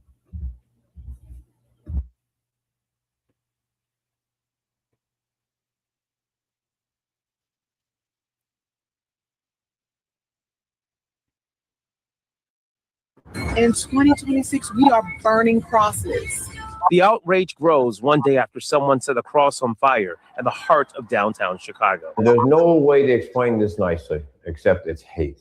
24 hours after the cross was set ablaze, stirring up racist white supremacy acts, Chicago police released this image of a man they say is a person of interest. Police say this shirtless guy was caught on surveillance leaving the park moments after the cross was torched. CPD calling this an arson investigation, but Father Michael Flager with Saint Sabina Church insisting this is a hate crime. If that was a swastika, people would immediately react. Another reason why we But it's a burning cross, which is the symbol of supremacy and KKK. That's its symbol for decades. And that symbol showed its face in the middle of the afternoon for all to see along Columbus Drive. Every time we excuse it, we feed it. And while burning of a cross is not a crime on its own, it can be prosecuted as a federal hate crime and violation of civil rights if it is determined that there was intent and or intimidation of someone's civil liberties. And that's why the FBI is looking into what happened here at Grant Park. We can fight that cross burning. They're the few and we are the many. Over at Operation Push, Yusef Jackson says, while investigators look into the intent, this is a reminder of today's ongoing societal issues. It also lets you know that these adversaries and these enemies that want to divide us and separate us and cause violence and harm to us never die. Governor J.B. Pritzker writes, let me be clear that hate has no home here in Illinois. Cardinal Blaise Cupich, the Archbishop of Chicago, says we were reminded that the sickness of spirit they symbolize exists not only in the pages of history, but in our present day, adding hate has no place in our country, our city, and our hearts. St. Sabina is offering a $10,000 reward to help identify and arrest the man police are looking for. A person who would do this is capable of doing anything. In Grant Park, Jermont Terry, CBS News, Chicago. A burning cross set on fire in Chicago. That's what residents witnessed and even captured on film. So upsetting to members of the community here. This is a symbol of the KKK. They used to burn these crosses in the Deep South. And even today, contemporary offshoots of the KKK do this. Now, police are investigating. They still do not know who is behind this crime. They did put out a bulletin warning residents to be aware of this crime, telling them to stay away from the area, and showing this image of a person who might be connected to this crime. But an active investigation continues to be underway as police try to figure out who was behind this. Watching so many Asian Americans show their entire anti-Black backside in videos and comment sections regarding the acquittal of Rick Chow and the call to boycott Asian businesses, and now the cross burning in Chicago, has been a masterclass in how racism is narcissistic abuse. Because so many wisecrackers are out here yelling and screaming as though Black people somehow did something to us, when all they want is to be left alone. So first of all, Rick Chow was acquitted. I don't know how anybody with a shred of intellectual honesty or morals can be at peace with that, but Rick Chow was acquitted. So for you to be making videos or going into Black people's comment sections, arguing as if they're the problem and you're somehow the victim because you feel unpopular in this moment because Rick Chow was acquitted, is narcissism at best and malicious hatred at worst. As for the boycotts, Asian Americans are not entitled to Black people's money, plain and simple. Business 101. Provide quality goods, quality service, and treat your customers with respect. But if you've made a habit of providing subpar goods and subpar service and disrespecting your customers, rest assured, your business is not being judged on the basis of one Rick Chow. Your business is being judged for what it is. If you go into a Black neighborhood and open a business and you've made a habit of treating Black customers like they're the problem, pitching a fit and playing victim when your Black customers say, we won't be bothering you anymore, is narcissistic abuse. And finally, the cross burning. For the past 18 months, Black Americans have been living under an administration that has been overtly organizing for decades to do everything it can to drag the country back to Jim Crow. And the sick plot twist and the fuckery that was passing the Hart-Celler Act a year after the Civil Rights Act and making Asian Americans the new window dressing on the myth of the American dream is that in the past week, it was Asian Americans who actually did it. The acquittal of Rick Chow brings us back to 1991 and the killing of Natasha Harlins, and the cross burning in broad daylight in Chicago brings us right back to Jim Crow. And the thing is, Black Americans know who holds systemic power. Black Americans know better than anybody else what it is to never be viewed as an individual and to be condemned as a community for the actions of a few. So they also don't need to be told not to do that to other people. Black Americans are not judging Asian Americans on the basis of one Rick Chow or whoever burned the cross. They are simply responding to over 60 years of our community pushing them away with our escalating anti-Black antics. And if you don't like the way that feels, rather than treating Black people like they're the problem, we have to start by rooting out the infestation of anti-Blackness in our community. And if you're not willing to do that, the very least you can do is leave Black people alone and stop asking them to be an audience for your anti-Blackness. Chicago police investigating this. It appears to have been a wooden cross found burning near Columbus Drive in Grant Park Tuesday afternoon. This video provided to us shows what appears to be a burning cross near the intersection of Columbus Drive and Balboa. Police say officers responded to that area at about 2:30 this afternoon after reports of an object on fire. The Chicago Fire Department extinguished the flames and no injuries were reported. Authorities have not yet announced it. We do not claim this man. So apparently this guy decided to burn a cross in Chicago, which we all know has historically been a very racist sign that the KKK used. And the more situations that arise like this, the worse it makes our community look. I just want to make it clear that most Asians know that this is terrible behavior. With this, I do want to remind people that Asians are not a monolith, and assuming that all Asians are racist is in itself racist and perpetuates the stereotype that we are all the same. And at the same time, I do think there have been enough instances for Asians to have to kind of be on the defense, the same way that white people or men sometimes have to be like, by the way, guys, I'm not that. I'm not that. I guess this is me doing that. I guess in some ways it's a good thing because now it gives us the opportunity to clear the air and to define where we are in American society and in history. Because a lot of Asians forget, specifically because the US school system never taught us, that we have a lot of shared history with Black and brown people in America. I was a full-on adult when I found out that Asians were brought to the Americas as slaves as well. Like, oh my God, stop. I feel like a lot of people don't know that, or maybe people do know that and I just exposed myself, but I certainly never learned that in elementary school, middle school, high school, etc. I had to learn by going out of my way to learn. So let's make this guy the exception and not the rule and condemn this kind of behavior. What's really, really crazy is how all these trees fell down right when somebody wanted to light up a cross and set it on fire. Why? So not too long ago, like maybe a day or so ago, somebody had lit up a cross in Grant Park and set it on fire. And then hours later, now you got all these trees uprooted out of the grass. Me personally, I've never seen nothing like that. I don't know where everybody else is at. They may be able to see that, but this is the second day with this type of weather going on right here. And I'm outside of Chicago. And when I tell you, somebody upset at God and you need to repent. But we all need to repent because Jesus is coming back soon. So, yes.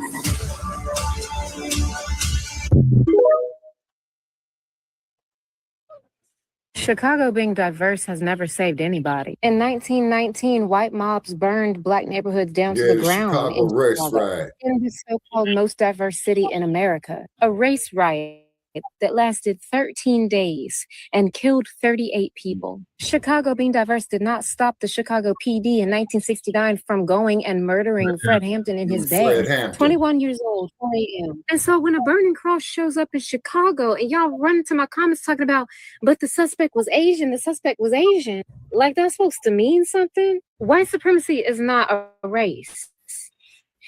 It's an ideology. It's a hierarchy. It's a belief system that any race, any ethnic group can subscribe to, including Black people. No. Black people No. can be anti-Black. We can't be racist. We can't be racist. Because we don't have the power structures to back We it. can't be- But we can, in fact, be Right. anti-Black, very much so. And we can subscribe to white supremacy in the same way that the model minority group can. See, because the hierarchy of white supremacy requires non-white enforcers who will weaponize that belief system that they subscribe to in exchange for proximity to whiteness. That's quite literally what the model minority myth was built to do. It was not a compliment, it was a job offer. So please understand that a burning cross is not a white symbol.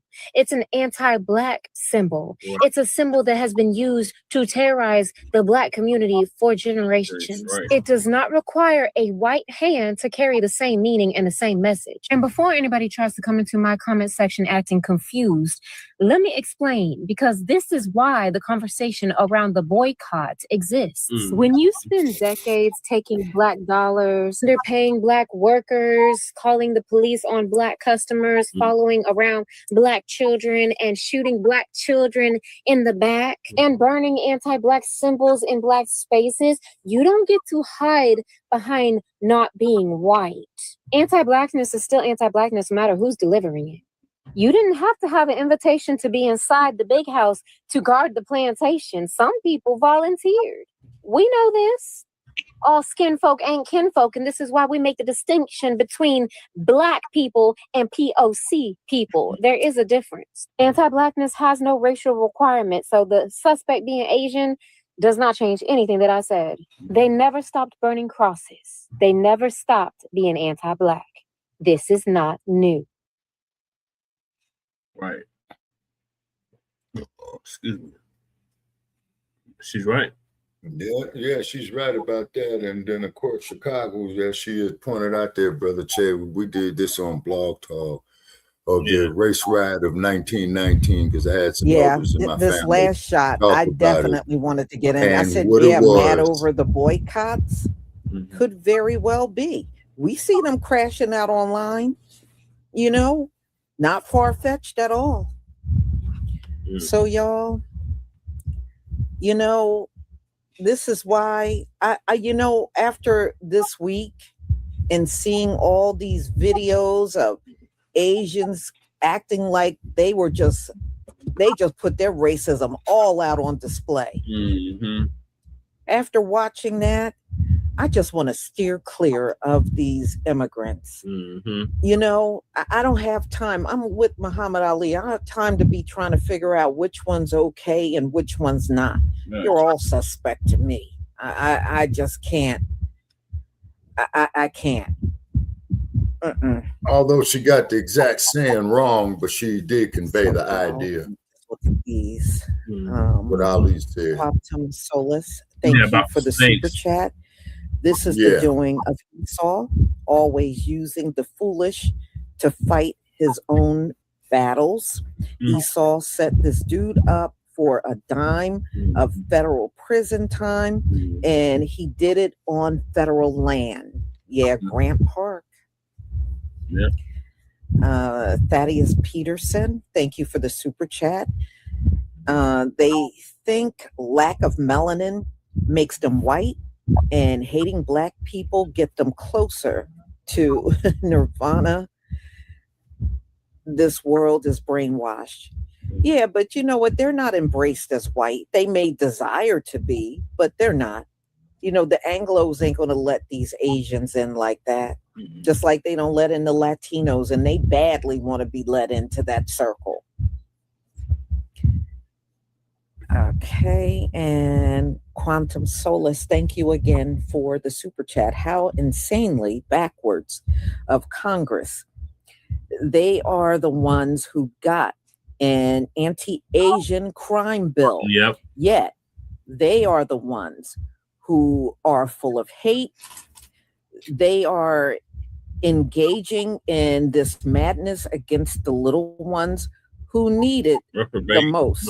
Shaking my head, and thank you for your support for my channel, and I definitely agree with you. Yeah, you know, they gave them a hate crime bill. It seems to me we need a hate crime bill against them. They have definitely done more harm to us than we have done to them. Definitely. Yeah, they missed the mark on that crime bill. Definitely. Yeah. Question. And thank you all for your support for my channel. I deeply appreciate it. Hey, some chick named Stars in here. Yeah. Some chick named. Some chick. Oh, they named heavily bleach their skin. I would say the Asians are right up there with the Africans in the Caribbean with bleaching the skin. The Asians they are deep into it. They are deep into it. She came over from Sincere Love to God's podcast. Oh, okay. Yeah. Greetings to you, sisters. Greetings to you. Thank you for joining us. Yeah.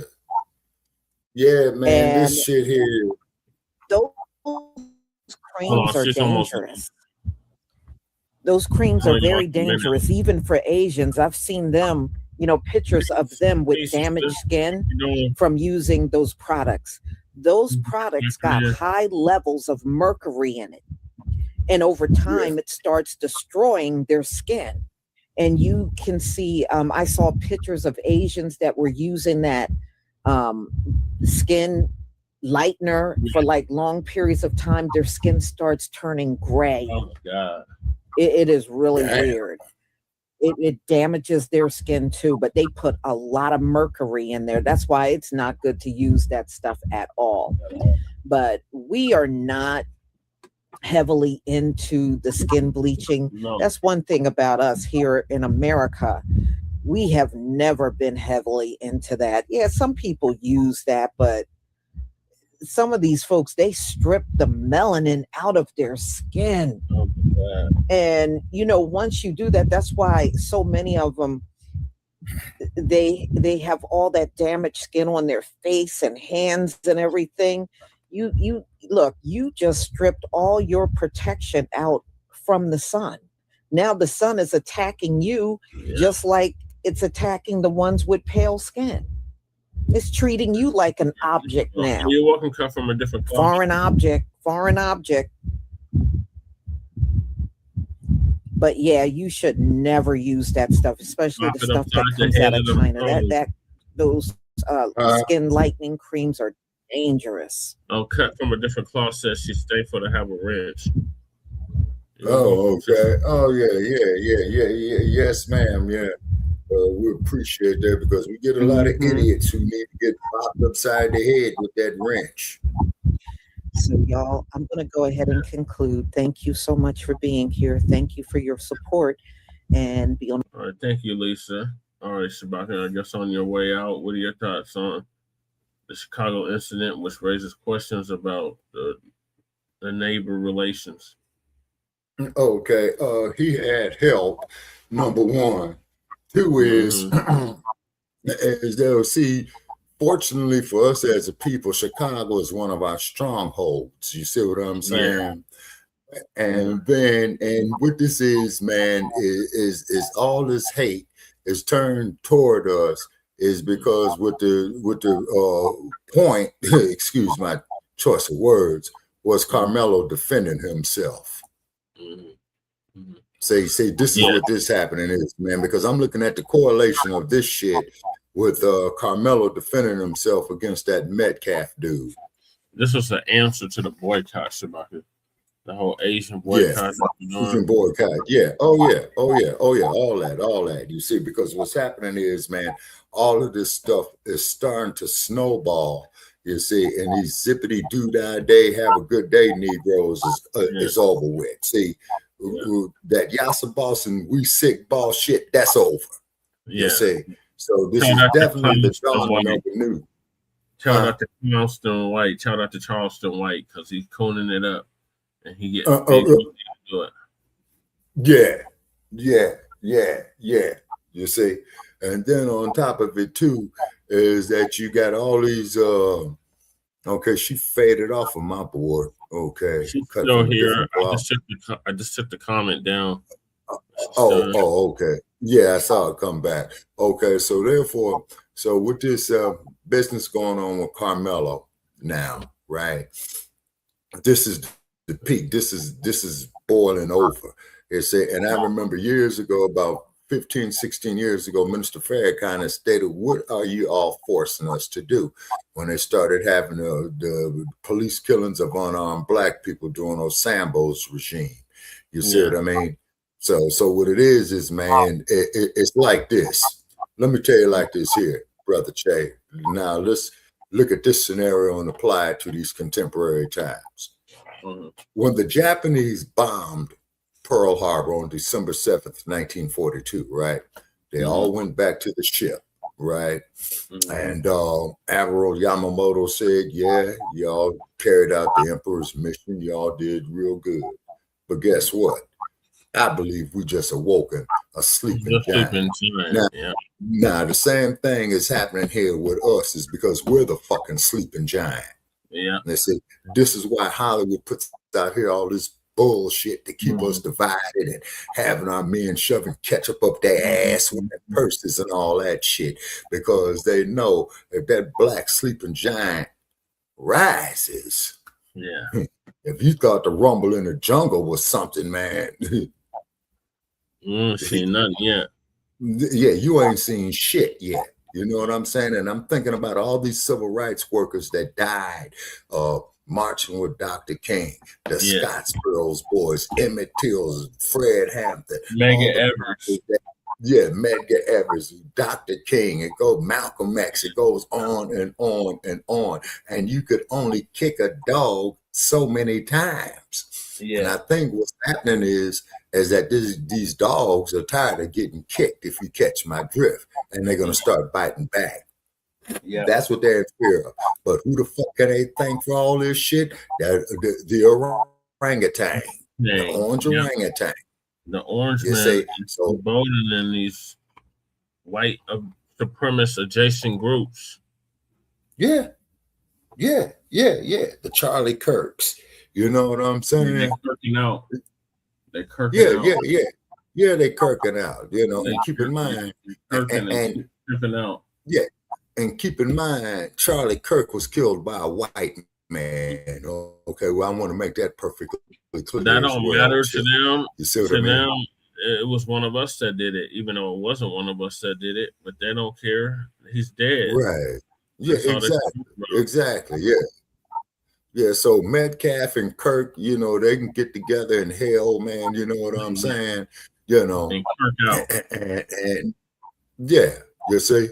Yeah. And Scotty beamed him up. Yeah, so moving You know what I'm along, saying? because I'm pressed for time now, and I got the food bank in a few hours. Oh, yeah. Carolyn Wanger of Essence sues Essence in defamation lawsuit over Essence Fest sister. So our sister who's out here in Colorado, Vicky Dillon's gonna give us an update on that. It's a quick video, Shabaka.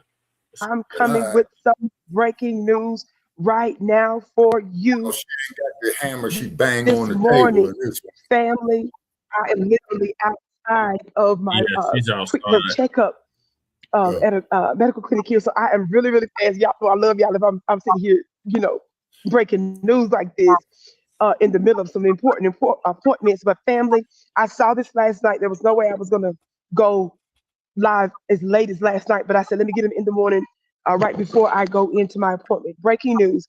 You all know that your sister with the curly braids, Vicky, a part of the true alternative new Blacc Media, not folks that's calling themselves Blacc Media by name, but folks that actually have the pulse and the respect and the love and the voice of the people. Right. You all know I've been giving you this news, breaking news. Yeah, people used to call me the live queen, breaking news queen, so many other things, using alternative media, doing the best that I can, even when I wasn't well, even when I was dealing with so many other unimaginable things. Why am I bringing this up? Because it's topics like this that come full circle, and really it's not even finished yet.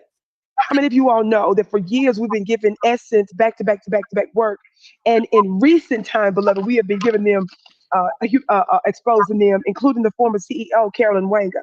How many of you all know that we were talking about the disrespect and the takeover of Black Americans, foundational Black Americans, freedmen, those of us that created the culture for the success of Essence magazine, and by extension, Essence Fest. Guess what? I read through the press release of the former CEO law firm. Baby, she just filed a defamation lawsuit against Essence Fest, some of their venture capitalist firm, I believe it is, and 2 or 3 other affiliate things related to Essence Fest. Family, she specifically, the law firm specifically discusses Richelieu, which is the current owner. How many of y'all know Richelieu Dennis? He goes by Rich Dennis. Family, how many of y'all know that Essence has been going on the road to generate support for their upcoming Essence Festival in July? Baby, it's a disaster. It's more disaster. Now, why am I specifically talking about this? How many of y'all know that it was me that they tried to shut down more than anybody else, specifically after we successfully exposed Essence for suing, for example, that iconic New Orleans Black bookstore, as well as other Black folks during Essence Fest in 2023. Of course, I've been discussing Essence Fest and their fall before 2023, but we especially went in hard a few years ago, right? Yeah. Family, she specifically names the fact that she was having difficulty now that she's broken off from them, getting clients, getting work because of the disastrous, specifically 2023 Essence Festival. She specifically talks about the cultural shift. The law firm specifically says Pan-Africanism, which you all know I'm an internationalist, so I don't have any problem with my family around the world. But we talk about the takeover of Essence, that they were trying to shut out our voice in favor of others, right? Y'all, she specifically, the law firm specifically discusses that, y'all, among other things. Family, she discusses the fact that even though when she was stepping down, they asked her to stay to delay her announcement a couple of months because they were intentionally trying to use her so that she could take the fall and serve as the scapegoat, y'all, for the failure. And they use the word disastrous 2023 Essence Fest. That's their words. Family, there's so much more we're going to discuss. I wanted to get the news out there really quick. Everybody be sure to share, thumbs up, hype, watch my live interview that I did with Chicago firebrand and activist Jessica Jackson from yesterday. Go under the lives to watch that. Family, stay tuned. Y'all go to my website at vickyplanet.com so that you can see my products and services and subscribe to my email list so that y'all know everything else. I got to run, family. Remember, I told you guys I'm going to be doing some more lives. And of course, I'll let you know about watching me also on other platforms like African Diaspora News Channel. But family, I got to get ready to run in here real quick. But y'all, I'm not playing with y'all. Mind you, All of the other major voices are too busy trying to get a seat at the table.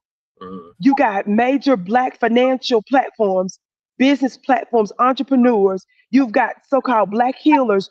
You've got musicians, celebrities, everybody else that knew what they were doing and did not speak up for years. Yeah. And now you've got the former CEO specifically citing things that only we, somebody say we, uniquely made an issue. Because we served as a voice for those individuals that they were suing. Yeah. Those family and loved ones and businesses that they wanted to shut out and destroy. An iconic, legendary Black publication, and by extension, a legendary, iconic cultural event that we were on the front lines of doing it. And when people be looking at yourselves with the curly braids and wonder who the hell do I think I am? When I stayed on the topic, winter, spring, summer, fall. And look what's happening now. And baby, you know it's a disaster, and that Essence is doing everything that they can to stop damage control. But baby, it's only so much you can do when a former CEO humiliates you. I can't see too many comments in the chat, family. Share this broadcast, share this broadcast, share this broadcast. Stay tuned in the upcoming days, because y'all know I'm not gonna let this die. I'm the one that's been helping to keep this going, along with a few others, but certainly nonstop, even when it wasn't popping, even when it wasn't mainstream news. How many of you all know that we make mainstream news? We give them topics, but that's the reason why they better bow down and show mad respect to what we're doing, because we're doing the right thing. Yes, I love you so much. Y'all stay tuned. I gotta run into my appointment real quick. I can't wait to see you again. All right, Shabaka, what are your thoughts on what our sister Vicky Dillard just laid out for us in regards to Carolyn Wenger, former CEO of Essence? Okay, so what it is, Black family, it is a plan. It is a hidden agenda that they have to shut down Black businesses and what have you. Because I remember Essence magazines, man, from my teenage years, just like the Jet, just like the Ebony, okay? But what it is that they hate the fact that we getting off into journalism and putting the word out there for our interests and bringing up the hypocrisy of these other groups. That's what it's all about. Yeah. Okay. See, just like them damn, just like you so well put it, man, about the Black exploitation films that saved Hollywood, right? But they're gonna come up there and tell you, oh man, it's giving all these Black actors all these opportunities and shit like that. And just like what Cicely Tyson said in her autobiography when they came out with that shit. You see, because of the statements, you know, that I made before in the past, and said that shit, you know, like Cicely Tyson wasn't staying there. So what it is, man, everybody wants our fucking rhythm, to quote you, but they don't want our blues. And then when we mention our blues, you got motherfuckers up here telling us that we lying. And half these bastards saying that shit, man, don't even know which fucking way is up. Exactly, Shabaka. All right, so I'm gonna move on to the next topic, and that is the slush fund. The Supreme Court put an end to that, so Lisa gonna give us an update on the anti-reparations fund being banned forever. Okay, all right, and then after Lisa does this segment, man, I'm out. Okay. Yeah. This video. Let me make sure it's the right video. Where's Khalifa? I'm not at home. I'm at the dollhouse. Oh. That's Lady Che snoring in the back. Oh, okay. So Khalifa probably at your place sleeping in the sink again. Yeah. They probably tore up the house while I was gone. I'll see them in a couple hours. Yeah, well, they had to get their sparring in and keep their claws sharp and shit. Yeah. Yeah, just being kidding. Shalom, family. Good to see you all here. Hope you're doing well. Well, a judge just ruled that Donald Trump's slush fund is dead. The judge said it is on pause indefinitely. So look like Donald Trump is not going to be able to take this slush fund money and hand it out as reparations. to the January 6ers. They don't deserve it anyway. They committed a criminal act. What are they getting for? And number two, they shouldn't get anything before us. Right. Well, we were and whatever reason Donald Trump used to give them money, those are the reasons we need to use for our reparations. That's right, Lisa. Because those folks have not gone through a damn thing that we have not gone through for the past 400 plus years. Right. So you're just going to hear reaction to the judge's ruling on this in the videos that I'm about to show you. All right, hold on 1 second here. Make sure. Okay, I do have it.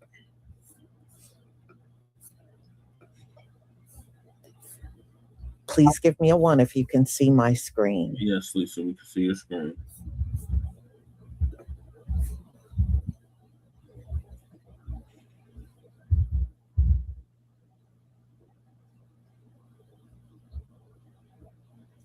Thank you.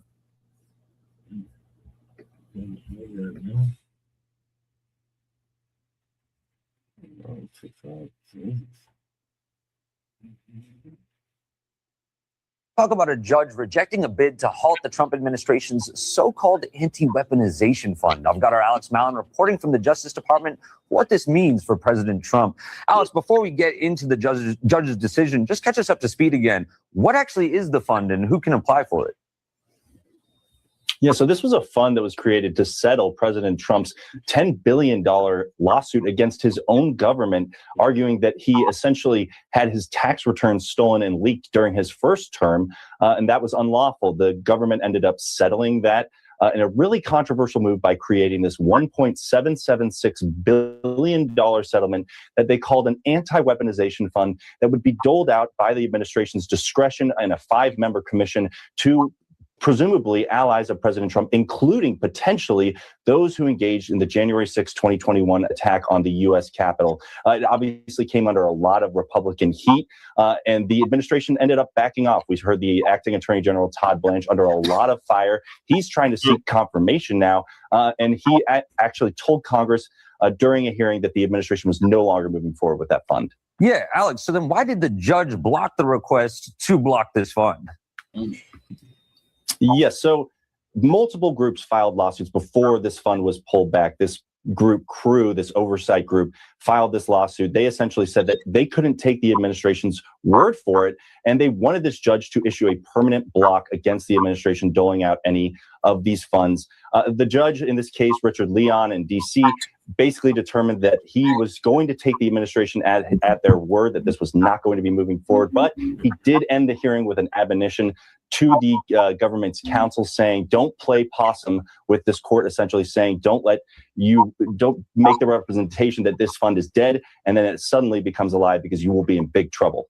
Yeah, Alex, you had mentioned that this is just one of many of the other legal challenges that this fund and the administration is facing. Where do those stand right now? Yeah, well, we actually have another hearing tomorrow in Virginia in federal court, in a lawsuit brought by a former January 6th prosecutor and others who are suing to, and this was actually one of the orders that stopped this fund in its tracks before the administration was able to pull back. And then later tomorrow night, we have a filing due from President Trump's own lawyers responding to the judge that was actually previously overseeing the IRS lawsuit that resulted in this settlement. The judge in that case has ordered President Trump's lawyers to respond by midnight tomorrow night as to whether they committed a potential fraud against her court by engaging in what appears to be a collusive settlement that resulted in the creation of this fund, even though the administration has now backed off from going forward with that fund. A federal judge has just blocked Donald Trump from setting up his $1.8 billion compensation fund for his supporters who broke the law on January 6th and elsewhere. Trump's people about a week ago said they were no longer going to proceed with the fund. Trump then repeatedly equivocated publicly and said, well, I'd still like to do it. Then there was a report this morning in the paper saying that actually they were going to do it secretly. They were looking for other ways to get the money to people, even if it wasn't officially this fund. Well, the judge said, I don't like that. So the judge blocked it today and said, you are not moving forward. She said she's willing to remove the block if the Department of Justice puts in writing under threat of perjury that they are not going to move ahead with the fund. Previously, the Attorney General refused to put anything in writing. He testified on the Hill and said, we're not going to do it. And they said, oh, put it in writing. He said, no. And they went, why? Because if it's in writing, it's perjury. So that's where things stand now. Hopefully this fund is dead forever. But again, according to today's paper, Trump and his people basically lied and publicly said they weren't going to do it. And then they were looking for ways to funnel the money to these people anyway. Just corruption, corruption, corruption. A federal judge agreed on Friday to extend a court-ordered block on the Trump administration's creation and operation of a $1.8 billion settlement fund for compensating people who claim to be victims of a weaponized government. Earlier this month, Acting Attorney General Todd Blanche told Congress that the government is scrapping its plans for the fund in the face of a fierce bipartisan backlash. Government attorneys have argued that lawsuits challenging the fund are now moot, but plaintiffs' attorneys aren't satisfied by Blanche's assurances that the fund won't move forward. Neither was U.S. District Judge Leonie Brinkema, who ruled that the Anti-Weaponization Fund will remain blocked until further notice from the court. Quote, the government's mootness argument, in my view, doesn't go anywhere, the judge said. Brinkema gave the parties a week to negotiate an agreement for Blanche to submit a sworn declaration that the administration won't revive the fund. Brinkema previously agreed to temporarily block the administration from proceeding with the fund for at least 2 weeks. Her May 29th order was due to expire on Friday. Trump Republican administration created the fund to resolve his lawsuit against the Internal Revenue Service over the leak of his tax returns. Plaintiffs who sued to block fund payouts argue that the government can't legally divert taxpayer money into what they argue is a slush fund for compensating Trump's allies. A federal judge has now indefinitely blocked the $1.8 billion fund proposed by President Trump to pay what he calls victims of government weaponization. This started when President Trump sued the IRS for $10 billion over the leak of his tax returns. He dropped the lawsuit, and the Justice Department, headed by Todd Blanche, his former personal lawyer, announced an out-of-court settlement. Now, in addition to the fund that Trump would control, it also permanently shields the Trump family from any IRS investigations. The announcement brought fierce bipartisan backlash over possible payouts to January 6 defendants. The president then said he was dropping the idea, but Trump administration attorneys have continued to defend it in court. Trump's slush fund seems to be melting. Slowly and steadily, it's having trouble. Federal judge in Virginia, Lonnie Brinkema, has ruled that the administration has 1 week, to put in writing and prove that it's not moving forward with the $1.7 billion taxpayer-funded slush fund for convicted crooks, and to prove that it's not moving forward indefinitely. She wants it on paper. She wants it in black and white. She just wants a verbal statement. Todd Blanche or his designated attorneys, the thing's not moving forward. She wants proof. And unless there's proof, this thing's on hold indefinitely, at least for a week and potentially beyond. That's the latest threat to the $1.7 billion slush fund that has seemed endangered from the start, but which Republicans seem unwilling to kill in Congress. They had the opportunity earlier this month in the dark of night to vote on an amendment that would have crippled, if not stopped, the fund outright, and there were not enough Republican votes to do so, even though Republicans have said on the record they don't like the fund, they don't support it, and they know it's politically cancerous back home to use taxpayer money for convicted crooks when people can't afford the gas or the groceries. Another development imperiling the fund. A group of members of Congress, including Colorado Congresswoman Brittany Petterson and Colorado Democratic Senator Michael Bennet, have asked the Department of Justice and Treasury to submit to Congress a list of all January 6 defendants who've already applied for taxpayer-funded reparations for money out of this fund. They want the list of names, including others aligned with Trump, who've applied for the money. Congress will continue to exert some influence over this, trying to at least raise the profile of the issue, knowing voters hate the fund, Republicans don't like the fund, Democrats despise the fund, and until it's dead, the fund is on life support, but still alive. Welcome to a breaking edition of Legal AF. We've got some breaking news coming out of the Eastern District of Virginia and Judge Brinkema's courtroom, where she heard argument today about whether she was going to extend her temporary restraining order to block the Jan 6th Anti-Weaponization slush fund or not. Was it mute? because Todd Blanche got on with a congressional hearing and said out loud, it's dead on arrival. Yet Donald Trump is constantly talking about it not being dead on arrival. And so the parties have been battling it out with filings leading up to the hearing. There were amicus briefs that were filed by members of the Senate, including Cassidy and Cory Booker, that were accepted by the judge, got late filings by both sides because coming into the hearing, another judge, Judge Leon, now known as the ballroom judge, he went the other way. He said, I'm not going to block the fund in a case brought by two Jan 6 officers because he thinks that Todd Blanche's comment was enough for him. And they tried to file that in this case to get Judge Brinkema to follow Judge Leon's lead. Fortunately, we have somebody that we're going to follow. We're going to bring in Adam Klasfeld, who is standing in front of the courthouse because he was there inside the room for the hearing and will give us all the color of what went down against the Department of Justice. And then it went downhill from there because she took out the hearing, the transcript of that hearing that you mentioned. Wait a minute.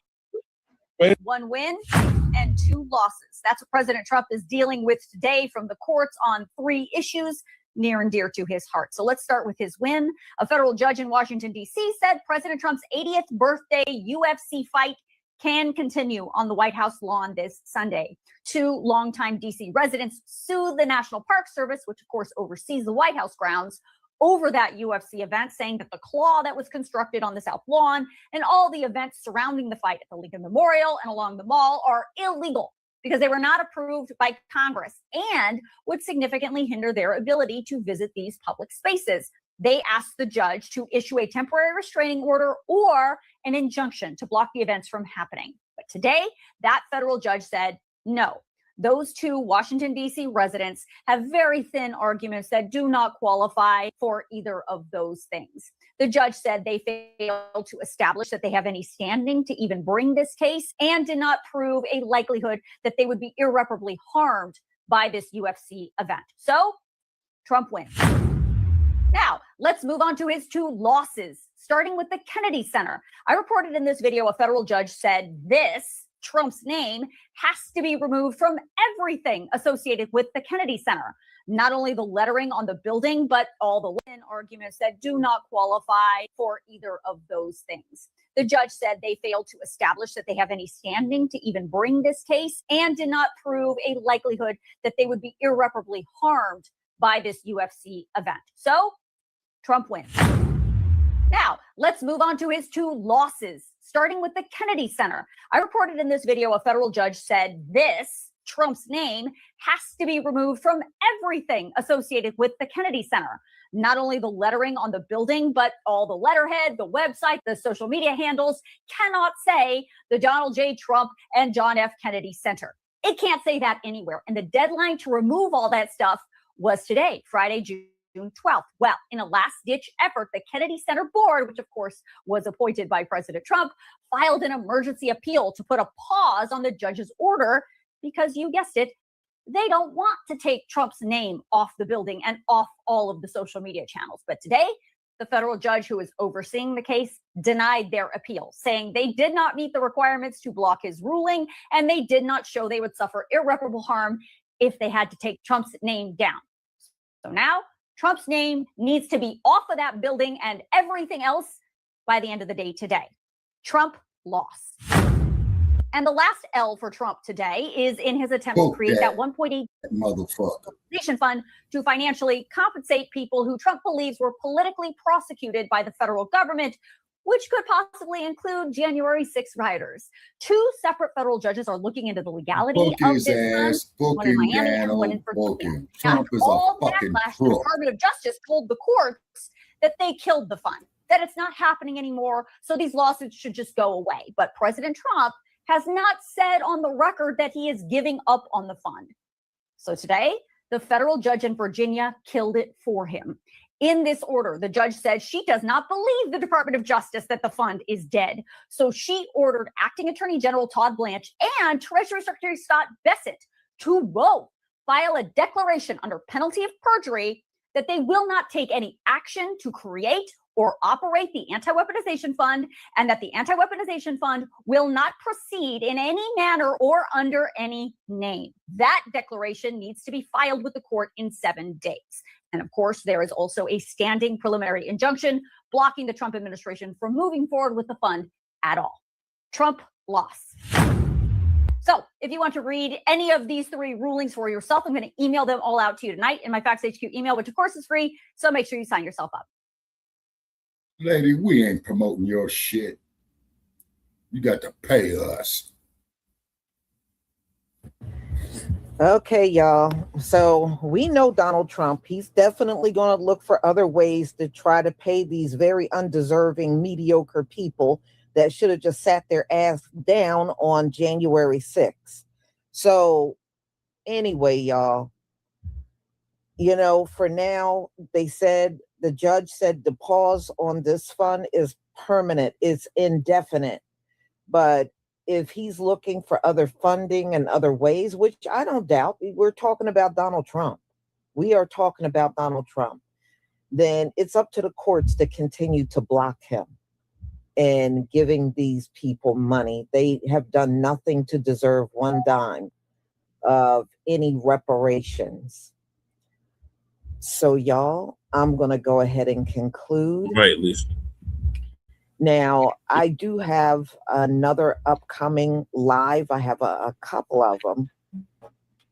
And let's see here. We have Bible study at 1:45.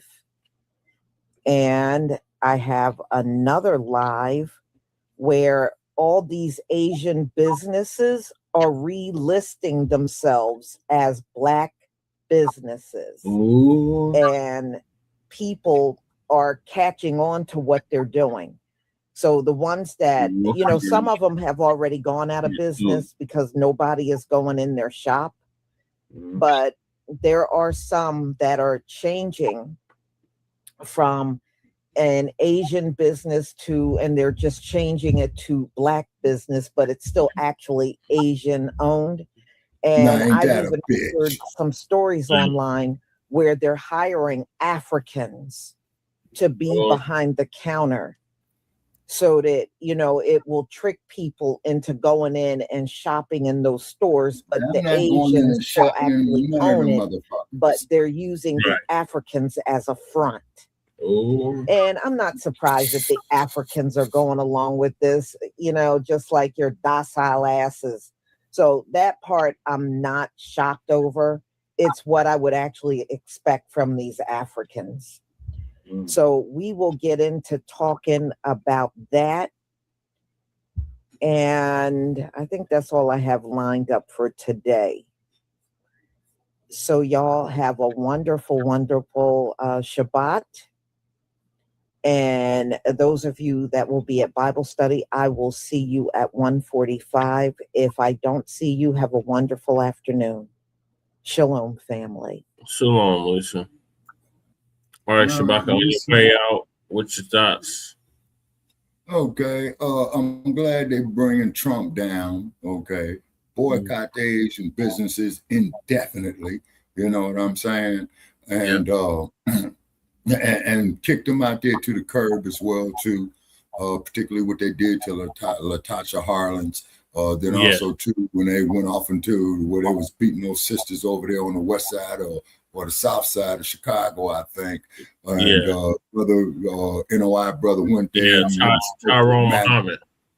Yeah, and went there and told him, hey, where's your What's up, honor bro? at? Let me tell you about this. Because I'm throwing 2 cinder blocks through this motherfucker. And he did. And what the Asians do, they went did a half price sale and then had all them sisters lined up around the corner buying somebody else's dead hair. We've come a long way, Black family, but we still got a long way to go. Okay, Shabaka.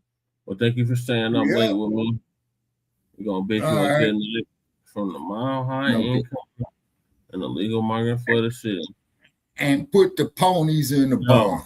Keep the Broncos at the top of the AFC West where we belong, and keep them Gators in the bottom of the hole to shit where they belong. Well, I told them to leave town and change their name already. And they ain't get the memo, Shabaka. They still there. Well, Well, I'm gonna keep putting it up on their motherfucking like page. That's for damn sure. Every fucking chance I get. And 12 motherfuckers hit the like button on it. You know what I'm saying? Mm-hmm.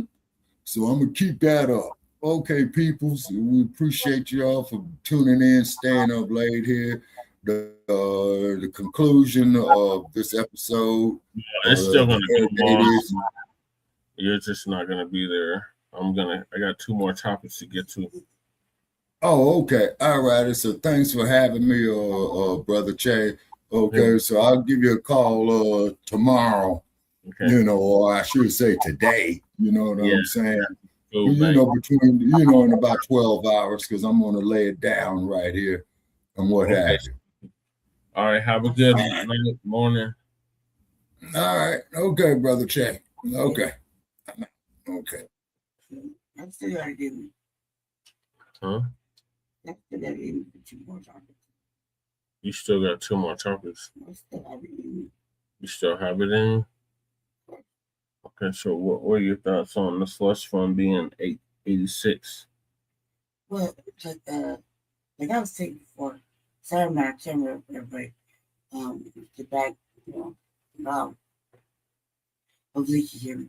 Yeah. Like I was saying before, I said a little shit, but as soon as we figure out, like, oh, he gonna be giving this money out, he just did a good valid reason. Mm-hmm. Us as FBA, and I swear, I mean, just the correlation of it all is kind of funny to me, because here he bragging that he got the shit out, and he made it little, like, it's like it's his money, and he has it. You know what I mean? So it's like, if it's his money, and he wanted his money, because they shouldn't have leaked his shit out, right? Yeah.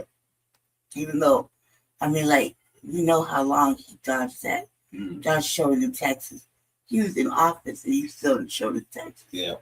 Right? So when they finally let that shit out, it was pretty funny, but it was big. So he was getting that money, was like, well, felt accomplished. So he wanted to do this little, what they call a slush fund. I was like, well, it's his money. Can't he do whatever fuck he want to do? Yeah. And, Musk was just not having that little thing right there. But I was like, can't he just do whatever he wanted to do? Yeah. And it was like, like whatever. I said, so we started looking into it once we figured out the parameters of it all, right? Mm-hmm. We started looking into it. And what happened? What happened? As soon as we started really trying to figure out that, oh shit, FBA, has been a victim too. Mm-hmm. Then they take it away. Yeah. Right. So they said, no, I was like, oh, this because they dropped it because we're looking into it. Yeah. We're looking into how we can get our little FBA hands on the shit. Right. Right? We got our hands out clapping like Birdman. Yeah. They want to hear it. So then we went through a trial again, because now we get closer to when we're scheming. We try to figure it all out. Right? Now you get closer, and then all of a sudden you hear they ban that shit forever. Yeah. Forever. So Ever. I don't think it had anything to really do with the Chan Sixers. I think it had everything to do with our little FBA eyes, or the FBA eyes and hands, like Birdman, thinking we're gonna get a little taste of, some billions. Yeah. You hear me? I mean, we've been victims since victims of the government since before, the time. And this was like this place. It's like, nah. Yeah. Now they're looking at it too hard. That's what I think happened. Okay, Lady Che. So we're gonna move on to the next topic, and that is the Natasha doll. Oh. So Lisa gonna give us an update on that.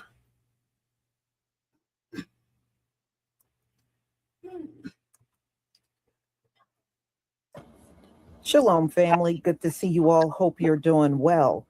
We're going to talk about this Natasha doll because it has an origin, a sad one, actually. And you'll find out where that comes from. For years, Chinese people, especially the ones that are social media creators, have literally been flying to Africa and they film themselves abusing the African babies and children. Yeah. This has gone on for years. If Africa wanted to, they could stop these people from coming there. Yeah. If they don't have no real business being in Africa, you can turn their butts around and send them home. It's not hard to find out whether somebody's on social media or not. And every time you see this happen, I've seen some of the videos in the entirety, and y'all, it is disgusting. Yeah, I can feel a whole bunch of that. The Chinese people do not see those African babies as human. Y'all, they knock them down. If a little child is riding a bike, they'll knock the child off the bike, film the whole thing.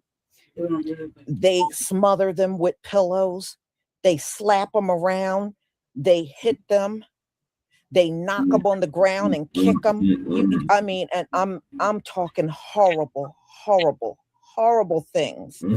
And instead of, when they got them, they'll grab them by their upper arm and hold them that way, you know, just hold, or they'll have two toddlers and holding them both up by their upper arms, you know, like you could pull their arm out of the socket doing that. It is, let me tell you, it is the most heinous thing ever. And there never seem, my question, where are the African adults? Right. Where are you? Y'all never seem to show up when they are filming all of this stuff. No adult African ever shows up. Which tells me you hand these children over to these Chinese people and y'all don't care what happens. These children are, when you see this, y'all, the children are clearly traumatized. How the hell do you let these people have these children unsupervised? This is 100% Africa's fault. And you Africans on social media, all you do is spend your whole existence talking about FBA. How come y'all, none of y'all are talking about these Chinese people that are flying there for the sole purpose of filming themselves abusing the children? How come y'all don't talk about that? Right, Lisa. Y'all never talk about it. All you want to do is talk about us and call us akatas and jurors and all kinds. You will do that all day long. But y'all don't say not one disparaging thing about what these Chinese people are doing to the African children. Get on, Lisa. But see, y'all don't care about your kids anyway. That's why y'all got orphanages all over Africa. All over Africa, everywhere. They got orphanages everywhere. But they come here to this country talking about single mothers. Yeah, well, at least that mother is there for their child. Right. If a child is stuck in an orphanage, that means the mother and the father don't give a crap about that child. Yeah. Go ahead, Lisa. We may not be perfect, but one thing we don't have is a problem with Chinese people abuse. You best believe they wouldn't dare fly their asses over here to do. They wouldn't dare do it. All right. But they do it to y'all because you're docile. And obviously it's easy for them to get a hold of them children unsupervised. I had no idea that like for reals. Yeah. And it has gone on for a long time. This didn't just start happening. So when you see them taking that Natasha doll and stretching it and bending it and beating it up and pounding on the head and all that stuff, This is what they do to the African children. That's where that doll originated from. Mm. That doll originated from the abuse they have done to African children. That's where that doll comes from. Oh, wow. And you know what? You know the Africans are docile. An African man can show up 1 minute late for work, and some Chinese man will pull some damn tree branch out and beat the heck out of him. Yeah. Y'all don't even stand up to these people. You ever seen the videos of them beating up? But you got a problem with FBA, though. Your problem is with FBA. That's what I don't think it is. We don't come over. I just didn't know into Africa and harm your babies. We don't do that. A lot of times our people are just looking for a nice place to go over in Africa, or they're looking for a place to live. They want to stay there, but they don't come on that land and try to sneak off with the children just to abuse them and film them. Right. Y'all, I was reading those type of videos. It brings in a lot of money. That's why they do it. They said them Chinese people can't get enough of those videos where they're abusing those African children. They watch it as a form of entertainment. It's sick. I remember back in the day, you said it's sick. Violent smut video. But these folks got the nerve to come over here and disrespect us more than anyone else. We ain't done nothing like that to none of you. Right. That's right. But they don't have not one disparaging thing to say about these Chinese people that are over there doing that mess in Africa. And they're doing it right on your damn soil. And you're not doing nothing about it. Nothing. We forget them. You should be ashamed of yourself. I feel you, Lisa. It's pissed off. You let them say another disparaging thing about us. Y'all bring this mess up when they're in there on these lives talking about, FBA, FBA, FBA. No, you bring this shit up about what the Chinese are doing to their babies right on their damn soil. Bring it up. They're not doing a damn thing about it. They do that. Like, it's not their country, it's the Africans. Africans are allowing that shit. All right, let me show you. So now you know where that Natasha doll came from. It came out of something they have been doing for years over in Africa. That's where it comes from. But the Africans welcome them with open arms. All right, y'all, give me a 1 if you can see my screen. Give me a 1 if you can see my screen.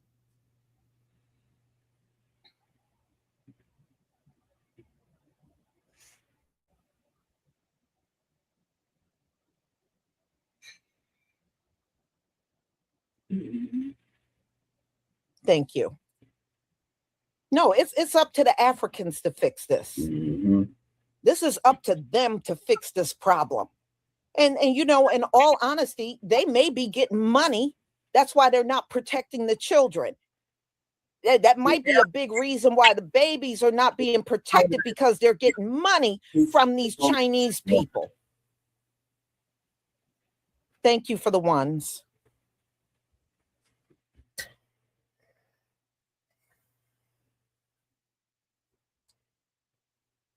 21st century, people can do videos like this. You know, there's some Chinese people who really come to Africa to make videos, just exploiting kids, exploiting less privileged. Despite the debate in China, the industry continues to grow. The most popular videos get millions of views. Some are even used by celebrities like Joker Xue, a huge pop star in China, to feature on the big screen as part of stadium concerts. This guy has 56 million followers on Weibo, a site like Twitter. That's the context in which this clip, the low IQ video, exists. But despite all the heat and fury this clip generated at the time, no one was ever able to figure out who made it. That just goes exploits other countries. That did exploits other countries. Now, what this person did, they flew into Africa and had these children repeat things in Chinese that they didn't even know what they were saying.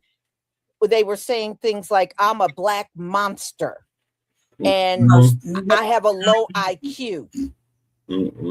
And this person was showing this on the big screen up in China and have made millions of dollars off of these videos because they said the Chinese can't get enough of it. They watch the hell out of these abuse videos. No. It's sick.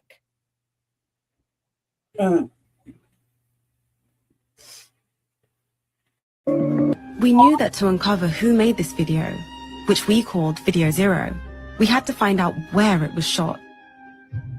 I'd already found video operations of this kind running in lots of African countries, but one of the first journalists to report on the low IQ video had been told, by good sources, that it was filmed in Malawi. So we started the painstaking process of downloading and logging hundreds of videos from across Chinese social media that featured similar things.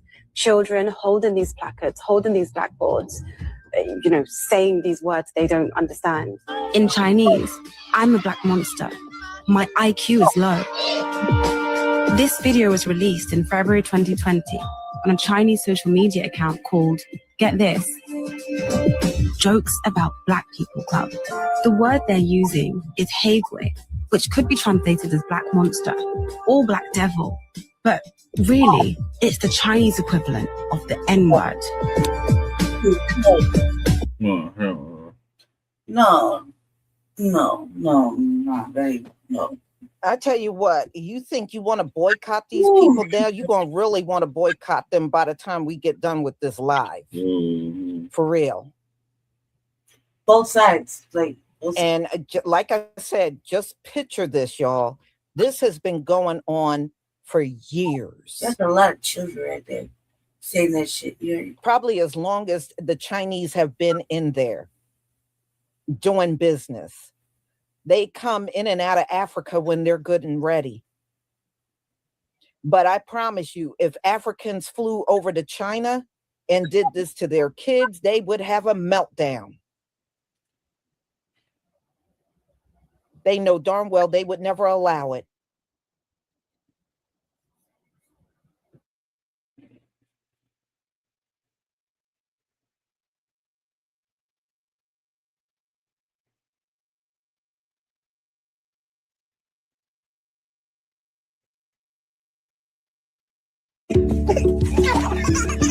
This is what happens when anti-blackness is normalized in our communities. When you're teaching children that it's acceptable to slap, throw around, mock, or dehumanize dolls that are meant to represent Black children, you're desensitizing them to the dehumanization, brutalization, and mistreatment of Black children and Black people as a whole. You're reinforcing the idea that Black people are objects rather than human beings deserving of dignity, humanity, and respect. Watching those babies and children cry was truly heartbreaking because we're no longer talking about dolls. We're talking about real children being humiliated, exploited, and dehumanized. And unfortunately, this isn't new. The exploitation of African children has been happening for years. Y'all, see, this is why I wanted you to see this. Because the Chinese people have taken this to another level. Let me just say this. The Natasha doll, it's horrible. But see, this stuff gets even worse. Now Chinese people are adopting or paying for Black children. They're getting actual Black babies out of Africa. So it has gone beyond a doll. And who knows what's happening to these babies over in China. They are getting live babies. Live babies. and taking them, and you'll see that some of that is also in what I'm showing you. And they're getting them over in China, and those babies are so young, they can't tell you what's going on with them. It's no telling how badly things are for them over in China. They don't have nobody to turn to. And Africa, y'all need to put a ban on Chinese people taking your babies. You did it for some of the Europeans. You need to do it for these Asians too. You need to put a ban on them taking your children out of the country and into China, and you don't know what's happening to them babies. If they're going to pound on a doll, you can imagine what's happening to the actual babies that are there. But yes, they are now grabbing the babies up and taking them back to China, y'all. Those babies are not safe. They're not safe.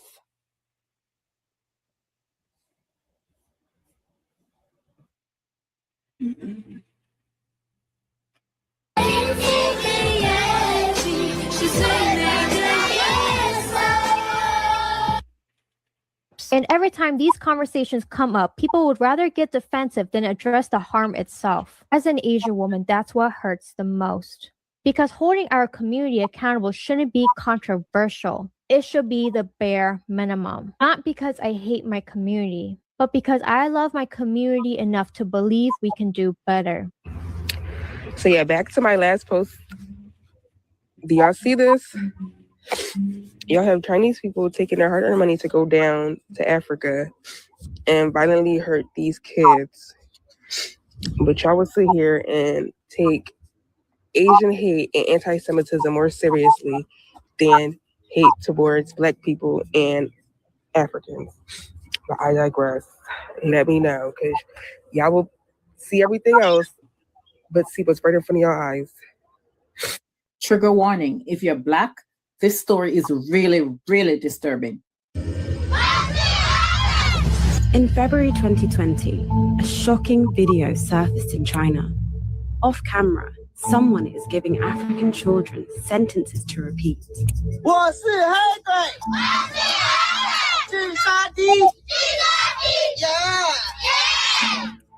It was posted on a Chinese social media account called, get this, Jokes About Black People Club.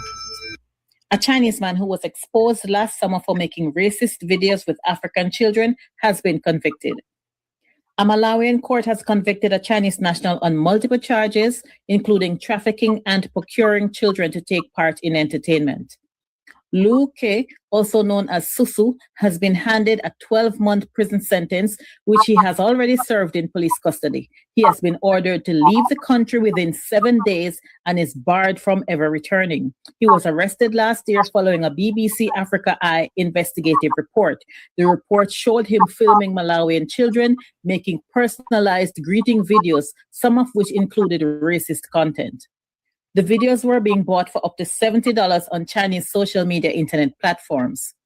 When news of his offensive videos broke, he fled to neighboring Zambia as Malawian authorities issued a warrant of arrest against him. He was arrested and convicted of entering the country illegally and was then extradited to Malawi. He was denied bail and has been in police custody until his sentencing on Thursday.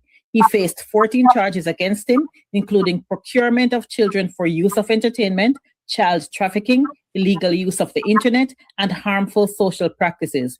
Lu Ke denied making derogatory videos. In his defense, the court was told he had already paid 16 million Malawian, I don't know how we pronounce that, $16,000, which is 12,500 pounds, to the government to compensate his victims and for social responsibility activities in the community.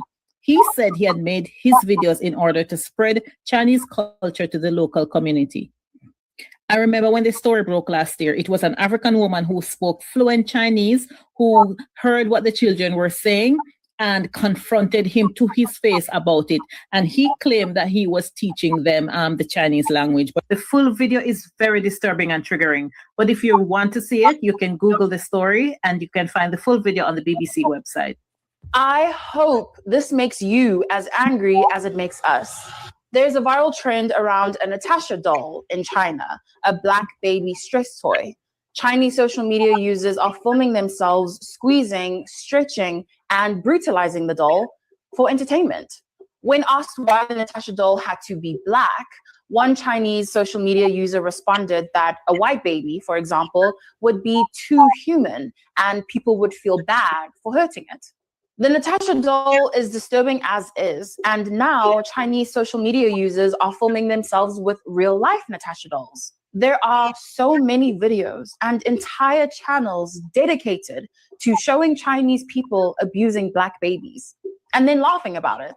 Content creator Shalom M took a deep dive on the many ways in which Chinese social media has created an entire market for abusing, harassing, and dehumanizing African children on camera. She mentions how the BBC did an entire documentary on a Chinese man who was living in Malawi and filming children without the consent of their parents and selling those videos to said Chinese market.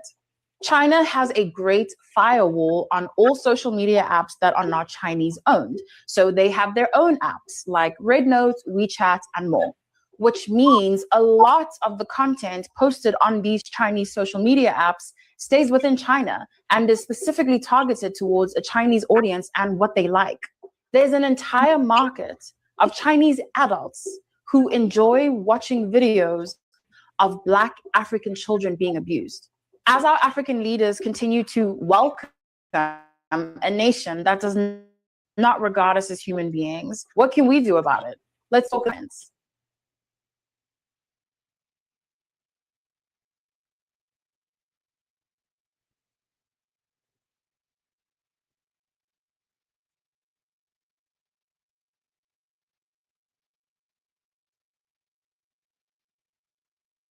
Where are you at? So this is in. Oh. Super fun for stress relief. Perfect small gift. Tap the link below to get Here we yours go. now, lah. ナターシャ、アフリカベビーのスクイーズ人形。中国版 TikTok では洋服を着せたりメイクをしたり、まるで本物の赤ちゃんみたいに遊んでる動画が大量に出てきます。これが流行った理由からの雑扱いの様子を更新。投げられたり、スープかけられたり、風船につけられて放たれる。このストーリー性のある動画がバズって、今中国ではナターシャを使った動画が。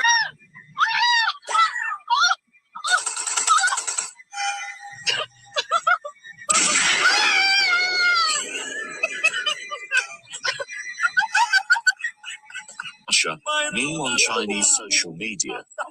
So on Red Note and Diane, there is a trend of memes surrounding this stress toy people call Natasha. As part of this trend, people do obscene, cruel, and odd things to this doll as you see in the video, and it's super popular and people call it hilarious. I personally have an uncomfortable pit in the stomach when I see these videos. These stress toys come in various colors, even pink for trend specific chooses. This particular one.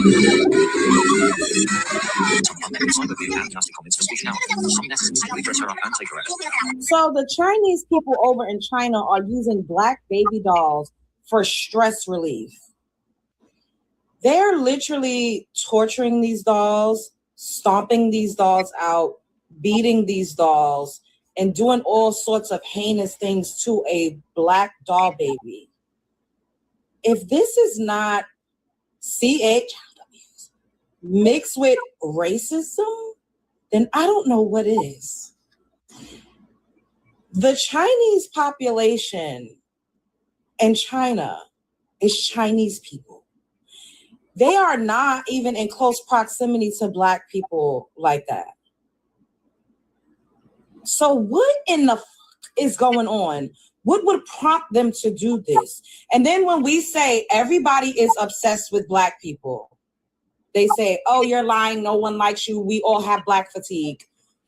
When we say people are delusional and it is nothing but pure projection, when they talk about how we operate through the world and how we treat people and how we're dangerous and how we're a threat to society, when it's literally the people that are pointing the finger, three are pointing back at them. Because what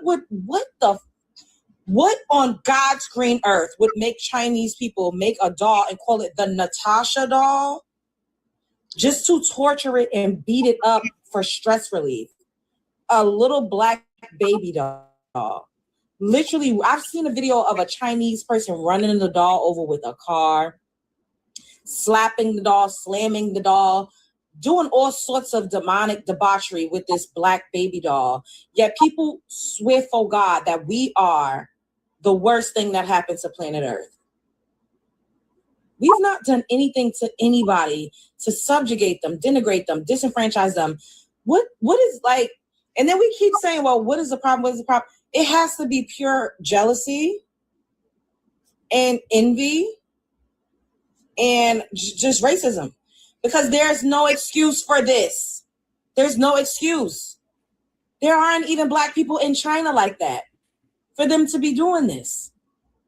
Globally, everyone has an issue with black people. And then you'll be like, oh, well, if everybody has an issue, then maybe you're the problem. No, maybe we are the source. It got to be jealousy. It has to be, because what else is the reason for this? And just blatant racism. They are not even in proximity to black people like that in China. Yet they're taking delight in torturing a black baby doll. Let that sink in. What do y'all think about this? Sound off in the comments below, because this is just like spread of the Brooklyn way. Like, child, everybody globally has a gripe with black people, and particularly black Americans, because the name Natasha, that's a black American name. Like, they're not named Natasha over on the continent. You don't hear too many Natashas in South America or in the Caribbean. That sounds like a black American's name. This is crazy. You should not be legally allowed to buy these Natasha dolls for the purposes that you people are buying them for. I feel genuinely sick to my stomach. I wish I never found out. That is a fucking baby, bro.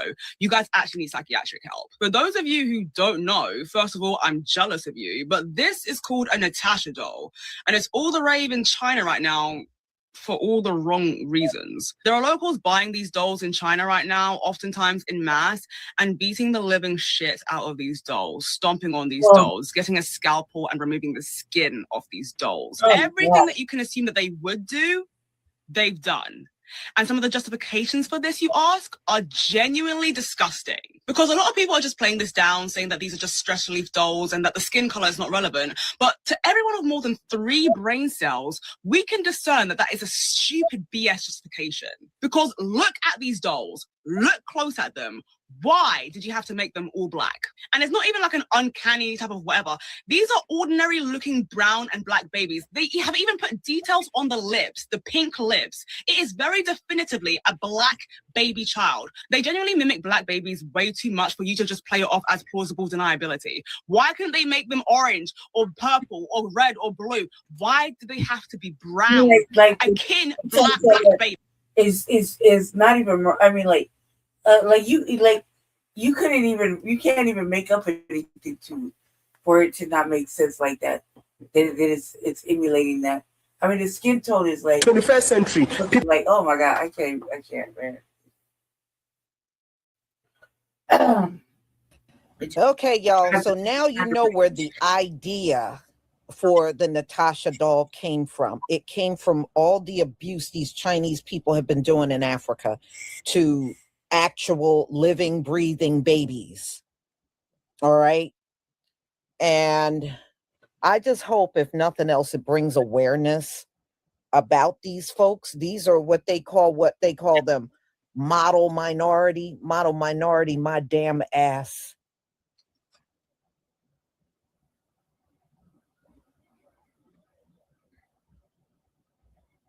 Mm-hmm. It's not a one-off, huh? It's just that. Oh yeah, definitely. No, the boycott should be permanent as far as I'm concerned.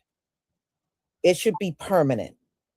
There should be no going back in these stores, around these people, and don't leave your kids around none of them. I don't care how innocent they look.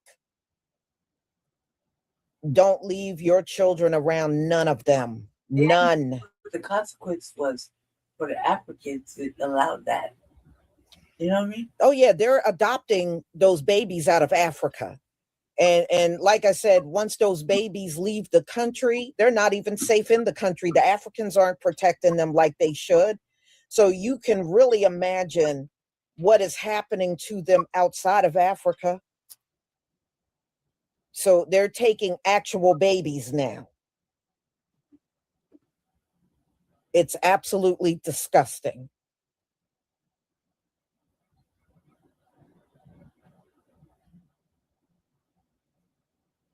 Yeah, well, it's up to, it's the African government. I don't see how you can ban Europeans and you see what these Chinese people are doing and you haven't banned them. What's the excuse for that, Africa?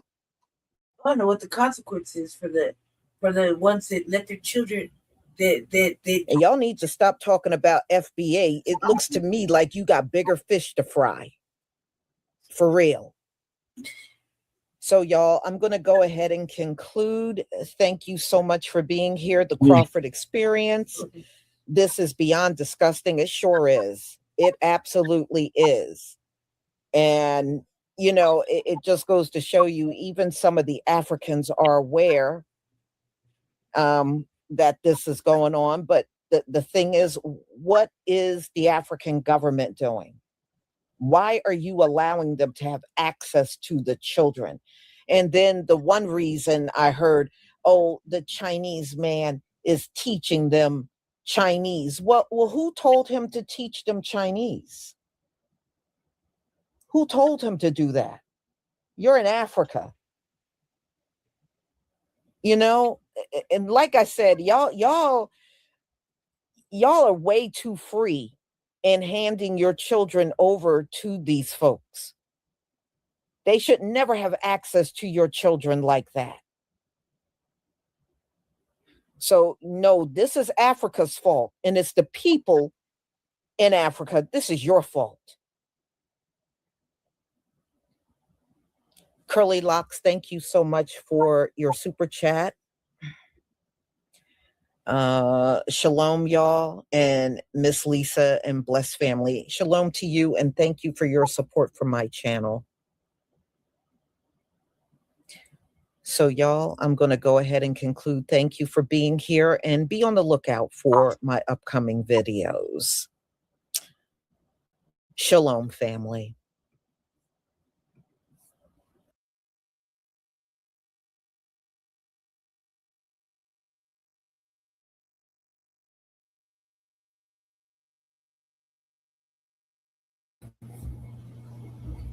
Shalom, family. Good to see you all here. Hope you're doing well.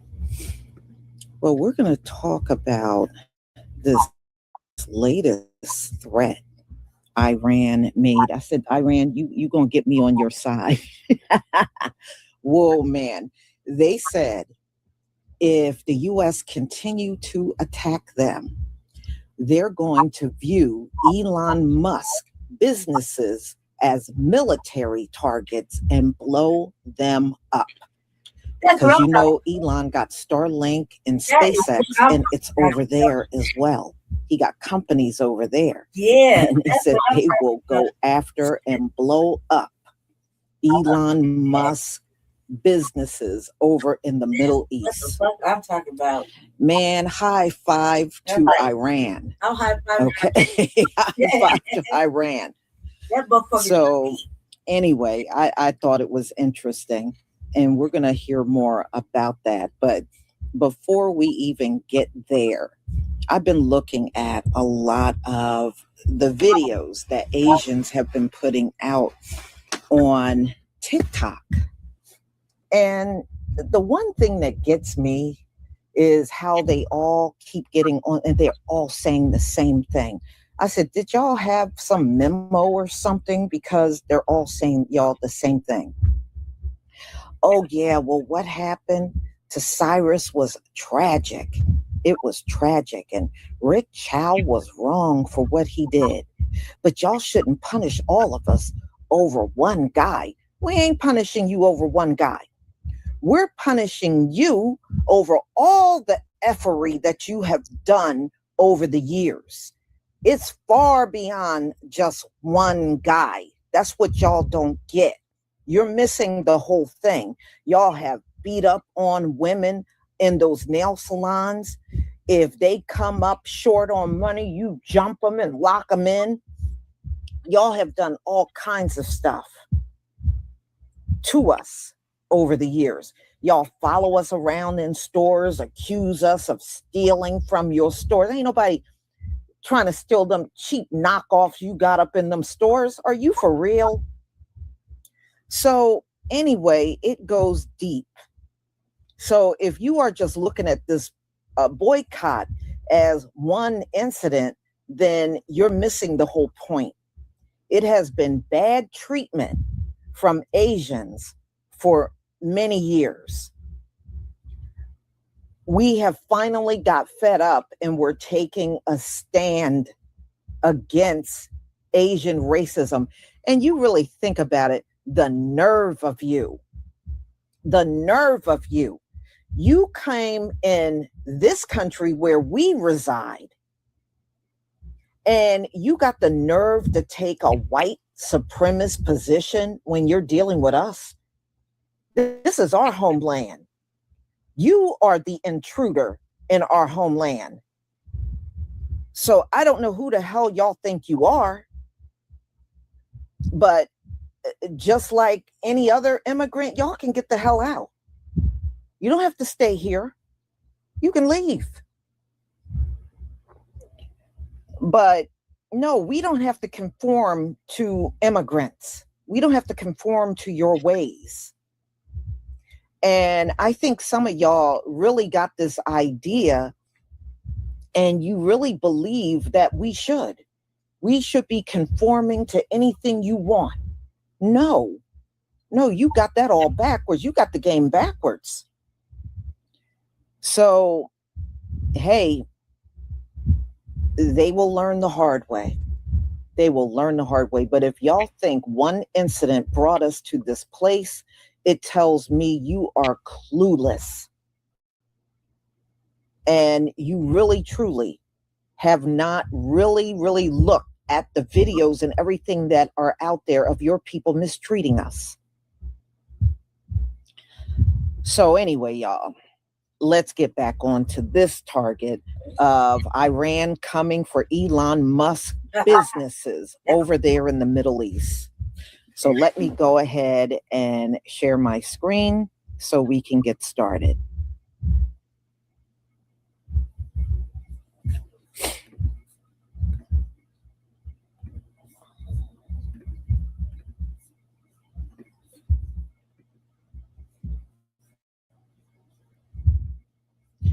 All right, y'all, please give me a 1 if you can see my screen.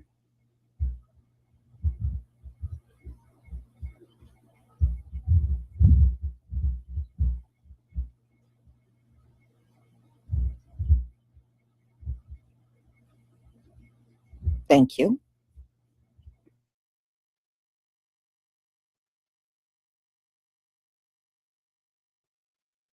Announced that Elon Musk's company's business interests, anything in the Middle East for Elon Musk is now a legitimate target that it may strike. It comes as Donald Trump is ramping up his war in Iran. So all of Elon Musk's business and economic interests, including Starlink, are now legitimate targets for Iran. Iran says we're going to add Elon Musk's businesses to our strike targets if you're going to continue striking us. Donald Trump says tonight Iran will be hit very hard. It also came as Trump suggested a possible ground invasion to seize Karg Island. Karg Island, as you may know, is Iran's oil hub. It is very oil rich. And well, to seize it, the United States would need boots on the ground to do that. So we'll see if that ends up happening. But big Iran strikes coming tonight. Iran may now start targeting Elon Musk. We'll see how that goes and how that goes in the White House too. Spread the word. Follow along to update on all the news you need to know about. There'll be much more to come very soon. You guys. So Iran now says that Elon Musk companies in their area are legitimate targets. So what they had said was, hold on, let me really tell you what they said. Fuck this, fuck that, fuck you and fuck your hat. Another new development on Iran. This one, listen up. The country's state media says all companies owned by Elon Musk in West Asia, including Arab countries and Israel, are considered as military targets. That includes Starlink ground stations in Qatar, Jordan, the UAE, and Oman, and companies in the region that are SpaceX shareholders. Again, this is just out from Iranian state media. Breaking news. Iran has warned that it could target assets linked to billionaire entrepreneur Elon Musk across the Middle East, marking a significant escalation in the already tense regional standoff. Iranian state-linked media outlets say companies connected to Musk, including SpaceX's Starlink satellite internet network and other business interests operating in the region, may now be viewed as potential military targets. The latest threat comes as tensions between Iran and the United States continue to rise following recent military exchanges and diplomatic confrontations. According to reports, Tehran accuses Starlink and other Western technology platforms of supporting activities that undermine Iran's security interests. Iranian media claims that Musk-linked economic holdings in the Middle East could be included on a broader list of targets if the conflict deepens. Starlink has long been a sensitive issue for Iranian authorities. The satellite internet service has been used by some Iranians to bypass government internet restrictions and maintain access to outside information during periods of unrest and communications blackouts. Iranian officials have repeatedly criticized the technology and have accused foreign governments of using it to influence events inside the country. Iran has just announced that if Donald Trump attacks them tonight, all of Elon Musk's companies located in the Middle East, SpaceX and others, would all be fair targets. What? Yes, if the United States attacked Iran tonight, as Donald Trump is promising, all of Elon Musk's companies located in the Middle East, such as SpaceX, would be targets.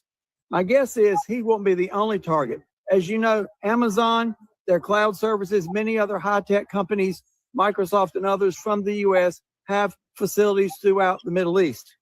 These have been under attack before, and I'm quite confident that Iran, if attacked, are already picked out these targets. They're going to be hitting them.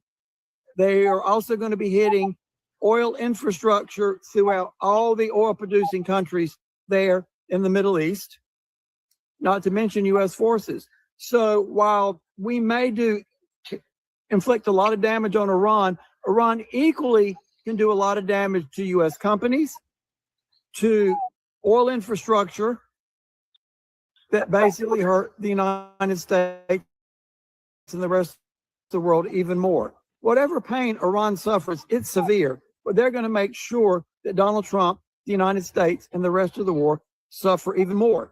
And between the two, I would say the rest of the world has suffered a lot. We haven't suffered the casualties that Iran and the Iranian people have. We haven't suffered the damages in that way, but the economic damage has been severe and it has no sign of letting up. What do you think? Should everybody de-escalate and we try to talk these things out, or more war, which usually doesn't bring many solutions? Let me know. Elon Musk, you better get all your Starlink assets out if you can. Seems like you're going to be on target tonight. Breaking news as Trump has called off U.S. airstrikes against Iran for tonight. It's Taco Thursday, guys. Trump always chickens out. He has done it again. But this comes as Iranian state media said that Iran has added Elon Musk companies to their target lists and that they would strike his companies in the Middle East should the United States move forward with these strikes. And this got Trump to back down. It worked for them. And they said they would even target Starlink ground sites within the region, something that is crucially needed right now for the United States to conduct operations. So merely a matter of several hours after Trump said they were going to hit Iran very hard tonight, he has called it off after this threat from Iran. And I thought this military in Iran was completely decimated, obliterated. It was also just this morning that Trump said that all of Iran's air defenses, missile capabilities, anti-aircraft capabilities, defensive and offensive capabilities were gone. So then why is he backing down to this threat? He always tells on himself. He always gives it away. Let me know what you guys think about this in the comments. Follow along for more, share, spread the word, and I'll see you back here for the 411. This just in, Iran is now threatening to expand their military operation in order to target Elon Musk's companies throughout the region. In a new statement released by Fars news agency, which is linked to the Iranian regime, they write, Iran has updated its bank of targets for further military operation, expanding it to all interests associated with economic holdings managed by Elon Musk in West Asia, including those located in Arab countries and the occupied territories. Essentially, what they're saying is that Elon Musk's companies like SpaceX and Starlink are being used by the United States military to target Iran, and therefore his companies are legitimate military targets. This comes after Donald Trump threatened a major ground invasion of Iran this morning, writing the United States will be hitting Iran, whose Navy, Air Force, radar, anti-aircraft, and all other forms of defense, together with most of its offensive capability, are gone very hard tonight. At some point in the not-too-distant future, we will be taking Karg Island and other oil infrastructure points and assume total control of their oil and gas markets, much like we have with Venezuela, which is working out brilliantly for both Venezuela and the United States of America. Thank you for your attention to this matter. Trump added during a Fox interview, my preference has always been to take Karg Island. I don't know that America has the stomach for it, to be honest with it. You'd make a fortune. Trump was also whining about his inability to make a deal, saying the problem is it could be the greatest deal in history. They could wave the white flag of surrender and say, praise be to Allah. And the fake news would say it was a great victory for Iran. It's the craziest thing I've ever seen. We're killing them. We're killing them. I mean, let's just be honest for a second. The man is psychopathic. He is sociopathic. This is a deranged individual. We're going to keep following what happens here and more, so make sure you're following our account and add the Midas Touch podcast right now on Apple Podcasts and Spotify and leave a 5-star review. Breaking news coming out of Iran, the USA, and South Africa. So Iran plans to target Elon Musk, SpaceX, and Starlink facilities across the Middle East. Now, for those of y'all that don't know, Elon Musk is a racist and Islamophobic man that came from South Africa, but is now naturalized as a U.S. citizen. And he is the biggest proof in the world that you can have all of the money in the world and still not be intelligent. He is the biggest proof in the world that money doesn't solve your internal problems, right? Like racism, like Islamophobia.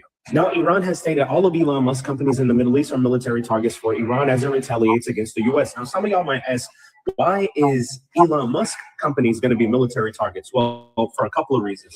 First of all, Iran sees Elon Musk and his company as helping the United States to damage and destroy parts of Iran. The second reason came back from January. So as y'all know, in Iran, there were valid economic protests that were hijacked by foreign actors, right? And when Iran shut down the internet so that they could contain the situation and catch the people that were causing chaos in the region, Elon Musk threw up Starlink, allowing those evil foreign actors to communicate with each other to cause more harm and damage on the society. Yes, Elon Musk has blood on his hands. What did you expect from a man that's Islamophobic, right? Now, the targets include a regional Starlink ground station, and the report came around the same time that President DJT said he was going to attack Iran again for the second night in a row, even though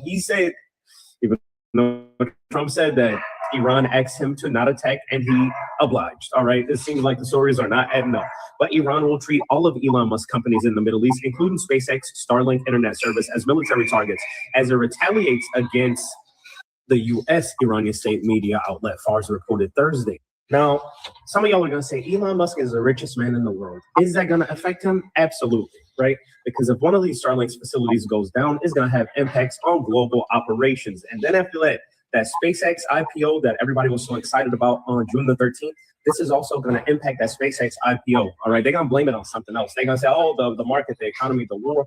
But this is definitely going to negatively impact that SpaceX IPO.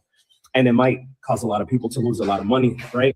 I personally think whatever happens to Elon Musk, due to the situation, he has it coming. Number one, you don't disrespect the sovereignty of a people. And number two, why would you be racist and why would you be Islamophobic, right? I have no love for Elon Musk, and I hope that he gets what he deserves. But let me know what y'all think. It is 11:41 p.m., June 11, 2026. Follow me for more updates, breaking news, think pieces, and beyond. Iran has announced that Elon Musk's company's business interests, anything in the Middle East for Elon Musk, is now a legitimate target that it may strike. It comes as Donald Trump is ramping up his war in Iran. So all of Elon Musk's business and economic interests, including Starlink, are now legitimate targets for Iran. Iran says we're going to add Elon Musk's businesses to our strike targets if you're going to continue striking us. Donald Trump says tonight Iran will be hit very hard. It also came as Trump suggested a possible ground invasion to seize Karg Island. Karg Island, as you may know, is Iran's oil hub. It is very oil rich. And well, to seize it, the United States would need boots on the ground to do that. So we'll see if that ends up happening. But big Iran strikes coming tonight. The situation is fluid with periods of strikes, retaliations, ceasefire talks, and threats. Oil prices, Strait of Hormuz navigation, and regional stability are directly impacted. Starlink's role military adjacent use via Starshield distinctions. Smuggling to bypass blackouts has made it a flashpoint.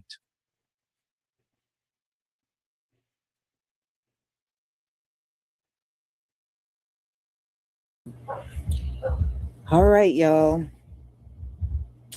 We'll see if they make good. Iran has been pretty good at keeping their word when they say they're going to do something. But let's see if they keep their word and actually blow up Elon's companies over there. Oh, man. You know I'm showing that on live stream. So anyway,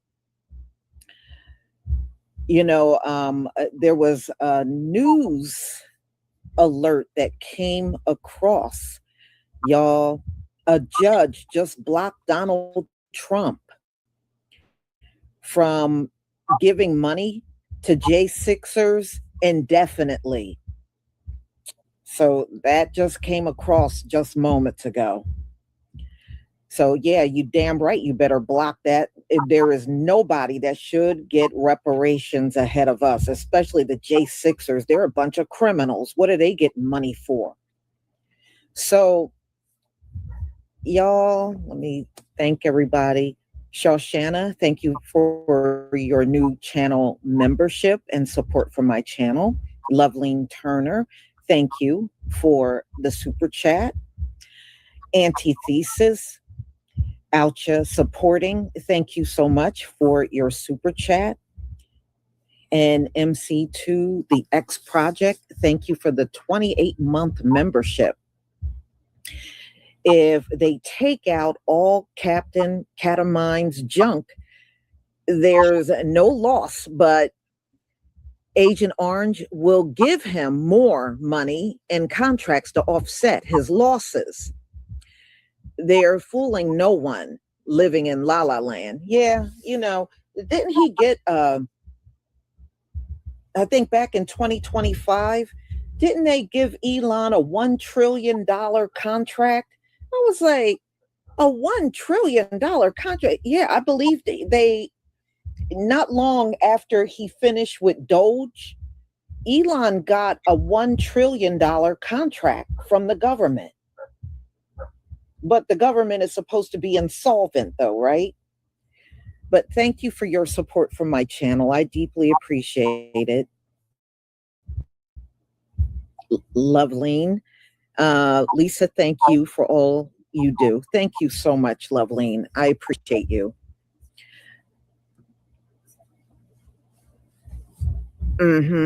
No, he really did. In fact, I'm gonna go look for it because I'm positive I saw it.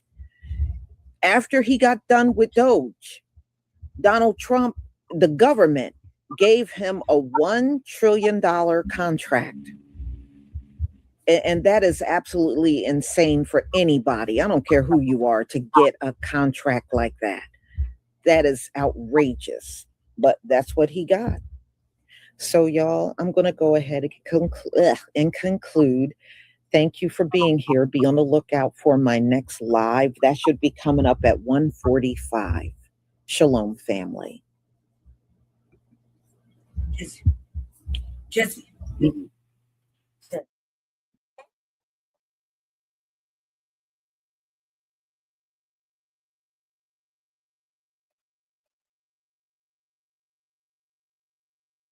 Drew Anthony, Kayla, you're cowards. You wouldn't even show up for your son's sentencing.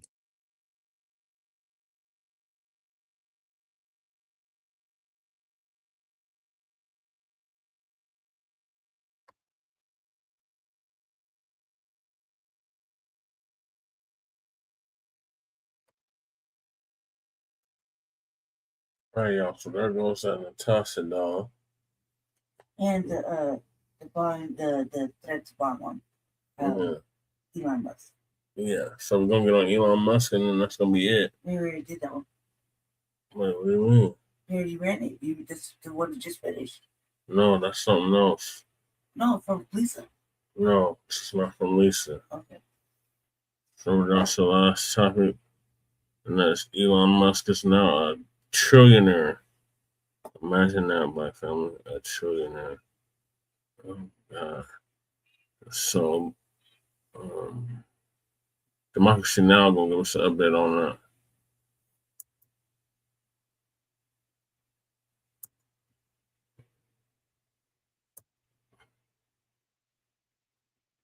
Fight the power.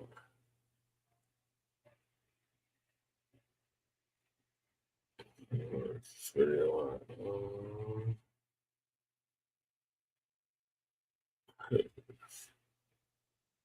Oh, I guess it is Lisa. Oh, I stand corrected. Okay, so then we're Oh done. no, she said about Iran.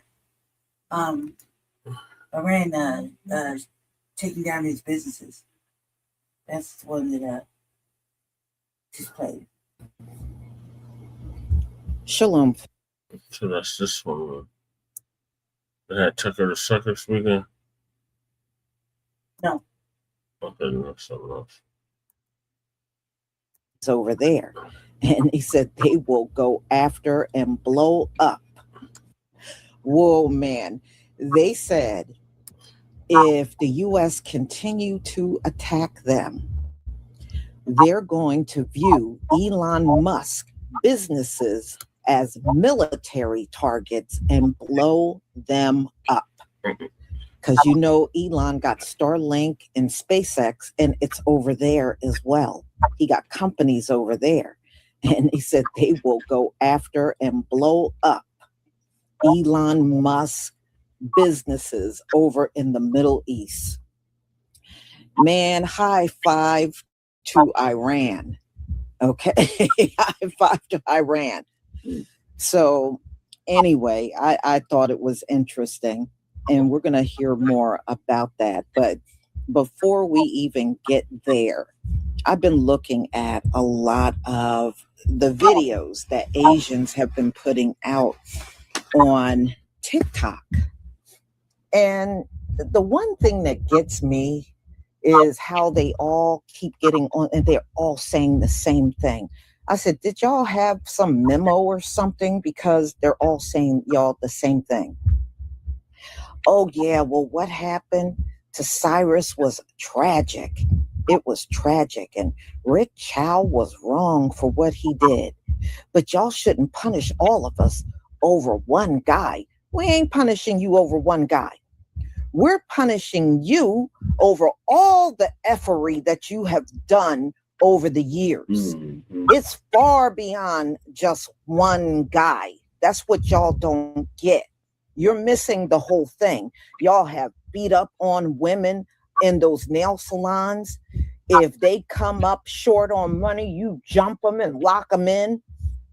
Y'all have done all kinds of stuff to us over the years. Y'all follow us around in stores, accuse us of stealing from your stores. Ain't nobody trying to steal them cheap knockoffs you got up in them stores. Are you for real? So anyway, it goes deep. So if you are just looking at this boycott as one incident, then you're missing the whole point. It has been bad treatment from Asians for many years. We have finally got fed up and we're taking a stand against Asian racism. And you really think about it, the nerve of you, you came in this country where we reside and you got the nerve to take a white supremacist position when you're dealing with us. This is our homeland. You are the intruder in our homeland. So I don't know who the hell y'all think you are, but just like any other immigrant, y'all can get the hell out. You don't have to stay here. You can leave. But no, we don't have to conform to immigrants. We don't have to conform to your ways. And I think some of y'all really got this idea and you really believe that we should be conforming to anything you want. No, you got that all backwards. You got the game backwards. So, hey, they will learn the hard way. They will learn the hard way. But if y'all think one incident brought us to this place, it tells me you are clueless. and you really, truly have not really looked at the videos and everything that are out there of your people mistreating us. So anyway, y'all, let's get back on to this target of Iran coming for Elon Musk businesses over there in the Middle East. So let me go ahead and share my screen so we can get started.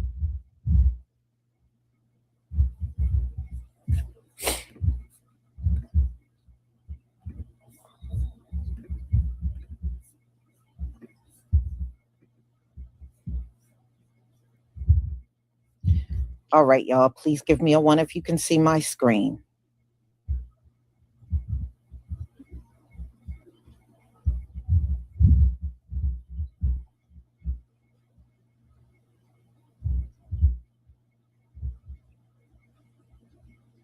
Thank you.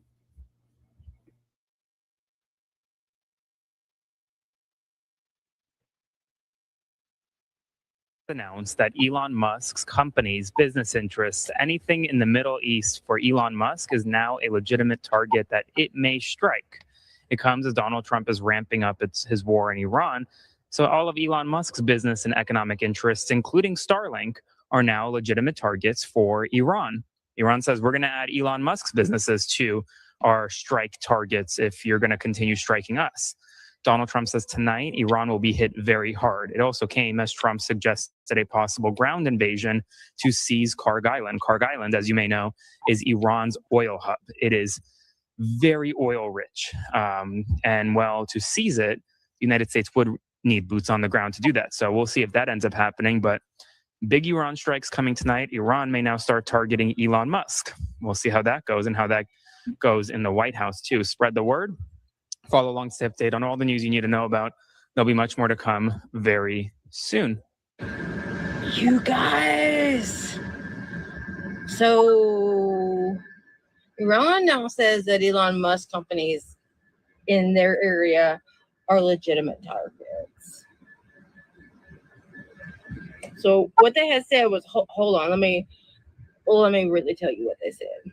Fuck this, fuck that, fuck you and fuck your hat. Another new development on Iran. This one, listen up. The country's state media says all companies owned by Elon Musk in West Asia, including Arab countries and Israel, are considered as military targets. That includes Starlink ground stations in Qatar, Jordan, the UAE, and Oman, and companies in the region that are SpaceX shareholders. Again, this is just out from Iranian state media. Breaking news. Iran has warned that it could target assets linked to billionaire entrepreneur Elon Musk across the Middle East, marking a significant escalation in the already tense regional standoff. Iranian state-linked media outlets say companies connected to Musk, including SpaceX's Starlink satellite internet network and other business interests operating in the region, may now be viewed as potential military targets. The latest threat comes as tensions between Iran and the United States continue to rise, following recent military exchanges and diplomatic confrontations. According to reports, Tehran accuses Starlink and other Western technology platforms of supporting activities that undermine Iran's security interests. Iranian media claims that Musk-linked economic holdings in the Middle East could be included on a broader list of targets if the conflict deepens. Starlink has long been a sensitive issue for Iranian authorities. The satellite internet service has been used by some Iranians to bypass government internet restrictions and maintain access to outside information during periods of unrest and communications blackouts. Iranian officials have repeatedly criticized the technology and have accused foreign governments of using it to influence events inside the country. Iran has just announced that if Donald Trump attacks them tonight, all of Elon Musk's companies located in the Middle East, SpaceX and others, would all be fair targets. Yes, if the United States attack Iran tonight, as Donald Trump is promising, all of Elon Musk companies located in the Middle East, such as SpaceX, would be targets. My guess is he won't be the only target. As you know, Amazon, their cloud services, many other high-tech companies, Microsoft and others from the U.S. have facilities throughout the Middle East. These have been under attack before, and I'm quite confident that Iran, if attacked, already picked out these targets. They're going to be hitting them. They are also going to be hitting oil infrastructure throughout all the oil producing countries there in the Middle East, not to mention U.S. forces. So while we may inflict a lot of damage on Iran, Iran equally can do a lot of damage to U.S. companies, to oil infrastructure that basically hurt the United States and the rest of the world even more. Whatever pain Iran suffers, it's severe, but they're going to make sure that Donald Trump, the United States, and the rest of the world suffer even more. And between the two, I would say the rest of the world has suffered a lot. We haven't suffered the casualties that Iran and the Iranian people have. We haven't suffered the damages in that way, but the economic damage has been severe and it has no sign of letting up. What do you think? Should everybody de-escalate and we try to talk these things out, or more war, which usually doesn't bring many solutions? Let me know. Elon Musk, you better get all your Starlink assets out if you can. Seems like you're going to be on target tonight. Breaking news as Trump has called off U.S. airstrikes against Iran for tonight. It's Taco Thursday, guys. Trump always chickens out. He has done it again. But this comes as Iranian state media said that Iran has added Elon Musk companies to their target list and that they would strike his companies in the Middle East should the United States move forward with these strikes. And this got Trump to back down. It worked for them. And they said they would even target Starlink ground sites within the region, something that is crucially needed right now for the United States to conduct operations. So merely a matter of several hours after Trump said they were going to hit Iran very hard tonight, he has called it off after this threat from Iran. And I thought this military in Iran was completely decimated, obliterated. It was also just this morning that Trump said that all of Iran's air defenses, missile capabilities, anti-aircraft capabilities, defensive and offensive capabilities were gone. So then why is he backing down to this threat? He always tells on himself. He always gives it away. Let me know what you guys think about this in the comments. Follow along for more, share, spread the word, and I'll see you back here for the 411. This just in, Iran is now threatening to expand their military operation in order to target Elon Musk's companies throughout the region. In a new statement released by Fars news agency, which is linked to the Iranian regime, they write, Iran has updated its bank of targets for further military operation, expanding it to all interests associated with economic holdings managed by Elon Musk in West Asia, including those located in Arab countries and the occupied territories. Essentially, what they're saying is that Elon Musk's companies like SpaceX and Starlink are being used by the United States military to target Iran. Therefore, his companies are legitimate military targets. This comes after Donald Trump threatened a major ground invasion of Iran this morning, writing the United States will be hitting Iran, whose Navy, Air Force, radar, anti-aircraft, and all other forms of defense, together with most of its offensive capability, are gone very hard tonight. At some point in the not-too-distant future, we will be taking Karg Island and other oil infrastructure points and assume total control of their oil and gas markets, much like we have with Venezuela, which is working out brilliantly for both Venezuela and the United States of America. Thank you for your attention to this matter. Trump added during a Fox interview, my preference has always been to take Karg Island. I don't know that America has the stomach for it. To be honest with it, you'd make a fortune. Trump was also whining about his inability to make a deal, saying the problem is it could be the greatest deal in history. They could wave the white flag of surrender and say, praise be to Allah. And the fake news would say it was a great victory for Iran. It's the craziest thing I've ever seen. We're killing them. We're killing them. I mean, let's just be honest for a second. The man is psychopathic. He is sociopathic. This is a deranged individual. We're going to keep following what happens here and more, so make sure you're following our account and add the Midas Touch podcast right now on Apple Podcasts and Spotify and leave a 5-star review. Breaking news coming out of Iran, the USA, and South Africa. So Iran plans to target Elon Musk, SpaceX, and Starlink facilities across the Middle East. Now, for those of y'all that don't know, Elon Musk is a racist and Islamophobic man that came from South Africa, but is now naturalized as a U.S. citizen. And he is the biggest proof in the world that you can have all of the money in the world and still not be intelligent. He is the biggest proof in the world that money doesn't solve your internal problems, right? Like racism, like Islamophobia. Now, Iran has stated all of Elon Musk companies in the Middle East are military targets for Iran as it retaliates against the U.S. Now, some of y'all might ask, why is Elon Musk companies going to be military targets? Well, for a couple of reasons. First of all, Iran see Elon Musk and his company as helping the United States to damage and destroy parts of Iran.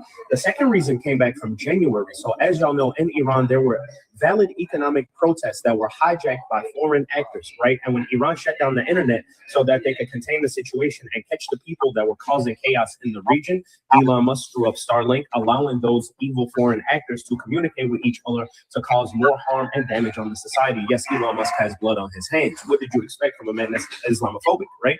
Now, the targets include a regional Starlink ground station, and the report came around the same time that President DJT said he was going to attack Iran again for the second night in a row, even though Trump said that Iran asked him to not attack and he obliged. All right, it seems like the stories are not adding up. But Iran will treat all of Elon Musk companies in the Middle East, including SpaceX, Starlink internet service, as military targets as it retaliates against the U.S. Iranian state media outlet Fars reported Thursday. Now, some of y'all are going to say Elon Musk is the richest man in the world. Is that going to affect him? Absolutely, right? Because if one of these Starlink facilities goes down, it's going to have impacts on global operations. And then after that, that SpaceX IPO that everybody was so excited about on June the 13th, this is also going to impact that SpaceX IPO. All right, they're going to blame it on something else. They're going to say, oh, the market, the economy, the war. But this is definitely going to negatively impact that SpaceX IPO. And it might cause a lot of people to lose a lot of money, right? I personally think whatever happens to Elon Musk due to the situation, he has it coming. Number one, you don't disrespect the sovereignty of a people. And number two, why would you be racist and why would you be Islamophobic, right? I have no love for Elon Musk and I hope that he gets what he deserves. But let me know what y'all think. It is 11:41 p.m., June 11, 2026. Follow me for more updates, breaking news, think pieces, and beyond. Iran has announced that Elon Musk's company's business interests, anything in the Middle East for Elon Musk, is now a legitimate target that it may strike. It comes as Donald Trump is ramping up his war in Iran. So all of Elon Musk's business and economic interests, including Starlink, are now legitimate targets for Iran. Iran says we're going to add Elon Musk's businesses to our strike targets if you're going to continue striking us. Donald Trump says tonight Iran will be hit very hard. It also came as Trump suggested a possible ground invasion to seize Karg Island. Karg Island, as you may know, is Iran's oil hub. It is very oil rich. To seize it, the United States would need boots on the ground to do that. So we'll see if that ends up happening. But big Iran strikes coming tonight. The situation is fluid with periods of strikes, retaliations, ceasefire talks, and threats. Oil prices, Strait of Hormuz navigation, and regional stability are directly impacted. Starlink's role military adjacent use via Starshield distinctions. Smuggling to bypass blackouts has made it a flashpoint.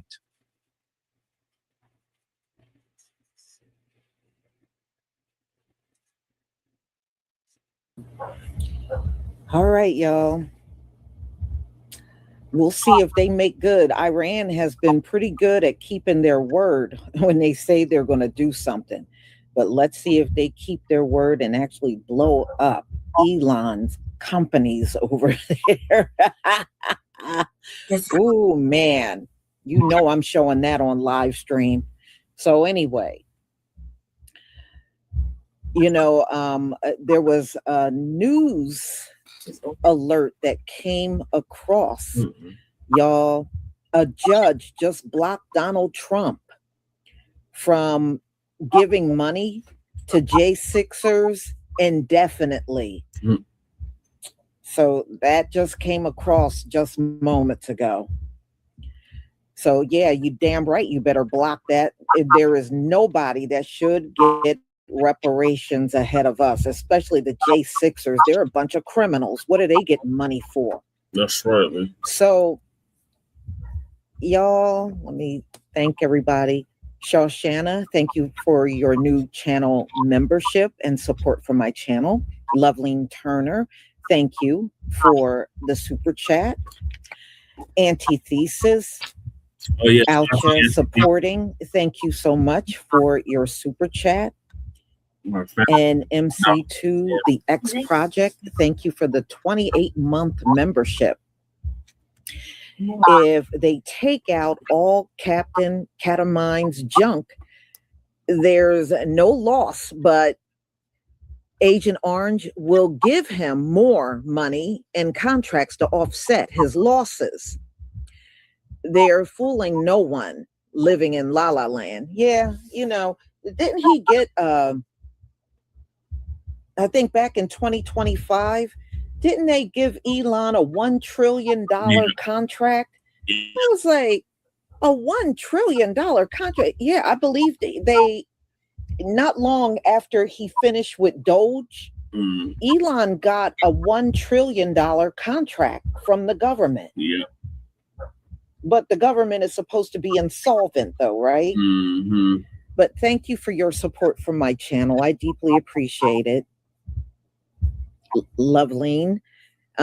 Lisa, thank you for all you do. Thank you so much, Loveline. I appreciate you.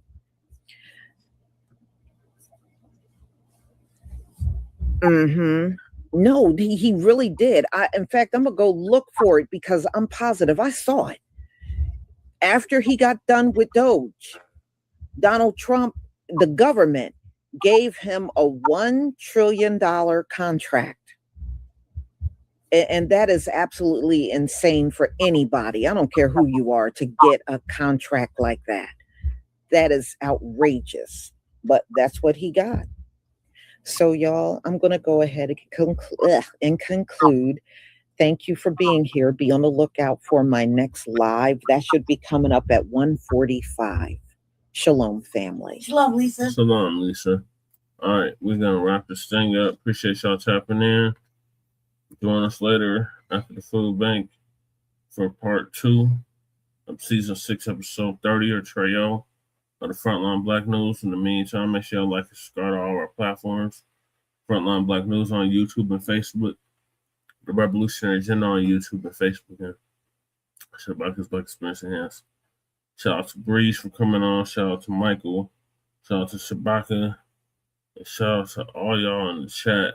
Me too. And of course, Lady Che. Hey, what up, Fresh? We're about to wrap this thing up. We got Fresh always in the building. We got Cut from a Different Cloth in the building. We got some chick named Star in the building. And we have Black Joe come through. Shout out to Cuz. That's Black Joe. Sharing that education. Nabi, Goddess Nabi came through. Nabi. Who else is in here? No Young Riaz. Not tonight. Anybody that was speaking and not speaking. Oh, we had Time in the building. Salute to Time. Salute Time. And we had, it was one other person. Oh, Cow Dog came through. Shout out to Cow Dog. And I think that was it. So, appreciate y'all tapping in. Join us later for part 2. So, peace, love, light, reparations, separations, delineations, and Black empowerment. Chan Coolman, Lady Chase signing off from the Mile High Income and Illegal Migrant for the city. Peace.